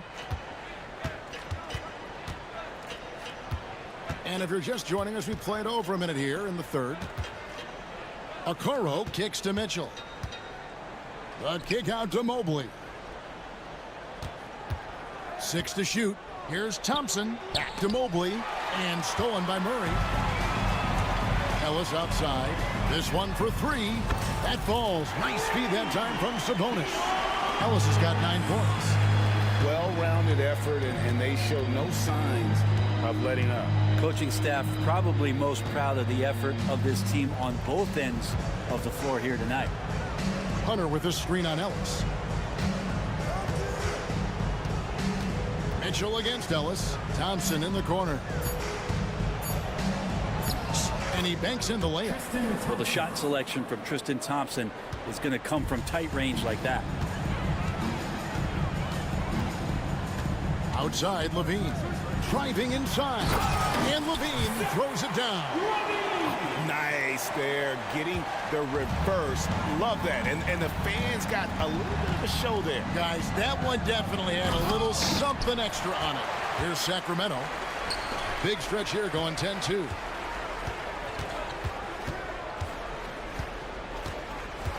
Sabonis a screen on Mitchell. Murray outside. And it's Isaac Okoro with the foul. Isaac Okoro. That's his third foul of the game. Personal foul. Second team foul. Just over 2.5 minutes gone by here in the second half. Here's Ellis. The kick out to Sabonis. 5 on the clock. Gets it to drop, and now he's shooting at a 5-for-8 clip. Boy, you have to be impressed with the offensive production. They have got it firing on all cylinders. I mean, this team is just dangerous. Right now, every shot that they're putting up feels like it's going in. And it's Hunter with the jam. Got to be aware of Hunter, especially when he gets up at the rim. That guy's got some size. And DeAndre Hunter is a plug-and-play type of wing. Brent, he can fit in anywhere. Yeah, really good at spacing the floor, getting better at creating for himself, Kevin. And defensively, he's a solid on-ball defender that can switch up to multiple positions. Who in the league isn't looking for a talent like that? Kings have gone as spotless. 6 of 6 from the field since taking the court here in the second half. In the corner, Murray with it. Over to the wing. Murray sets a screen for Sabonis. Murray down low, covered by Mobley. And they'll turn it over. Could not get off his shot. 24-second violation. Cleveland ball.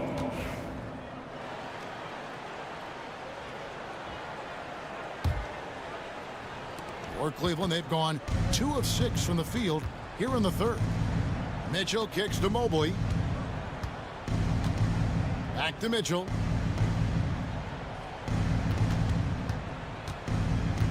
Mobley sets the pick for Mitchell. Floats it up there for Mobley. And Mobley throws it down. And ball handlers like Mitchell really elevate your offense. His precision passing to pass the basketball at the right time, really a terrific ability. The kick out to Crowder. That's good, and it's Levine with the assist. Levine's got 6 assists in the game. Mitchell against Ellis. Thompson right side. Pass to Hunter.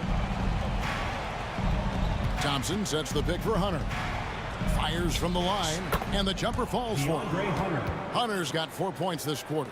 Yeah, that's a shoot-around shot as Hunter had plenty of space to knock it down.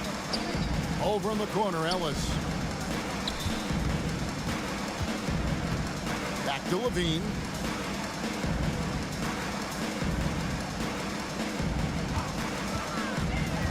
To the wing right side. Off target from three-point range. And so it's the Sacramento Kings holding a very comfortable 25-point lead as the quarter comes to a close. From the field. How about a look at today's State Farm assist of the game? And the winner today, the big fella here with the sweetest of dimes. What a plus it is to have a post player who's got this ability to find. You know, anytime a guy's in the post and the teammates know he's unselfish, great player movement can create an opportunity just like that. And as we head into the fourth, we'll see if there's a comeback in the works or if it's more of the same from the first 3 quarters. The post pair for him will be Murray and Sabonis. Ellis is out there with Zach Levine. And it's Crowder in at the small forward position. So that's the 5 in the game for Sacramento. The drive by Mitchell. Nice fake, but the layup off the mark. On offense, here are the Kings. It's Ellis on the wing. Kings moving the ball around. Murray, good. Big miscommunication on defense. He recognizes it and quickly takes advantage. Well, I know they don't have mobile devices out there for texting, so they might as well talk to one another. A different look now for Cleveland. Jared Allen's checked in for Tristan Thompson. And Strus is subbed in for Hunter. Now a timeout called by Sacramento. Give yourselves a big round of applause. Sacramento calls timeout.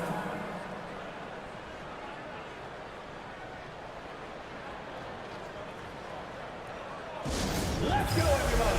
Time to make some noise. All right, fans, let's show some love for your Sacramento Kings. Cavaliers shooting at a decent 44% clip here. Allen against Sabonis. Allen kicks to Okoro. Mitchell outside. 6 on the shot clock. Stolen by Ellis. Oh, and here we go. Ellis has got it. The fast break chance. Levine for 3. Good, and the assist goes to Ellis. Ellis has got 3 assists now in this one. And guys, what do you think about the hustle stats here for the Kings? And they've shown great focus on the defensive end, putting constant pressure on the ball and really disruptive in terms of what they've done defensively. Something else that has stood out is their up-tempo offense. I mean, these guys have been on the track all game long. They're creating high percentage looks, getting out there on the fast break. Sabonis a screen on Mobley. Crowder. The kick out to Sabonis. Here's Crowder, banked in off the glass. The advantage Crowder has inside is just how strong and physical he'll play. And we're around 2 minutes into the fourth quarter here. Mobley a screen on Ellis. It's hauled in by the Kings. He'd love to make them pay for giving up that wide open jumper, just unable to do so. Outside, Sabonis. And another 3 for Sacramento. It's been this way since halftime. Tremendous production from beyond the arc. Yeah, pretty infectious right here. Guys in good spirits and percentages from downtown on the rise in the second half. Strus against Crowder. In the corner, Okoro with it. And he can't answer back. The three-pointer offline. And so it's Crowder with it. They'll bring it up for the Kings. A great fourth quarter, just giving up 2 points. Levine finds Murray. There's the triple. And it's Levine that time on the assist by Murray. Levine's got 10 points in just the second half. And the Cavaliers call time here. And now, a moment to present the New Balance Player of the Game, Zach LaVine. Yeah, and his percentage from the field tonight, just amazing. He hadn't just been gunning. He's been picking his spots. And you need that kind of patience and discipline to shoot as well as he has. It's just too bad they're on the outside of the playoff picture looking in. It would have been nice for him to have a chance to perform like this in the postseason. Here's Allen. The Cavaliers again can't hit. For Sacramento, they've gone 5 of 6 from the field to start the fourth quarter on a roll. The kick out to Sabonis. The three-pointer no good. For Cleveland, they've gone 1 of 5 from the field here in the fourth. A lot of misses, just the one make. Allen, that's good. We're getting a great look for the big guy as Allen scores on the interior. Sabonis sets the pick for Levine. And Levine throws it down. Yes, and with this one winding down, it's obvious to everyone who watched it. Just a total mismatch and a true show of strength for the Kings. This was a team performing to its fullest capability. A hugely satisfying win. A game that not many will soon forget. And on the other side, one that I think most will try to forget. And you know, when you look at the huge impact he had, just a monster game for Zach LaVine. Just does a great job of looking for space and then finding it. That's taking advantage of what the defense is giving you. Shots good by Sabonis. So many of the plays they're running designed to create opportunities from deep. And I don't know how they keep doing this, but every time down, the resulting possession ends up at the three-point line and a fairly efficient shot attempt at that. Sabonis sets the pick for Levine. For three, Murray, that's good. And it's Levine with the assist. Saw the opportunity to put this away, and you could see the killer instinct take over. Yeah, up until that point, a competitive game, but once they broke through that barrier, it was all them. Complete control.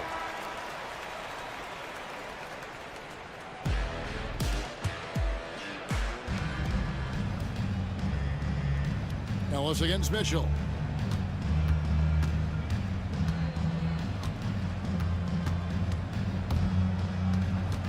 We've got 33 seconds left in the fourth quarter. Will it go? Going inside. What a ferocious finish. Once Mitchell gets some speed behind him, look out. Sabonis sets the pick for Levine. Sabonis feeling it out a bit. Crowder the pass to Sabonis. Just 5 on the clock. To the paint, Levine finds Sabonis. Will not go. This is off the front iron. And Mitchell launches it from deep.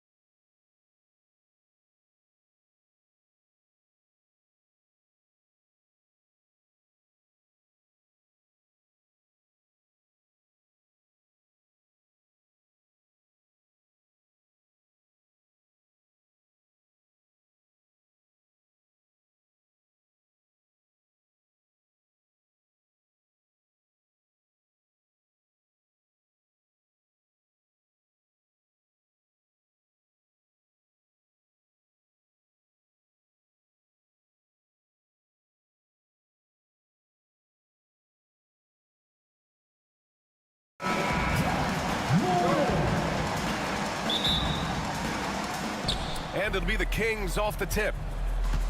Now let's take a look at the Kings opening lineup. We've got Jonas Valanciunas.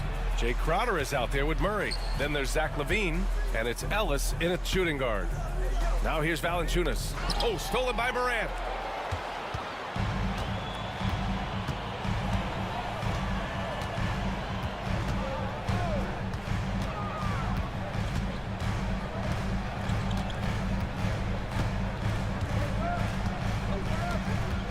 Six on the shot clock.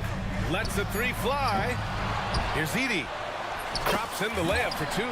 Well, his rebounding is such a boost for this team, especially when it comes on the offensive end. Valanciunas sets a screen. Shoots it from the high post. A tad short, but it's good off the front iron. Yeah, LaVine can make that adjustment. He doesn't have to get into the paint to score. And there's the screen. Out to the right wing. Here's Edey. Hauled in by the Kings. Won't see him miss that one too many times. Yeah, it was a great look. Sometimes they don't fall. You've just got to keep taking great shots. LaVine with it. Guarded by Morant. Offensive rebound. Outside LaVine. Back to Valanciunas. Second chance effort, and he takes it up and lays it in. I like it. An old school five. Jonas primarily does his scoring close in. Here's Morant. Valanciunas with a rebound. The Kings have gone 2 of 3 from the floor. You know, Coach, when you watch Ja Morant play, it's hard to think of anyone else as explosive as he is. Yeah, Brian, he can make a defender look like he's standing still. The burst that Morant has with his first step is unrivaled. Probably the best burst in the entire league. Truly is a human highlight reel in this modern day. And so here's Sacramento. After the basket by Memphis on the other end. Pass to Valanciunas. Here's Ellis, hounded by Morant. Ellis passes to Valanciunas. And the dunk by Valanciunas. I mean, with his height and size, stopping Valanciunas just isn't an option sometimes. What a jam. Here's Morant. Here's Edey. Jackson on the wing. He's covered by LaVine. Pass to Edey. Shot from 16, and that one drops for him. Edey's gotten his second bucket. Oh, what a crafty move, causing the defender to pause right there. Valanciunas sets a screen. Shot from 16. That one rolls around and rims out. Well, that one should be in his wheelhouse, but just off the mark. Here's Morant. Pass to Wells. Now here's Jackson. Outside for Morant.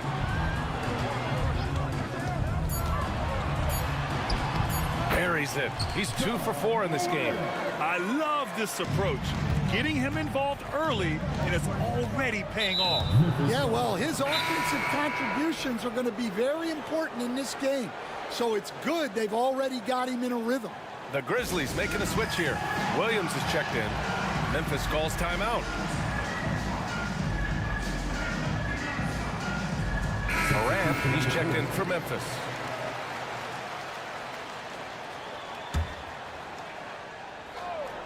First quarter of play, and just over 3.5 minutes in. LaVine passes to Valanciunas. It's good. Valanciunas has got 6 points. That pass delivered to where Valanciunas could get into his shooting rhythm right off the catch. Stan, certain NBA teams take on the identity of their home. Like the Grizzlies, for example. They call Memphis Grind City. Well, Brian, I think it's a perfect fit. Hard-working people in a hard-working city, and they want a hard-working team. And the bounce that Morant possesses is unlike anyone else at his position.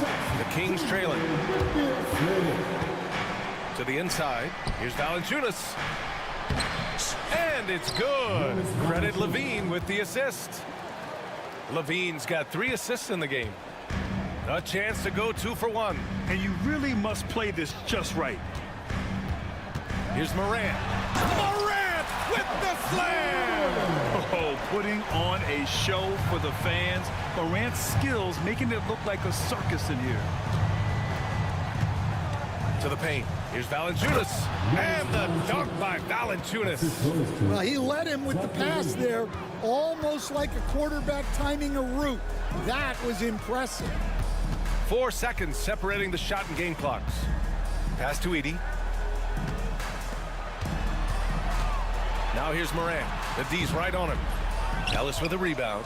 That's a defender doing just enough to cause a miss on the layup.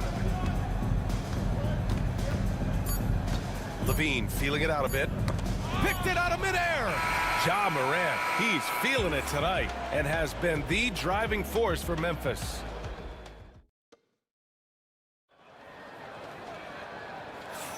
And some good action in the books as we get back to a game that's been pretty close so far here. And let's quickly break down the game we've seen from Memphis. Defensively, their gambles are paying off. Jumping passing lanes and pressuring ball handlers. Yeah, turning defense into offense, getting out in the open floor. This is exactly what they wanted.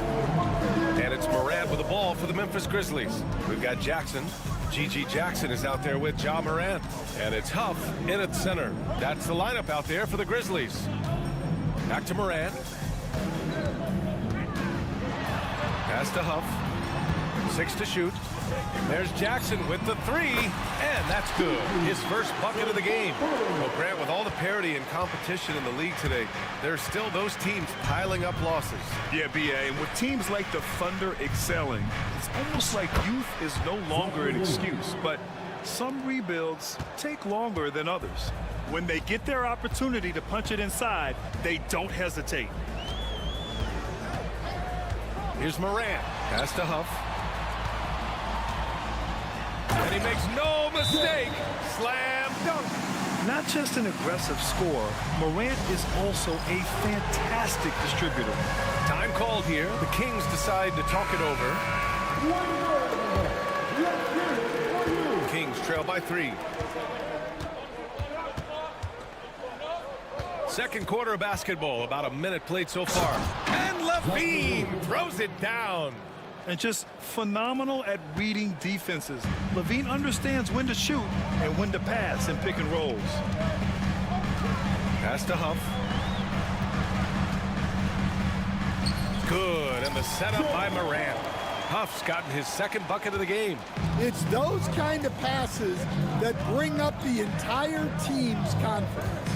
Well, Coach, one of the more electric players in the NBA, Ja Morant. Yeah, that's for sure, Brian. High-flying, acrobatic at the rim, just a supreme athlete, and he is without a doubt one of the most exciting players this league has to offer.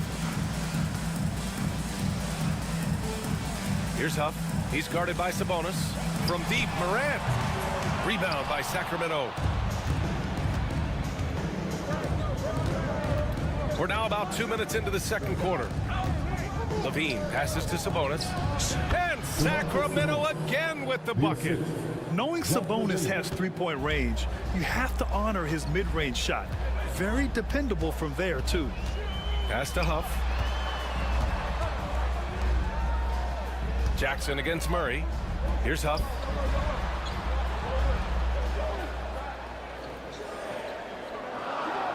Over Sabonis. Huff can't get it to go. Yeah, loose coverage by the defense, but he just couldn't make them pay. Not sure why he committed the intentional foul. No purpose. I think everyone's a little confused, but weird plays happen. You don't want to stop the clock right there. I'm not quite sure what he was thinking. Offensive board. Outside Levine.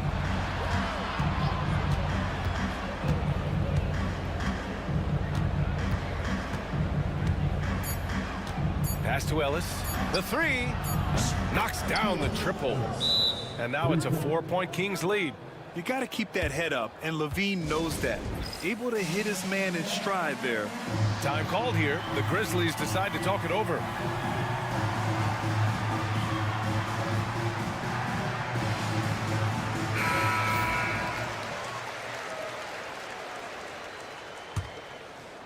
And here in the second quarter, about 3 minutes played. Ja slithers his way in. Oh, there's Morant with the slam. I mean, just an agile move by Morant down low, working around the contact and getting it to go. Outside Levine. Down low. Oh, he took a hard foul on the shot. So he'll head to the line to shoot a pair. Jaren Jackson picks one up. I don't mind that. I mean, they met him at the rim and temporarily prevented the points. All right, guys, what do you think so far about the offensive approach for Sacramento? Well, they're in a great flow. The ball's moving. All those assisted buckets means the offense is running well. Yeah, they've also started out on fire from mid-range. We'll see if they continue to that approach as the game goes on. Wells, the pass to Morant. The three-pointer is down, Ja Morant. Yeah, Morant showing a bit of confidence knocking down that three. Here's Levine. Sabonis goes in to the wing on the left. Now here's Levine. Defense right on him. Here's Murray. Out to Sabonis. Murray, a screen on Jackson. Another shot. And he lays it in. Sabonis has got 4 points in the quarter. Yeah, the touch of Sabonis around the rim, I mean, it's fantastic. Pass to Jackson. Jack's up with three. And a great assist by Morant as that one goes. And the Grizzlies lead by one. Rock solid screen right there. The defender got completely lost. Yeah, you've got to lock and trail hard. You can't allow him a clean look from that. Shoots. Shot by Levine, no good. And that's one he wants back, just wide open, but not able to connect that time. 5-second differential between the shot clock and game clock. There's a screen. Morant into the lane. Here's Wells. Still no points. Tough point from Ja. Credit their discipline. They've been working for high percentage shots. Out of bounds. Kings ball as Sacramento keeps possession.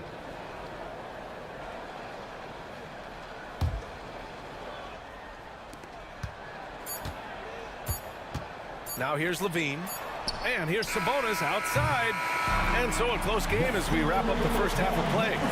Memphis ahead, leading by 3. And don't go away. After the break, we'll see you right back here for the start of quarter number 3.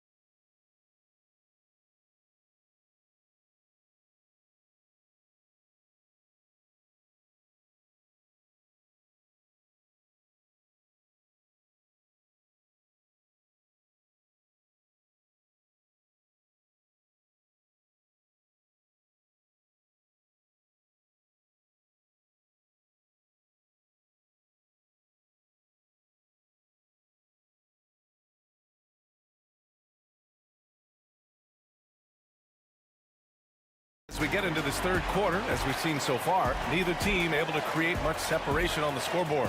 Oh, a fantastic game from Ja Morant in this one. Hey, we didn't expect this. Not normally a big-time assist maker. He's done a great job moving the ball around. Yeah, and I'm a little surprised, but he's been focused on passing the ball. You gotta give him credit. And so in the game for the Kings, Keegan Murray is out there with Jonas Valanciunas. Then there's Jay Crowder. Then there's Zach LaVine. And it's Ellis in a 2-guard. Here's Morant. Pass to Edey. Outside for Morant. Counted from distance. Morant's got 18 points in the game. and tearing them to shreds tonight. You know, when a player as versatile as Morant starts going on, look out.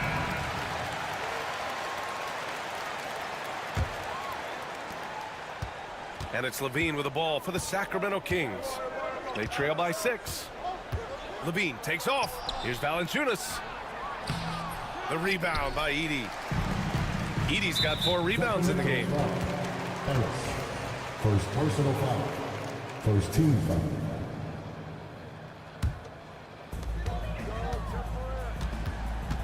Outside Morant. Jackson the screen. From behind the arc. Valanciunas with a rebound. Kings trail by 6. Here's Murray. Pass to Ellis. 4-3. Hits the trifecta. Ellis has got his second basket of the game. Nice ball movement. Good job by Murray to recognize the situation and create the wide open look. Outside Morant.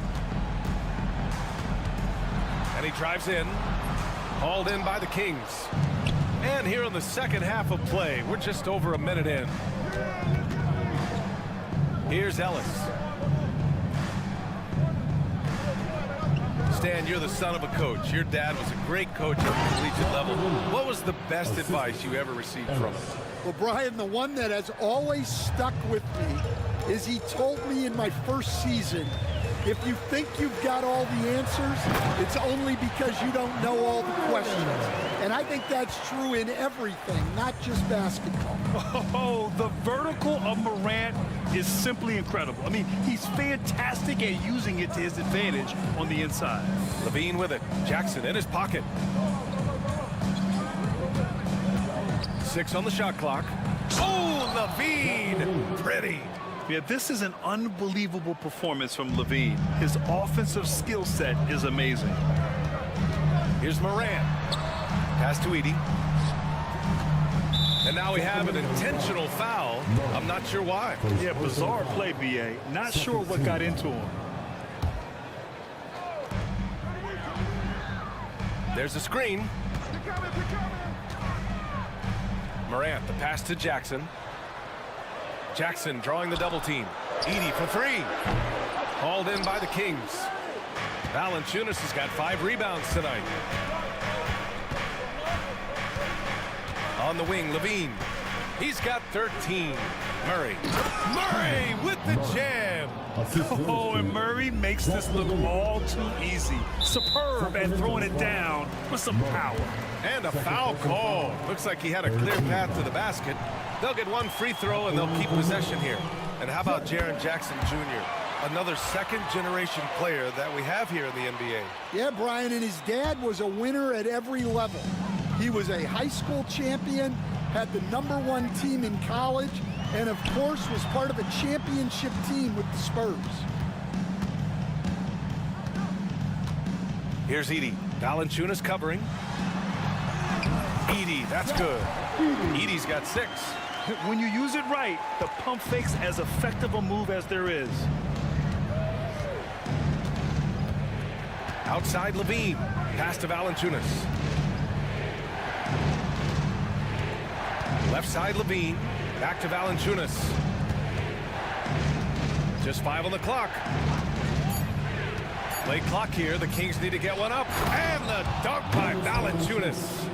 Oh, my! That's why we have those breakaway rims. Dude, he risked pulling Timeout, the timeout. whole thing down to the floor right there.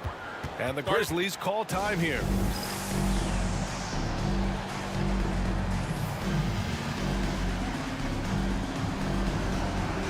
Huff's checked in for Memphis. Desmond Bane comes in for Ja Morant. The Kings also with a sub. Domantas Sabonis, he's checked in for Jonas Valanciunas. Jackson, the pass to Huff. Murray against Jackson. Oh, got a piece of it. Oh, it's stolen by DeRozan. Here we go.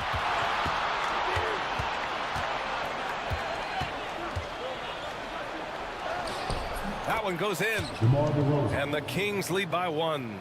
Neither team has been able to assert its dominance over the other. Yeah, the struggle is real tonight. 7 lead changes and still in the 3rd quarter. Huff, the pass to Jackson. Here's Huff.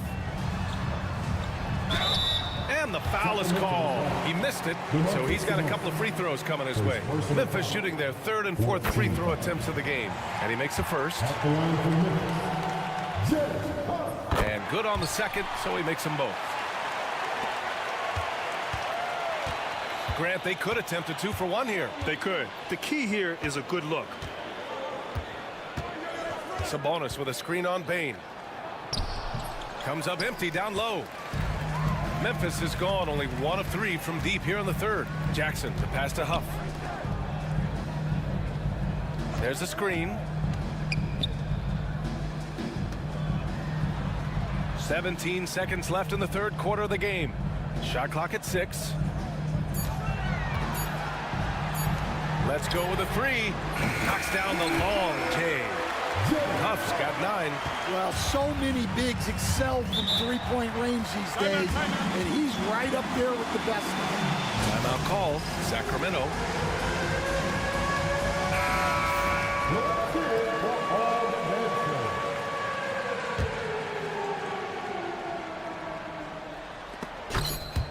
The steal. The third quarter comes to a close.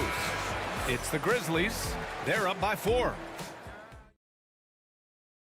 And it's time now to bring you our State Farm assist to the game. You have to love his unselfishness and ability to make those around him better. Well, he really just helps tie this team together. They know they can count on him to set them up. And with these teams locked in a very close contest, this fourth quarter promises to be a good one. Jackson out there with Desmond Bain. Then it's Jaren Jackson. And it's Huff in at the 5. That's the lineup in the game for Memphis. Bain, the pass to Huff. Bain against Levine. Clock at 6. Here's Jackson. Pass to Huff. He can't hit that time. And so it's Levine with it. He brings it up for the Kings. 2-point game. Sabonis outside. Back to Murray. And it's Murray finishing it off. Oh, and that dunk is big for Murray's confidence. Great to see him finish with power. Fourth quarter still young, just over a minute played. Bain, and that's good from 17 feet. And that was the right decision. When you're in need of a bucket, you go to your most trusted guys. Yeah, he got a good look, and he calmly delivered for them. That's what you like to see. And it's blocked, and they recover it. Levine with a screen on Jackson. Ellis passes to Levine. Second shot opportunity.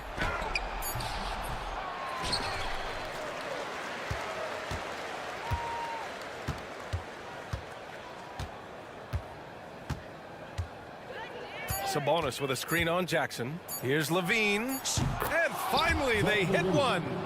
Levine's gotten 4 this quarter. Rock solid screen right there. The defender got completely lost. Yeah, you've got to lock and trail hard. You can't allow him a clean look from that. Back to Jackson. Tipped. And that one goes out of bounds. Last touch by Murray. He was all over that pass. That's a cautionary tale. Yeah, and you know they're tracking the tips and deflections because that tells you who's affecting the game. Edey's checked in for Memphis. Morant comes in for Bain. Valanciunas, he's checked in for the Kings. Crowder comes in for DeRozan. Outside Levine to the middle. Here's Valanciunas. Crowder against Jackson. Back to Valanciunas. Up and in on the layup. And Valanciunas' teammates love seeing him come up huge, knowing he's ready to score when called upon. Jackson, the screen. Pass to Edey. Back to Morant.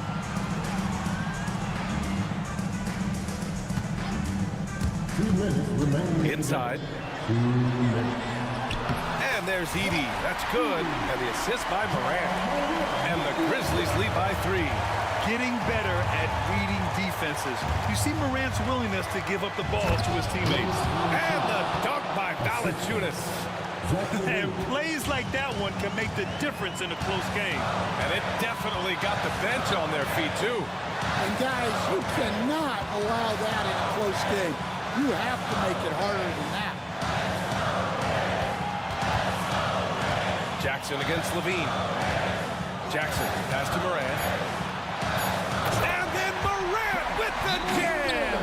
Can you say prime time player Morant? He enjoys delivering for his team in these parts of the game. The Kings call timeout. Time now to hear from our reporter, Allie LaForce. Hey guys, I was able to listen in on the Kings head coach talk to his team during the break. Coach was urging his team to play strong defense, reminding them no easy hoops, give effort and help when needed. They do say defense wins championships, guys. Okay, thanks, Allie. And Levine, throw it down. You have to applaud Levine's work ethic. He gives his all to find points for his team. Morant surveying the floor. They set a pick, and the officials will call the illegal screen here. Well, that one stinks. In a game where every possession counts, he just gave one away. And that's how you defend. He wasn't showing any mercy with that swat. And this is exactly why he's out here, in order to block shots in tight games like this. Right side, Levine. Now in Tunis. Yes! Whoa, that is as clutch as it gets. Big time play. Yeah, don't you just love to see a player embrace that kind of pressure? And then Morant with the jam! You know Morant wants it. And guess what? He got it. And for some reason, he decided to foul there. Yeah, B.A., that's an odd move. Maybe there's something else behind it. I mean, I'm just not sure what he was thinking right there. I mean, he needs to get his head in the game. And Levine, throw it down. That's the sauce right there. I mean, every night, Levine approaches the rim like it's a dunk contest. Jackson on the wing. 20 seconds left in the fourth quarter. To the paint. Here's Edie. Count it. Big time bucket to put him in front. Now they've got to put everything into their D and come up with a big stop. And here's Levine. To the middle. Here's Valanciunas. Yes! And I love how he's pushing the tempo and creating for others. He does this game in and game out. Incredible.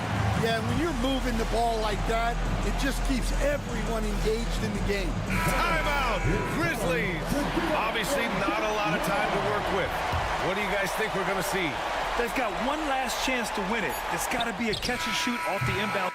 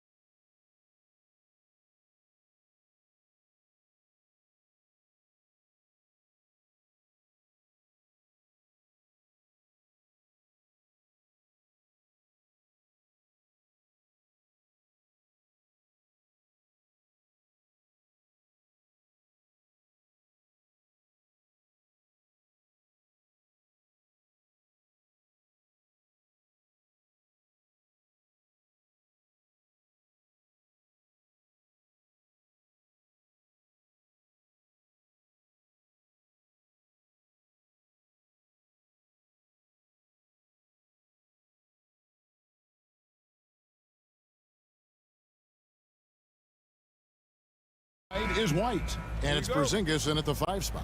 And for the Grizzlies, we've got Wells. Ja Morant, he's out there with Jackson. Then there's Edey. And it's Jackson in at the power forward. Greg, we've got 2 of the top offensive teams in this one. Yeah, but my focus is on the other end tonight, defense. The team that can come up with just a few timely stretches of stops, I think they win. Now here's Morant, following the miss by Porzingis. And he's going to get whistled for that foul, G. That was intentional, but not exactly logical. How about pointless to foul there? I mean, I don't know where his head is, but it's not in the game. Now here's Jackson, shoots over White, and he gets the whistle. 2 free throws coming up. That one on White. Doris, some great shooters on this Boston team, but at times, don't you think they settle from the perimeter? Well, Kevin, obviously, this is a coaching staff that puts a heavy emphasis on three-point shooting. They led the league in makes, they led the league in attempts. But obviously, your 2 best players, Jason Tatum and Jaylen Brown, with their size and athleticism and driving ability, you want to try to find the right balance. They do a great job of that. And here's Morant. He'll bring it up for the Memphis Grizzlies. Fires the 3.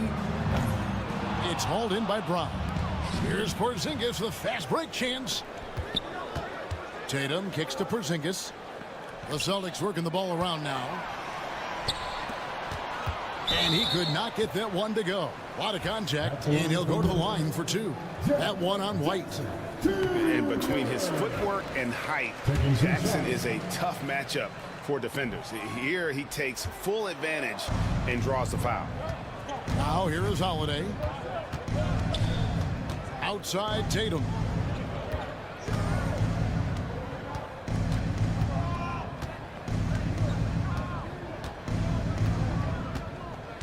Five to shoot. Porzingis high post. Here's Holiday. Launches a 3. Busted. No good that time either. And here in the first, closing in on 2 minutes play. Morant dishes to Wells. Back to Morant. Pass to Edey. And he takes that one up and powers it through. Yeah, I mean, maybe he could have tried for a more memorable dunk than that one. And we know he's capable of those memorable ones. Now here's Brown. Right side Porzingis.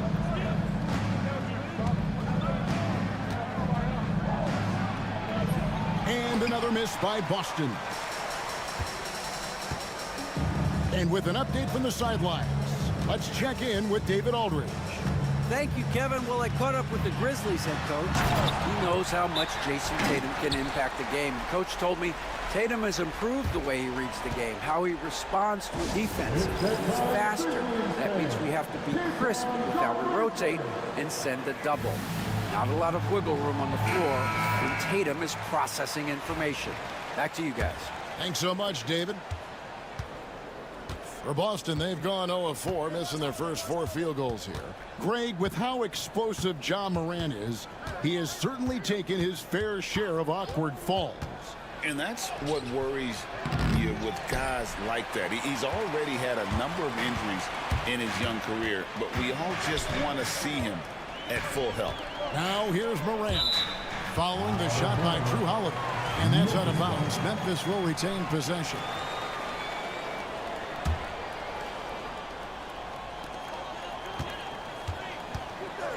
Jackson against Tatum.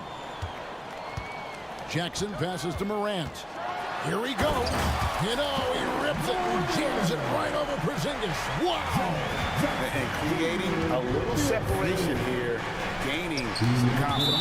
But if you continue to execute at both ends, you can build on this lead. Boston's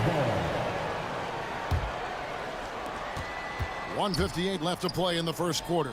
Here's Porzingis. Finally gets one to fall. He's now 1 for 5 with his first make. We're talking about a big man with excellent touch. Porzingis will never shy away from a mid-range opportunity. Here's Morant. Outside for Jackson. Back to Morant. Shot clock at 5. And they pick up 2. 6 points for John Morant. Morant using that quickness to his advantage. That time he gets that one to fall. Out to Porzingis. He takes it in, and the dunk by Porzingis. My goodness, he is such a great dunker. Greg, a high riser, no doubt about it. Morant dishes to Wells. Good work there as it goes. Yeah, going hard to the rack, making a statement here early on. And this is why you get the ball into his hands. Let him establish the pace and rhythm of the game. Now here's White. Still without a basket. Out to Porzingis. Lots of room. That doesn't go either for Porzingis. All by himself, trying to step up. He's got to be frustrated with the miss. The shot by Wells, no good. Celtics trail by 9. The kick out to Holiday. Sinks the triple. Gotta respect the range of Holiday if you're the D. Showing he can hurt you from that area. 5-second differential between the shot clock and the game clock. Pass to Edey. Here's Jackson. Here's Wells. It's good. The assist this time from Jackson. Wells has got his second basket of the game.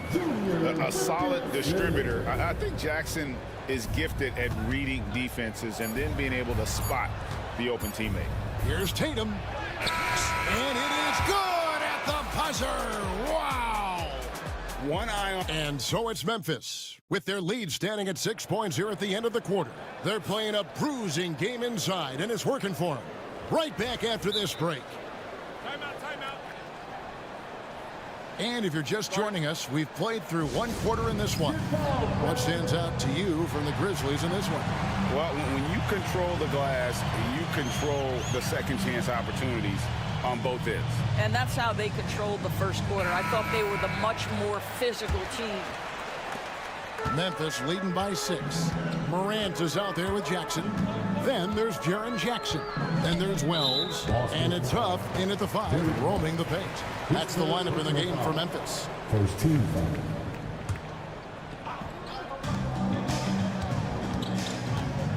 foul. Morant scanning the floor. Pass to Jackson from downtown. Rebounded by the Celtics. And we all hear talk about Drew Holiday's defense, but you know, Doris, he is much more than that. You've said it countless times. Kevin, this is a guy who's a tremendous rebounder for a guard, a very willing playmaker. He can carry a scoring burden if you need him to, but he's also willing to take a very limited number of shots. It's all about the team with him. Huff, no good. And here's Brown. He'll bring it up for the Boston Celtics. 4-point game. Porzingis kicks to White.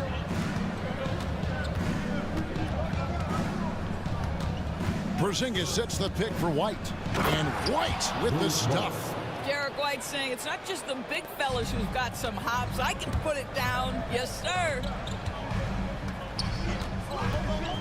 Here's Morant. And finished off by Morant. And he's an automatic finisher when he gets into that area. He is, and he picks the simple one-hand stuff to get the 2 points. And slam dunk by Tatum. You see the level of verticality that Jason Tatum brings to the table. Nice. Pass to Huff. Wide open look. That's good on the jump shot. Huff's got his first bucket in this one. Celtics trail by 4. Holiday surveying the floor. Porzingis at the elbow. Nice ball movement by Boston. Jackson against White. 4 on the shot clock. Over Jackson. And it's White missing. Listen, he knows he should have made that shot. We'll see if they can work it back to him in that same area. And the foul is called. He intentionally grabbed him there for some reason. I don't know. Kevin, all I can think of is that he's trying to slow the game down a little bit. Right. That's a stretch, though. Definitely a strange move on his part. They set the pick. Morant passes to Wells. Memphis needs to get off a shot here. Here's Huff. Greg, every year, injuries are a huge factor in shaping the title race. And I'm guessing that teams should probably put more of a premium on durability. What do you think? Well, Kevin, I think all GMs take that into account. A team wants to be confident it'll have a stable roster over the course of a long season. Count the basket. Yeah, I'm amazed at Morant's ability to take contact and still stay in full control. Porzingis finds Holiday. It's hauled in by Huff. Those are chances almost always you can rely on him to get you 2 points, but the D, just enough to keep him out of rhythm. What a terrific play by just a tremendous all-around player. This guy makes it look easy. White. A wide open look here for Porzingis. He drains the quick shot. Porzingis has got 10. Well, this is where Porzingis thrives. He is shot ready on the catch. And the foul on Drew Holiday. That's his first foul. Personal foul. 13 foul. Here's Morant. He's got 12.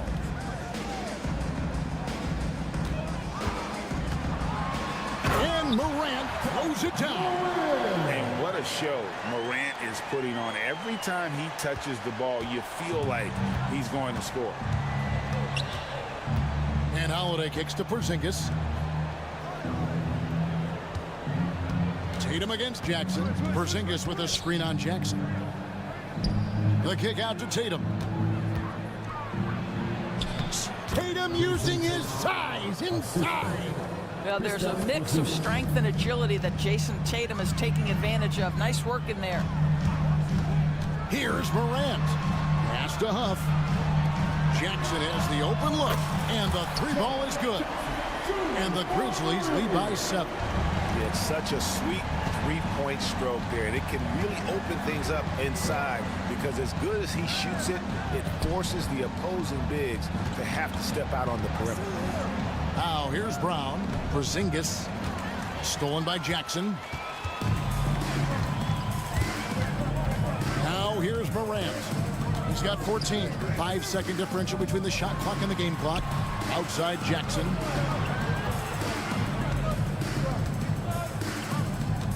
Clock at 6.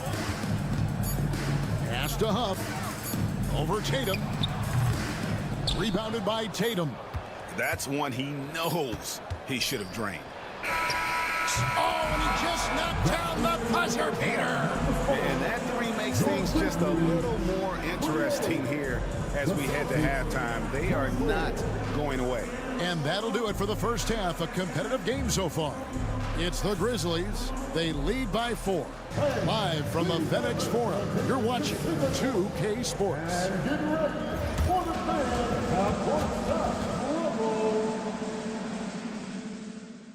They're thinking about the shot.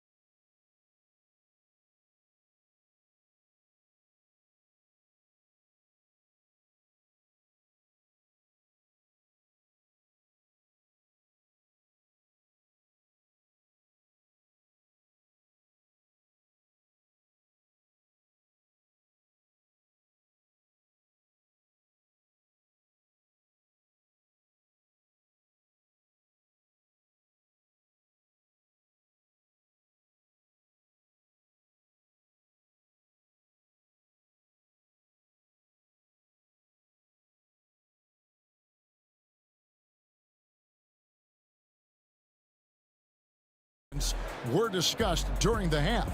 Guys, Ja Morant has been sensational. In that first half, he was a hot knife, and the defense was butter, sliced right through them. His penetration was a real problem for them. And then, of course, the monster finishes at the cup.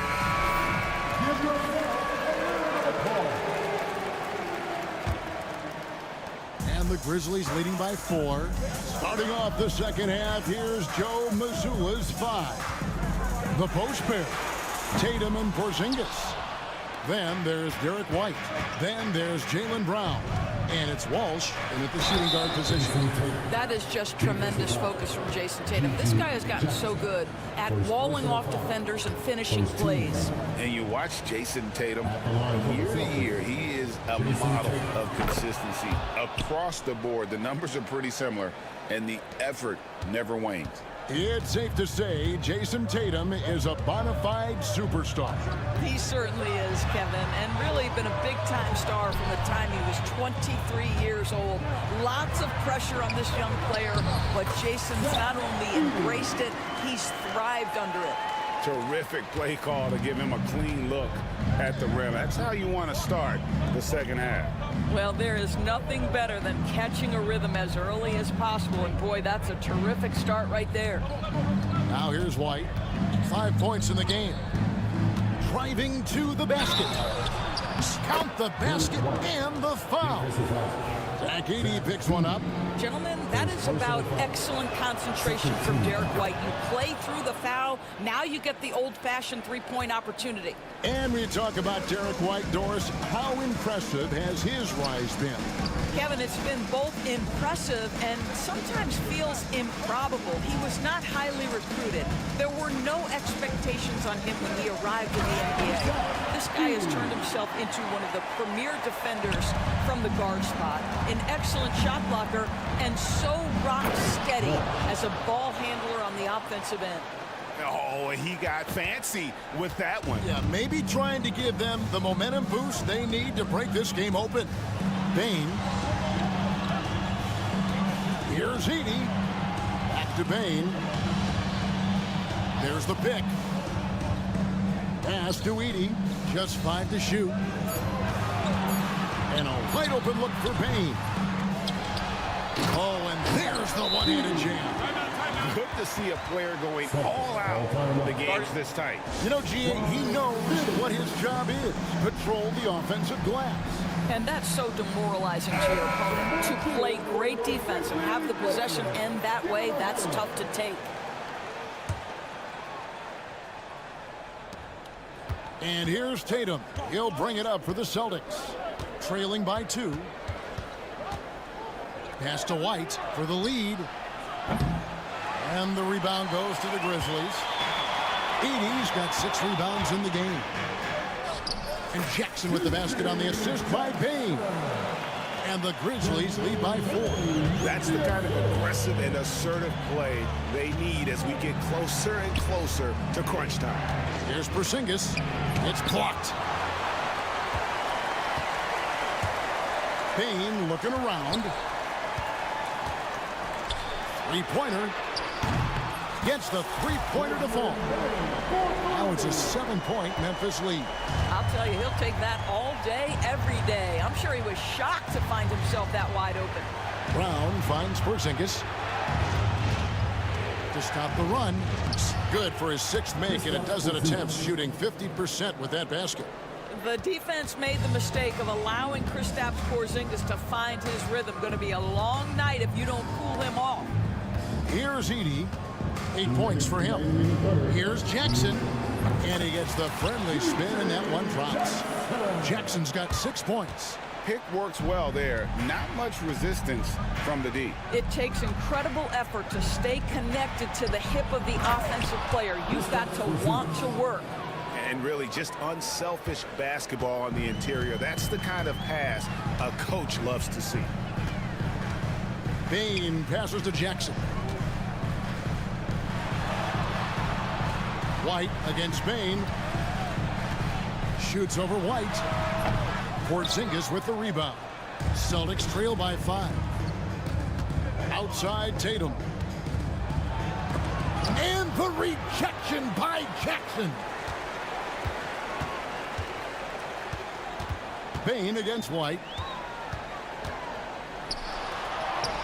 Now here's Bane. Guarded close. Off on the layup. Tatum downhill. Porzingis, that's a 2. It's rebounded by Memphis.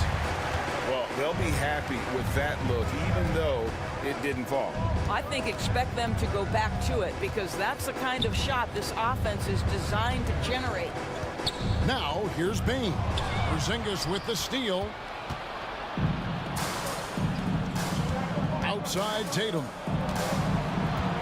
It's to Porzingis. Right side White. Porzingis sets the pick for White. 6 to shoot. Good on that shot, and with that, the Memphis lead is cut down now to just 3 on the basket from Kristaps Porzingis. On the wing, Jackson from outside the arc. Traps in the tray. 7 points in the game.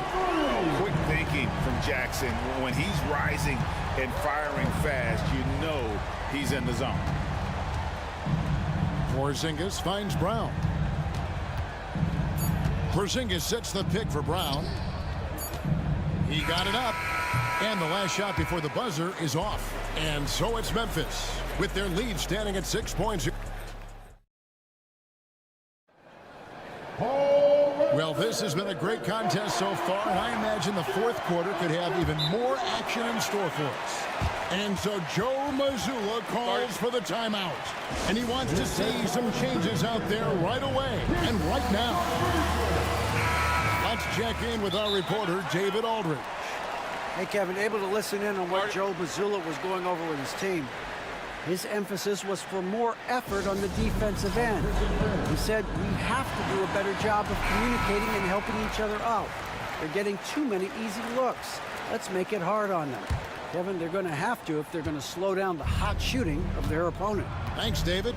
Wells is out there with Jaren Jackson. Then it's G.G. Jackson. Then there's John Morant. And it's Huff in at the pivot spot, manning the middle. That's the lineup out there for the Grizzlies. And the shot goes down. Porzingis has got the fourth quarter started here with a bucket for the Celtics. That's what you call using your size in the painted area. Kristaps Porzingis, easy work right there. And the foul is called. He intentionally grabbed him there for some reason. I don't know. Kevin, all I can think of is that he's trying to slow the game down a little bit. Right. That's a stretch, though. Definitely a strange move on his part. Here's Huff. Outside for Jackson. Boy, as good as he is on the offensive end, Jason Tatum showing he can be a factor defensively. And White with the stuff. And giving up some inches inside, but makes up for it with an aggressive style. Well, he's attacking, he's forcing the issue, and that's simply stated a terrific play. And it's hard to pick a more electrifying player in the league than John Morant. He explodes off the floor.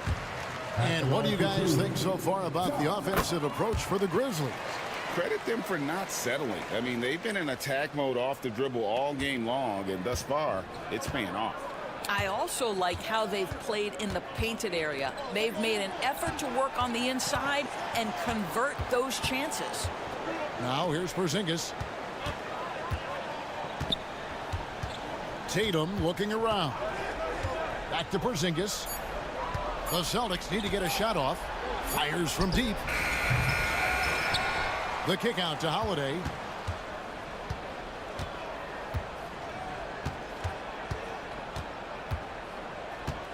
Back to Porzingis. Second shot opportunity. It's hauled in by Huff. And the Grizzlies leading by 4. Here's Morant. Good once again. That makes him 8 for 9 this game. And guys, all about hard work from this point on. They've worked hard to create that high-quality shot and then able to knock it down. Now here's White. To Porzingis. Back to White. Got a hand on it. Just a little under 2.5 minutes have passed now here in the fourth. Here's Huff. Fires the 3. Outside for Jackson. Offline with his 3. Celtics trail by 6. And so Joe Mazzulla calls for the timeout. He's not taking any chances and wants to huddle them up right away.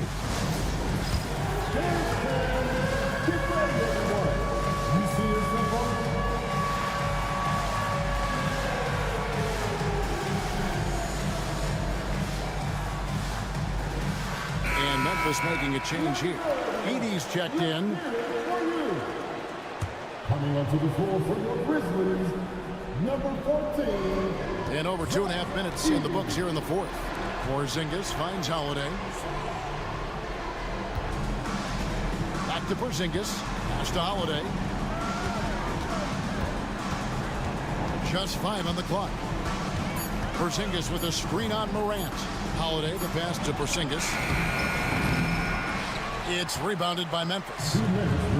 Wells has got his 4th rebound with that last one here tonight.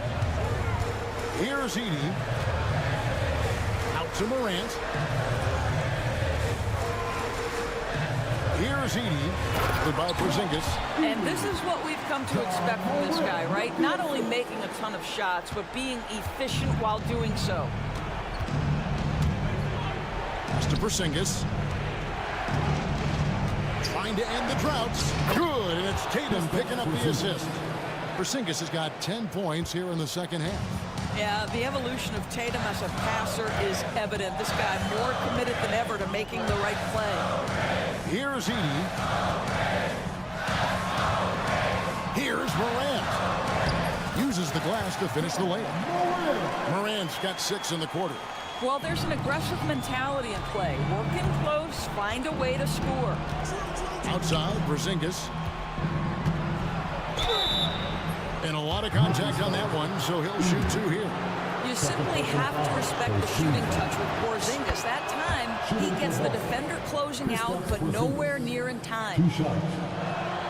And both free throws good for Porzingis. The lead's not looking as comfortable after those free throws. Nice job. Pass to Jackson. Here's Edie. Goodbye, Porzingis. Holiday against Morant. Here's Edie. Morant outside. Jackson from long range. Rebounded by the Celtics. No room for them to make a mistake here. You got to almost play perfect from here on out. Tatum passes to Porzingis. Tatum against Morant. Porzingis sets the pick for Tatum. Back to Porzingis. It counts. And now they trail by just 4. Oh, you love the aggressiveness and the swagger that Porzingis has to take that shot. Such a clutch play from the Latvian. Here's the screen. Outside for Jackson. On the wing, Jackson. Pass to Morant. Jackson, a screen on Holiday. Jackson in the corner. That 3 off the mark. So a close game sees Memphis take this one. Thank you, David. And that about wraps it up. For Greg Anthony, Doris Burke, and David Owens, this is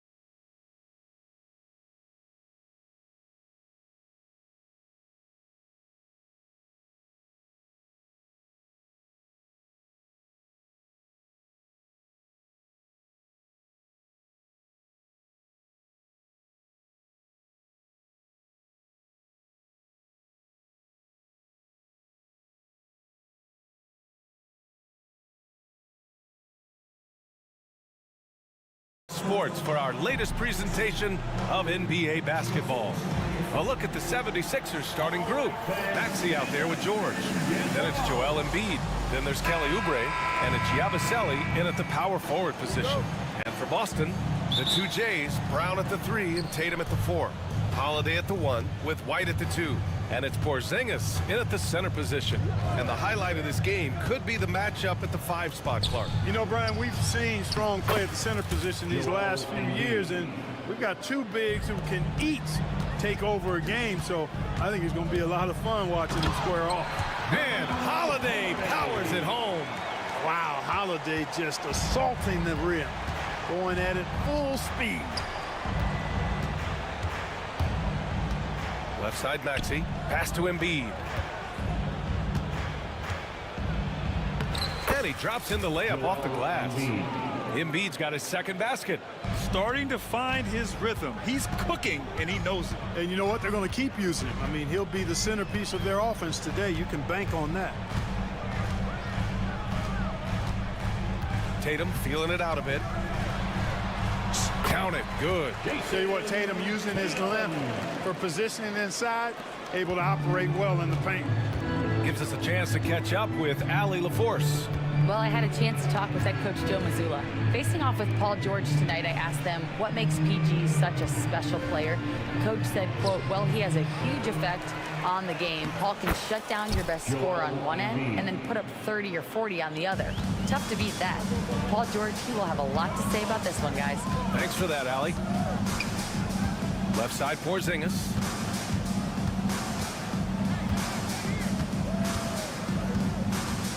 Back to Tatum. Shot clock at 6. Late clock. The Celtics got to hurry here. Porzingis. The rebound by Embiid. Look at him, and he's a little hit and miss from there, even without a defender in his face. No guarantee. And Embiid throws it down. Thunderous throwdown that time from Joel Embiid. The Celtics have gone 2 of 3 from the floor. One thing you can say about Boston, Grant, they know how to put a team together. Yeah, the Celtics' consistency of winning is just impressive, both now and throughout their entire history. They are really the gold standard in this league, and it's mostly because of great draft picks and great trades. Embiid passes to Maxey. Embiid, a screen on Porzingis. Here's Maxey, driving in. No, stopping him there. Jams it in, and he's fouled. An opportunity in a three-point play. It's on Drew Holiday. He's getting his first free throw attempt of the game here. And I think it's clear he's gotten better in that department since last season. I mean, he looks a lot more comfortable at the line now, and he's getting better results. Outside Tatum.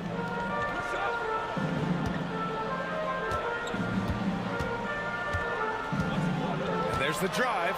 And finished off by Tatum. Really hard to slow Tatum down on his drive because he's relentless. I mean, he's going to finish whether somebody's in his way or not. These guys are load offensively. Just taking it right to the rim, and no one was there to greet him. Well, this early, they should be showing a lot more energy on defense. It's not there. Yeah, he just flat out tricked that one, missed it, and has no one to blame but himself. And an intentional foul right there. You don't want to stop the clock right there. I'm not quite sure what he was thinking. Yeah, but that's no excuse for that kind of foul. I mean, that might be an explanation for it, but it certainly doesn't justify it. And even then, it's just not a good play. Pass to Porzingis. Back to Holiday. A minute 29 left to play in the first quarter. Outside Porzingis. Shoots over Embiid. And that one hits the back iron. The Sixers lead by 7. George for 3. Always a nice way to start. Makes his first one. They played with fantastic energy from the opening tip. And, you know, when you've got a chance to put a team away early, you got to take it. And Joe Mazzulla calls time out here. He wants to make sure everybody's on the same page.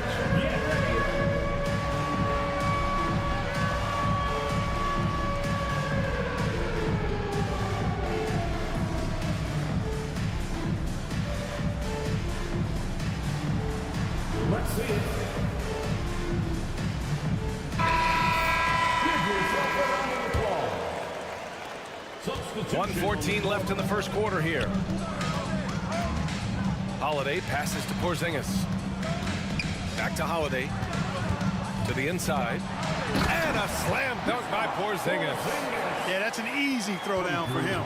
The rim might as well be 8 feet tall when you're as long as he is. Here's Grimes. He's covered by Holiday.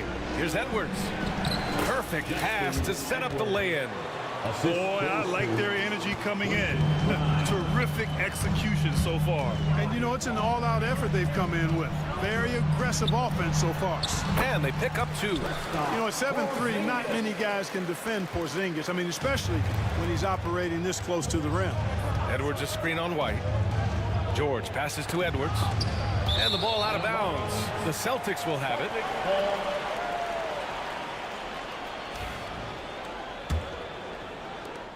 Celtics trail by 8. 6-second difference between the shot clock and game clock. Outside Porzingis. Count that bucket. Porzingis has got 6. Boy, that is some kind of heads-up basketball from Holiday. He does not sleep on the wide-open man and found him perfect. Down low. Here's Drummond. It's good. Set up beautifully by George. Give their offense some love. They've been the more efficient team. Well, you know, it's been all high percentage shot for them so far. I mean, just the kind of execution you want in the first half. Outside Holiday. Here's Porzingis. And it's good. But hang on here. The officials may want to take a look at it on the replay monitor. And indeed, they're going to look at it again. The previous play is under the buzzer. Yeah, the replay makes it obvious. I mean, he got that shot off in time. It should be an easy decision for the officials. Well, I can't see how they'd come to any other conclusion. I mean, we have a good look at it on the replay.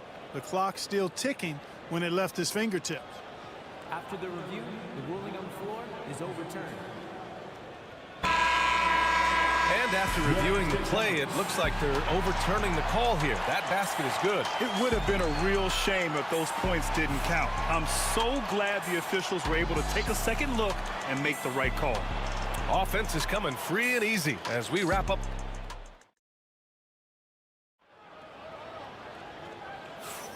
And thanks again for tuning in. If you're just joining us, we played through 1 quarter of action so far.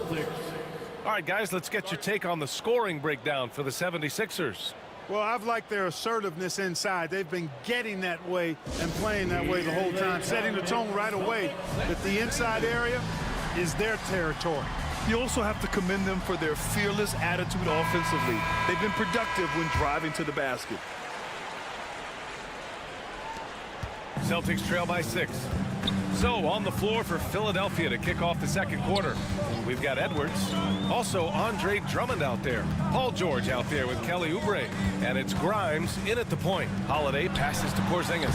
Can't connect from short range. Here's Grimes. No points yet. Drummond with the screen. And Drummond with the jam. Showing off some mobility there. When Drummond rolls like this, he's hard to stop in pick and rolls. Holiday surveying the floor. Porzingis sets a screen. Holiday passes to Porzingis. On the wing, Tatum. And stolen by Edwards.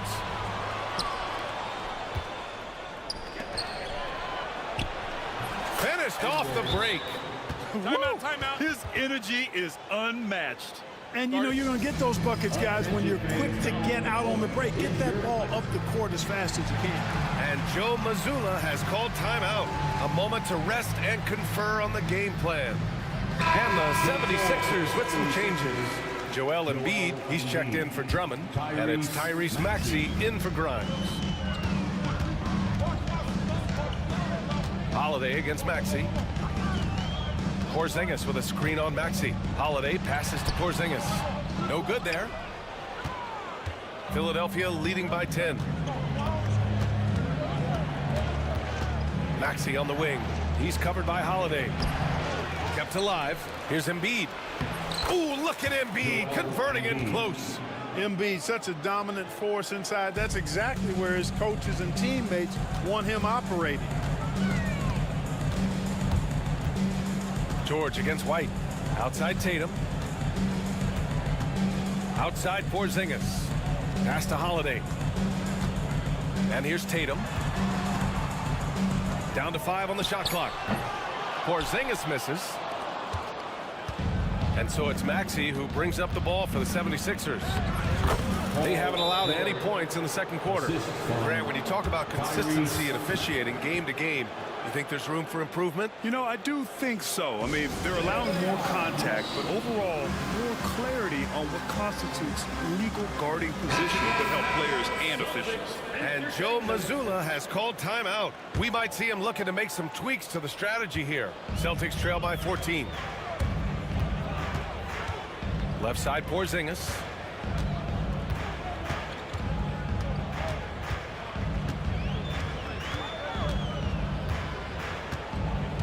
Pass to White.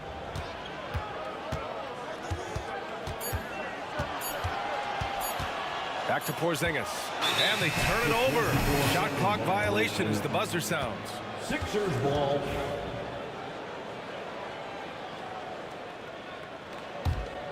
And here are the 76ers. They've gone on an 8-0 run. Spins. And there's the slam. Dunk to finish it off. Well, part of the game plan was to neutralize the crowd. And guess what? Mission accomplished. And what's been impressive is that it's not been any one player. It's been a collective effort, contributions from everybody. Yeah, they just can't seem to end the drought no matter where they shoot it from. And, you know, they've got to be careful because this is when the team concept breaks down and guys start playing hero ball. All right, let's check in with Allie LaForce. Joel Embiid is setting records with his scoring, but he said, when I get stuck into just being a scorer, that's not the best version of me. I like sharing the ball. As you've seen the last couple of years, the teams that have won, they move the ball. Nothing is static. So that's how we should play. Pretty simple, Brian. Yeah, great understanding, right? Thanks, Allie. Embiid. Oh, plenty of contact on that shot. Officials call the foul, and he'll take 2 free throws now. Kristaps Porzingis picks one up. You know, the blend of size and skill makes Embiid so hard to defend, and as a result, most of the time he draws fouls. So he gets them both. Celtics trail by 20. White, the pass to Porzingis. Here in the second quarter, just under 3.5 minutes played. Big fella getting a little angry. Embiid, a force at the defensive end. George finds Embiid.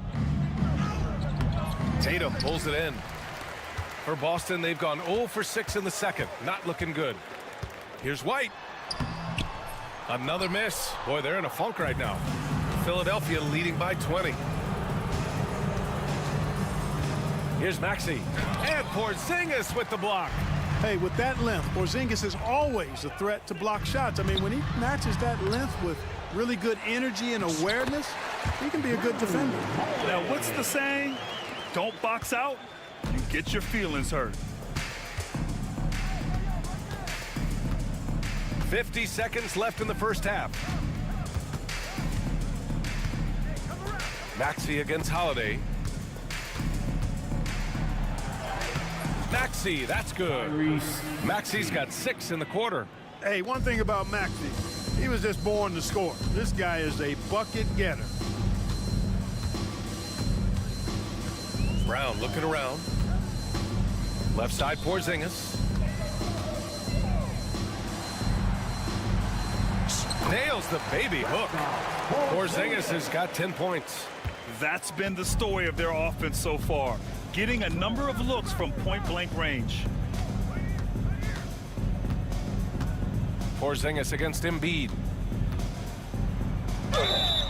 And he's going to the line for 2. The official saw contact while he was going up. Personal foul. Love the way Embiid knows how to play with force down low, which in turn makes the defense get physical with it. That free throw no good. Good on the second one.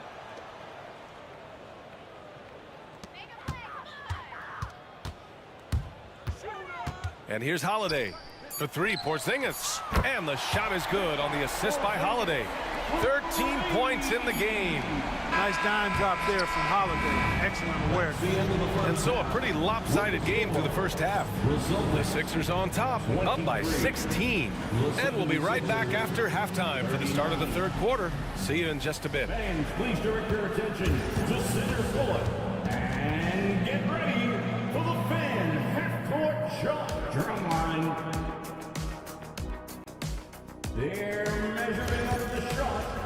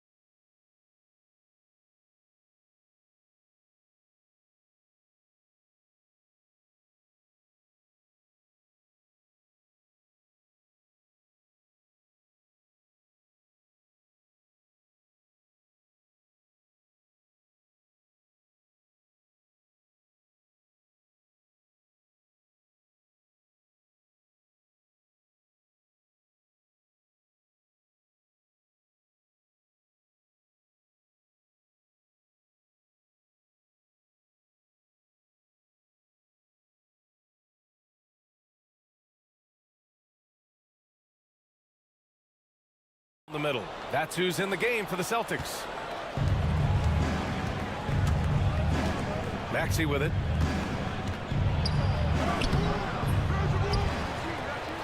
Out to Oubre. Second chance shot. Boston pulls it in. No defender in sight. He tries to take initiative, but ultimately comes away empty-handed. Yep, that one's good. And it's fun watching Tatum continue to evolve as a scorer. Beautiful touch on that teardrop. Drummond to screen on Holiday. Maxey with it. Now guarded by Brown. And the jam by Drummond. He's been playing great, unselfish basketball. Really putting the rock in the hands of the right shooters. He is delivering a lot of room service dimes tonight. One sweet one after another. You can't say enough about his individual performance. I don't think you can overstate it. I mean, even if the all-around team effort's been lacking, this guy's been on top of things. Tries again. Offensive rebound. Drummond. And at last, they get one to fall. Drummond's got 4 points in the quarter. One of the key components of Drummond's game is an intimidating presence on the offensive glass. Porzingis in the post. Drummond's there. Porzingis with a screen on Edwards. The 11-footer. Tatum can't hit. The Sixers lead by 15. Now Maxey. 13 points in the game. And he banks in the layup. Maxey's got 15 points. White with it. Guarded now by Maxey. Porzingis against Drummond. Operating inside. Porzingis. Porzingis aggressive and effective tonight from start to finish. Coach is smiling all night long. Here's Drummond. Oh, and the dunk by Drummond. Boy, look at the big guy getting tricky. Drummond doesn't waste a chance to get creative at the rim. That's pretty impressive for a big guy. Porzingis misses. And the defense got away with one there. I mean, that's a shot he typically makes. And Maxey, here we go. Good work there as it goes. 17 points in the game. Gotta fight harder to get over those screens. Well, I'm going to credit the screen. I mean, that's a good, strong pick he lays there. Yeah, he's been hooping, but the rest of the team, not so much. Maxey surveys to the inside. Drummond. Oh, it's blocked by Porzingis. And so it looks like the Sixers will retain possession here.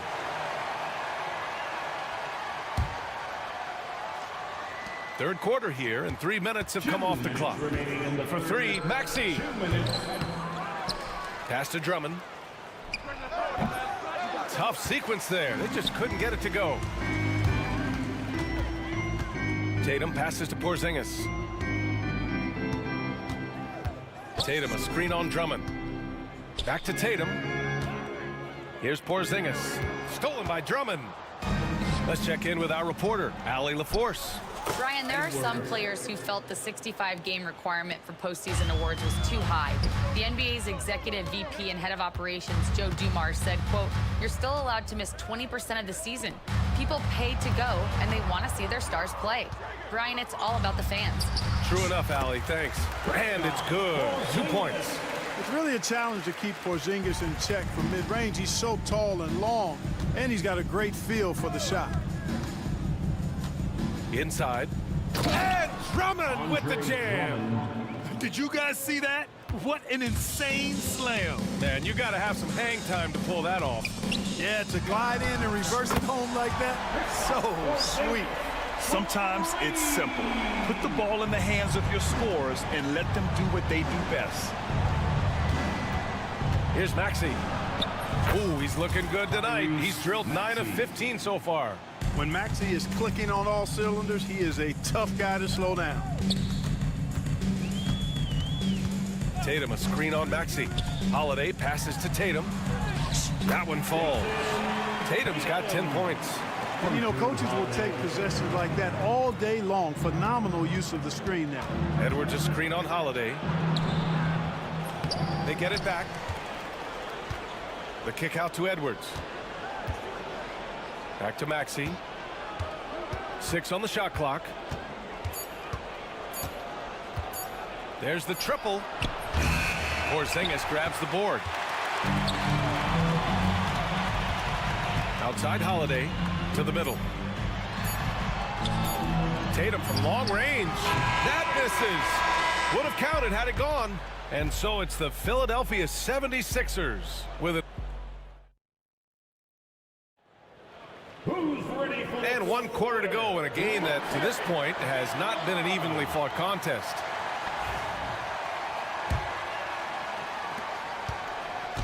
And so it's Maxey with it. He brings it up for the 76ers. On the court for Philadelphia to start the 4th. Edwards out there with Kelly Oubre. Then it's Maxey.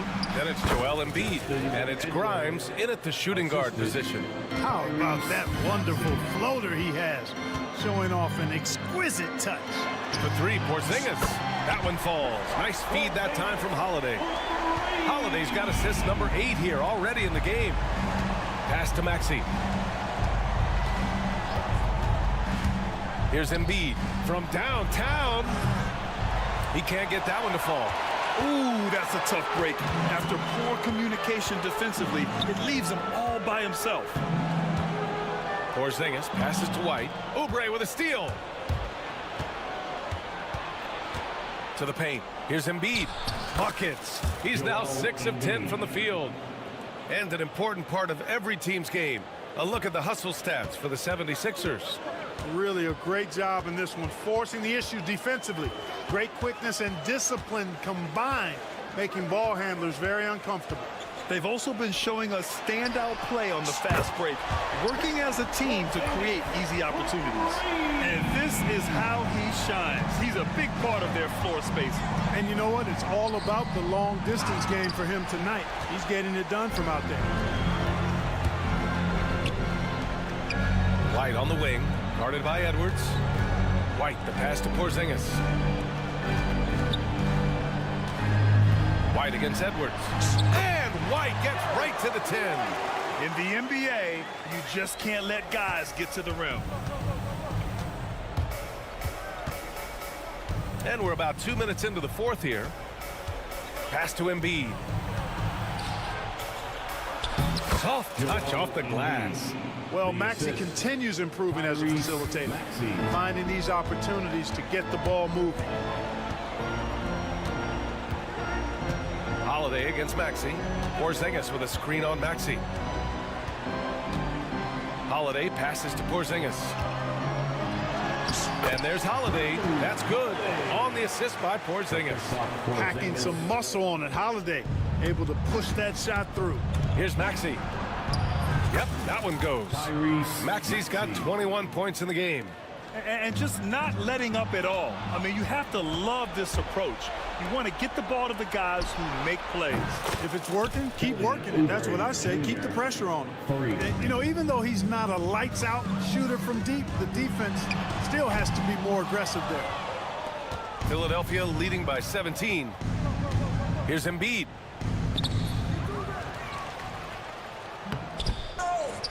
Over Porzingis. Embiid can't hit. The Celtics have gotten 4 of 5 attempts to fall so far in the fourth. Tatum from long range. On the wing, Tatum. Oh, a clear foul there on the missed shot. So he'll get a pair at the line. What impresses me most about Porzingis is how versatile he is. I love that about a big man who does a little bit of everything. Both free throws good from Porzingis. Here's Maxey. And here's Edwards outside. And Philadelphia hits again from deep. They have a relentless mentality, even with the game in total control. And, you know, until that final buzzer sounds, I mean, you've got to treat every possession like it's crucial. Fires the three, and that's good. Maxey for three. Maxey's got 11 in the second half. Well, the scoreboard tells you everything you need to know about this one. A great showing here for the 76ers. And everything seemed to go their way today. They were firing on all cylinders, Grant. Yeah, B.A., this was the kind of performance you relish as a player. Just a very impressive win.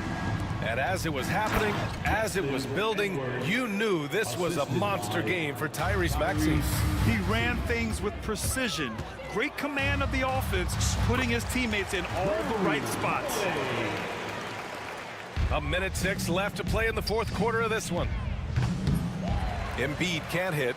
And this is exactly who you want taking that shot. He just missed it. Porzingis finds Holiday. And Embiid with the block. Pass to Maxey. It's Edwards on the wing. Fires the three. It's hauled in by White. Fast break. Here come the Celtics. Here's Porzingis. He gets it in there. Porzingis has got 33. Very capable as a point guard is Derek White, showing off his playmaking skills there. 2 open that time. Made it look easy. They really came in with the right mindset today. I can guarantee you their flight home will be filled with some smiles. Yep, to have a stress-free win on the road, very satisfying. The fans are already headed for the exit. We've got a 9-second difference between the shot clock and game clock. Back to Porzingis. And a slam dunk by Porzingis. Now here's Embiid. Into the lane. Oh, he cocks it back and throws it down. Right on Porzingis. And you guys know JoJo loves busting out these dunks. What an athlete.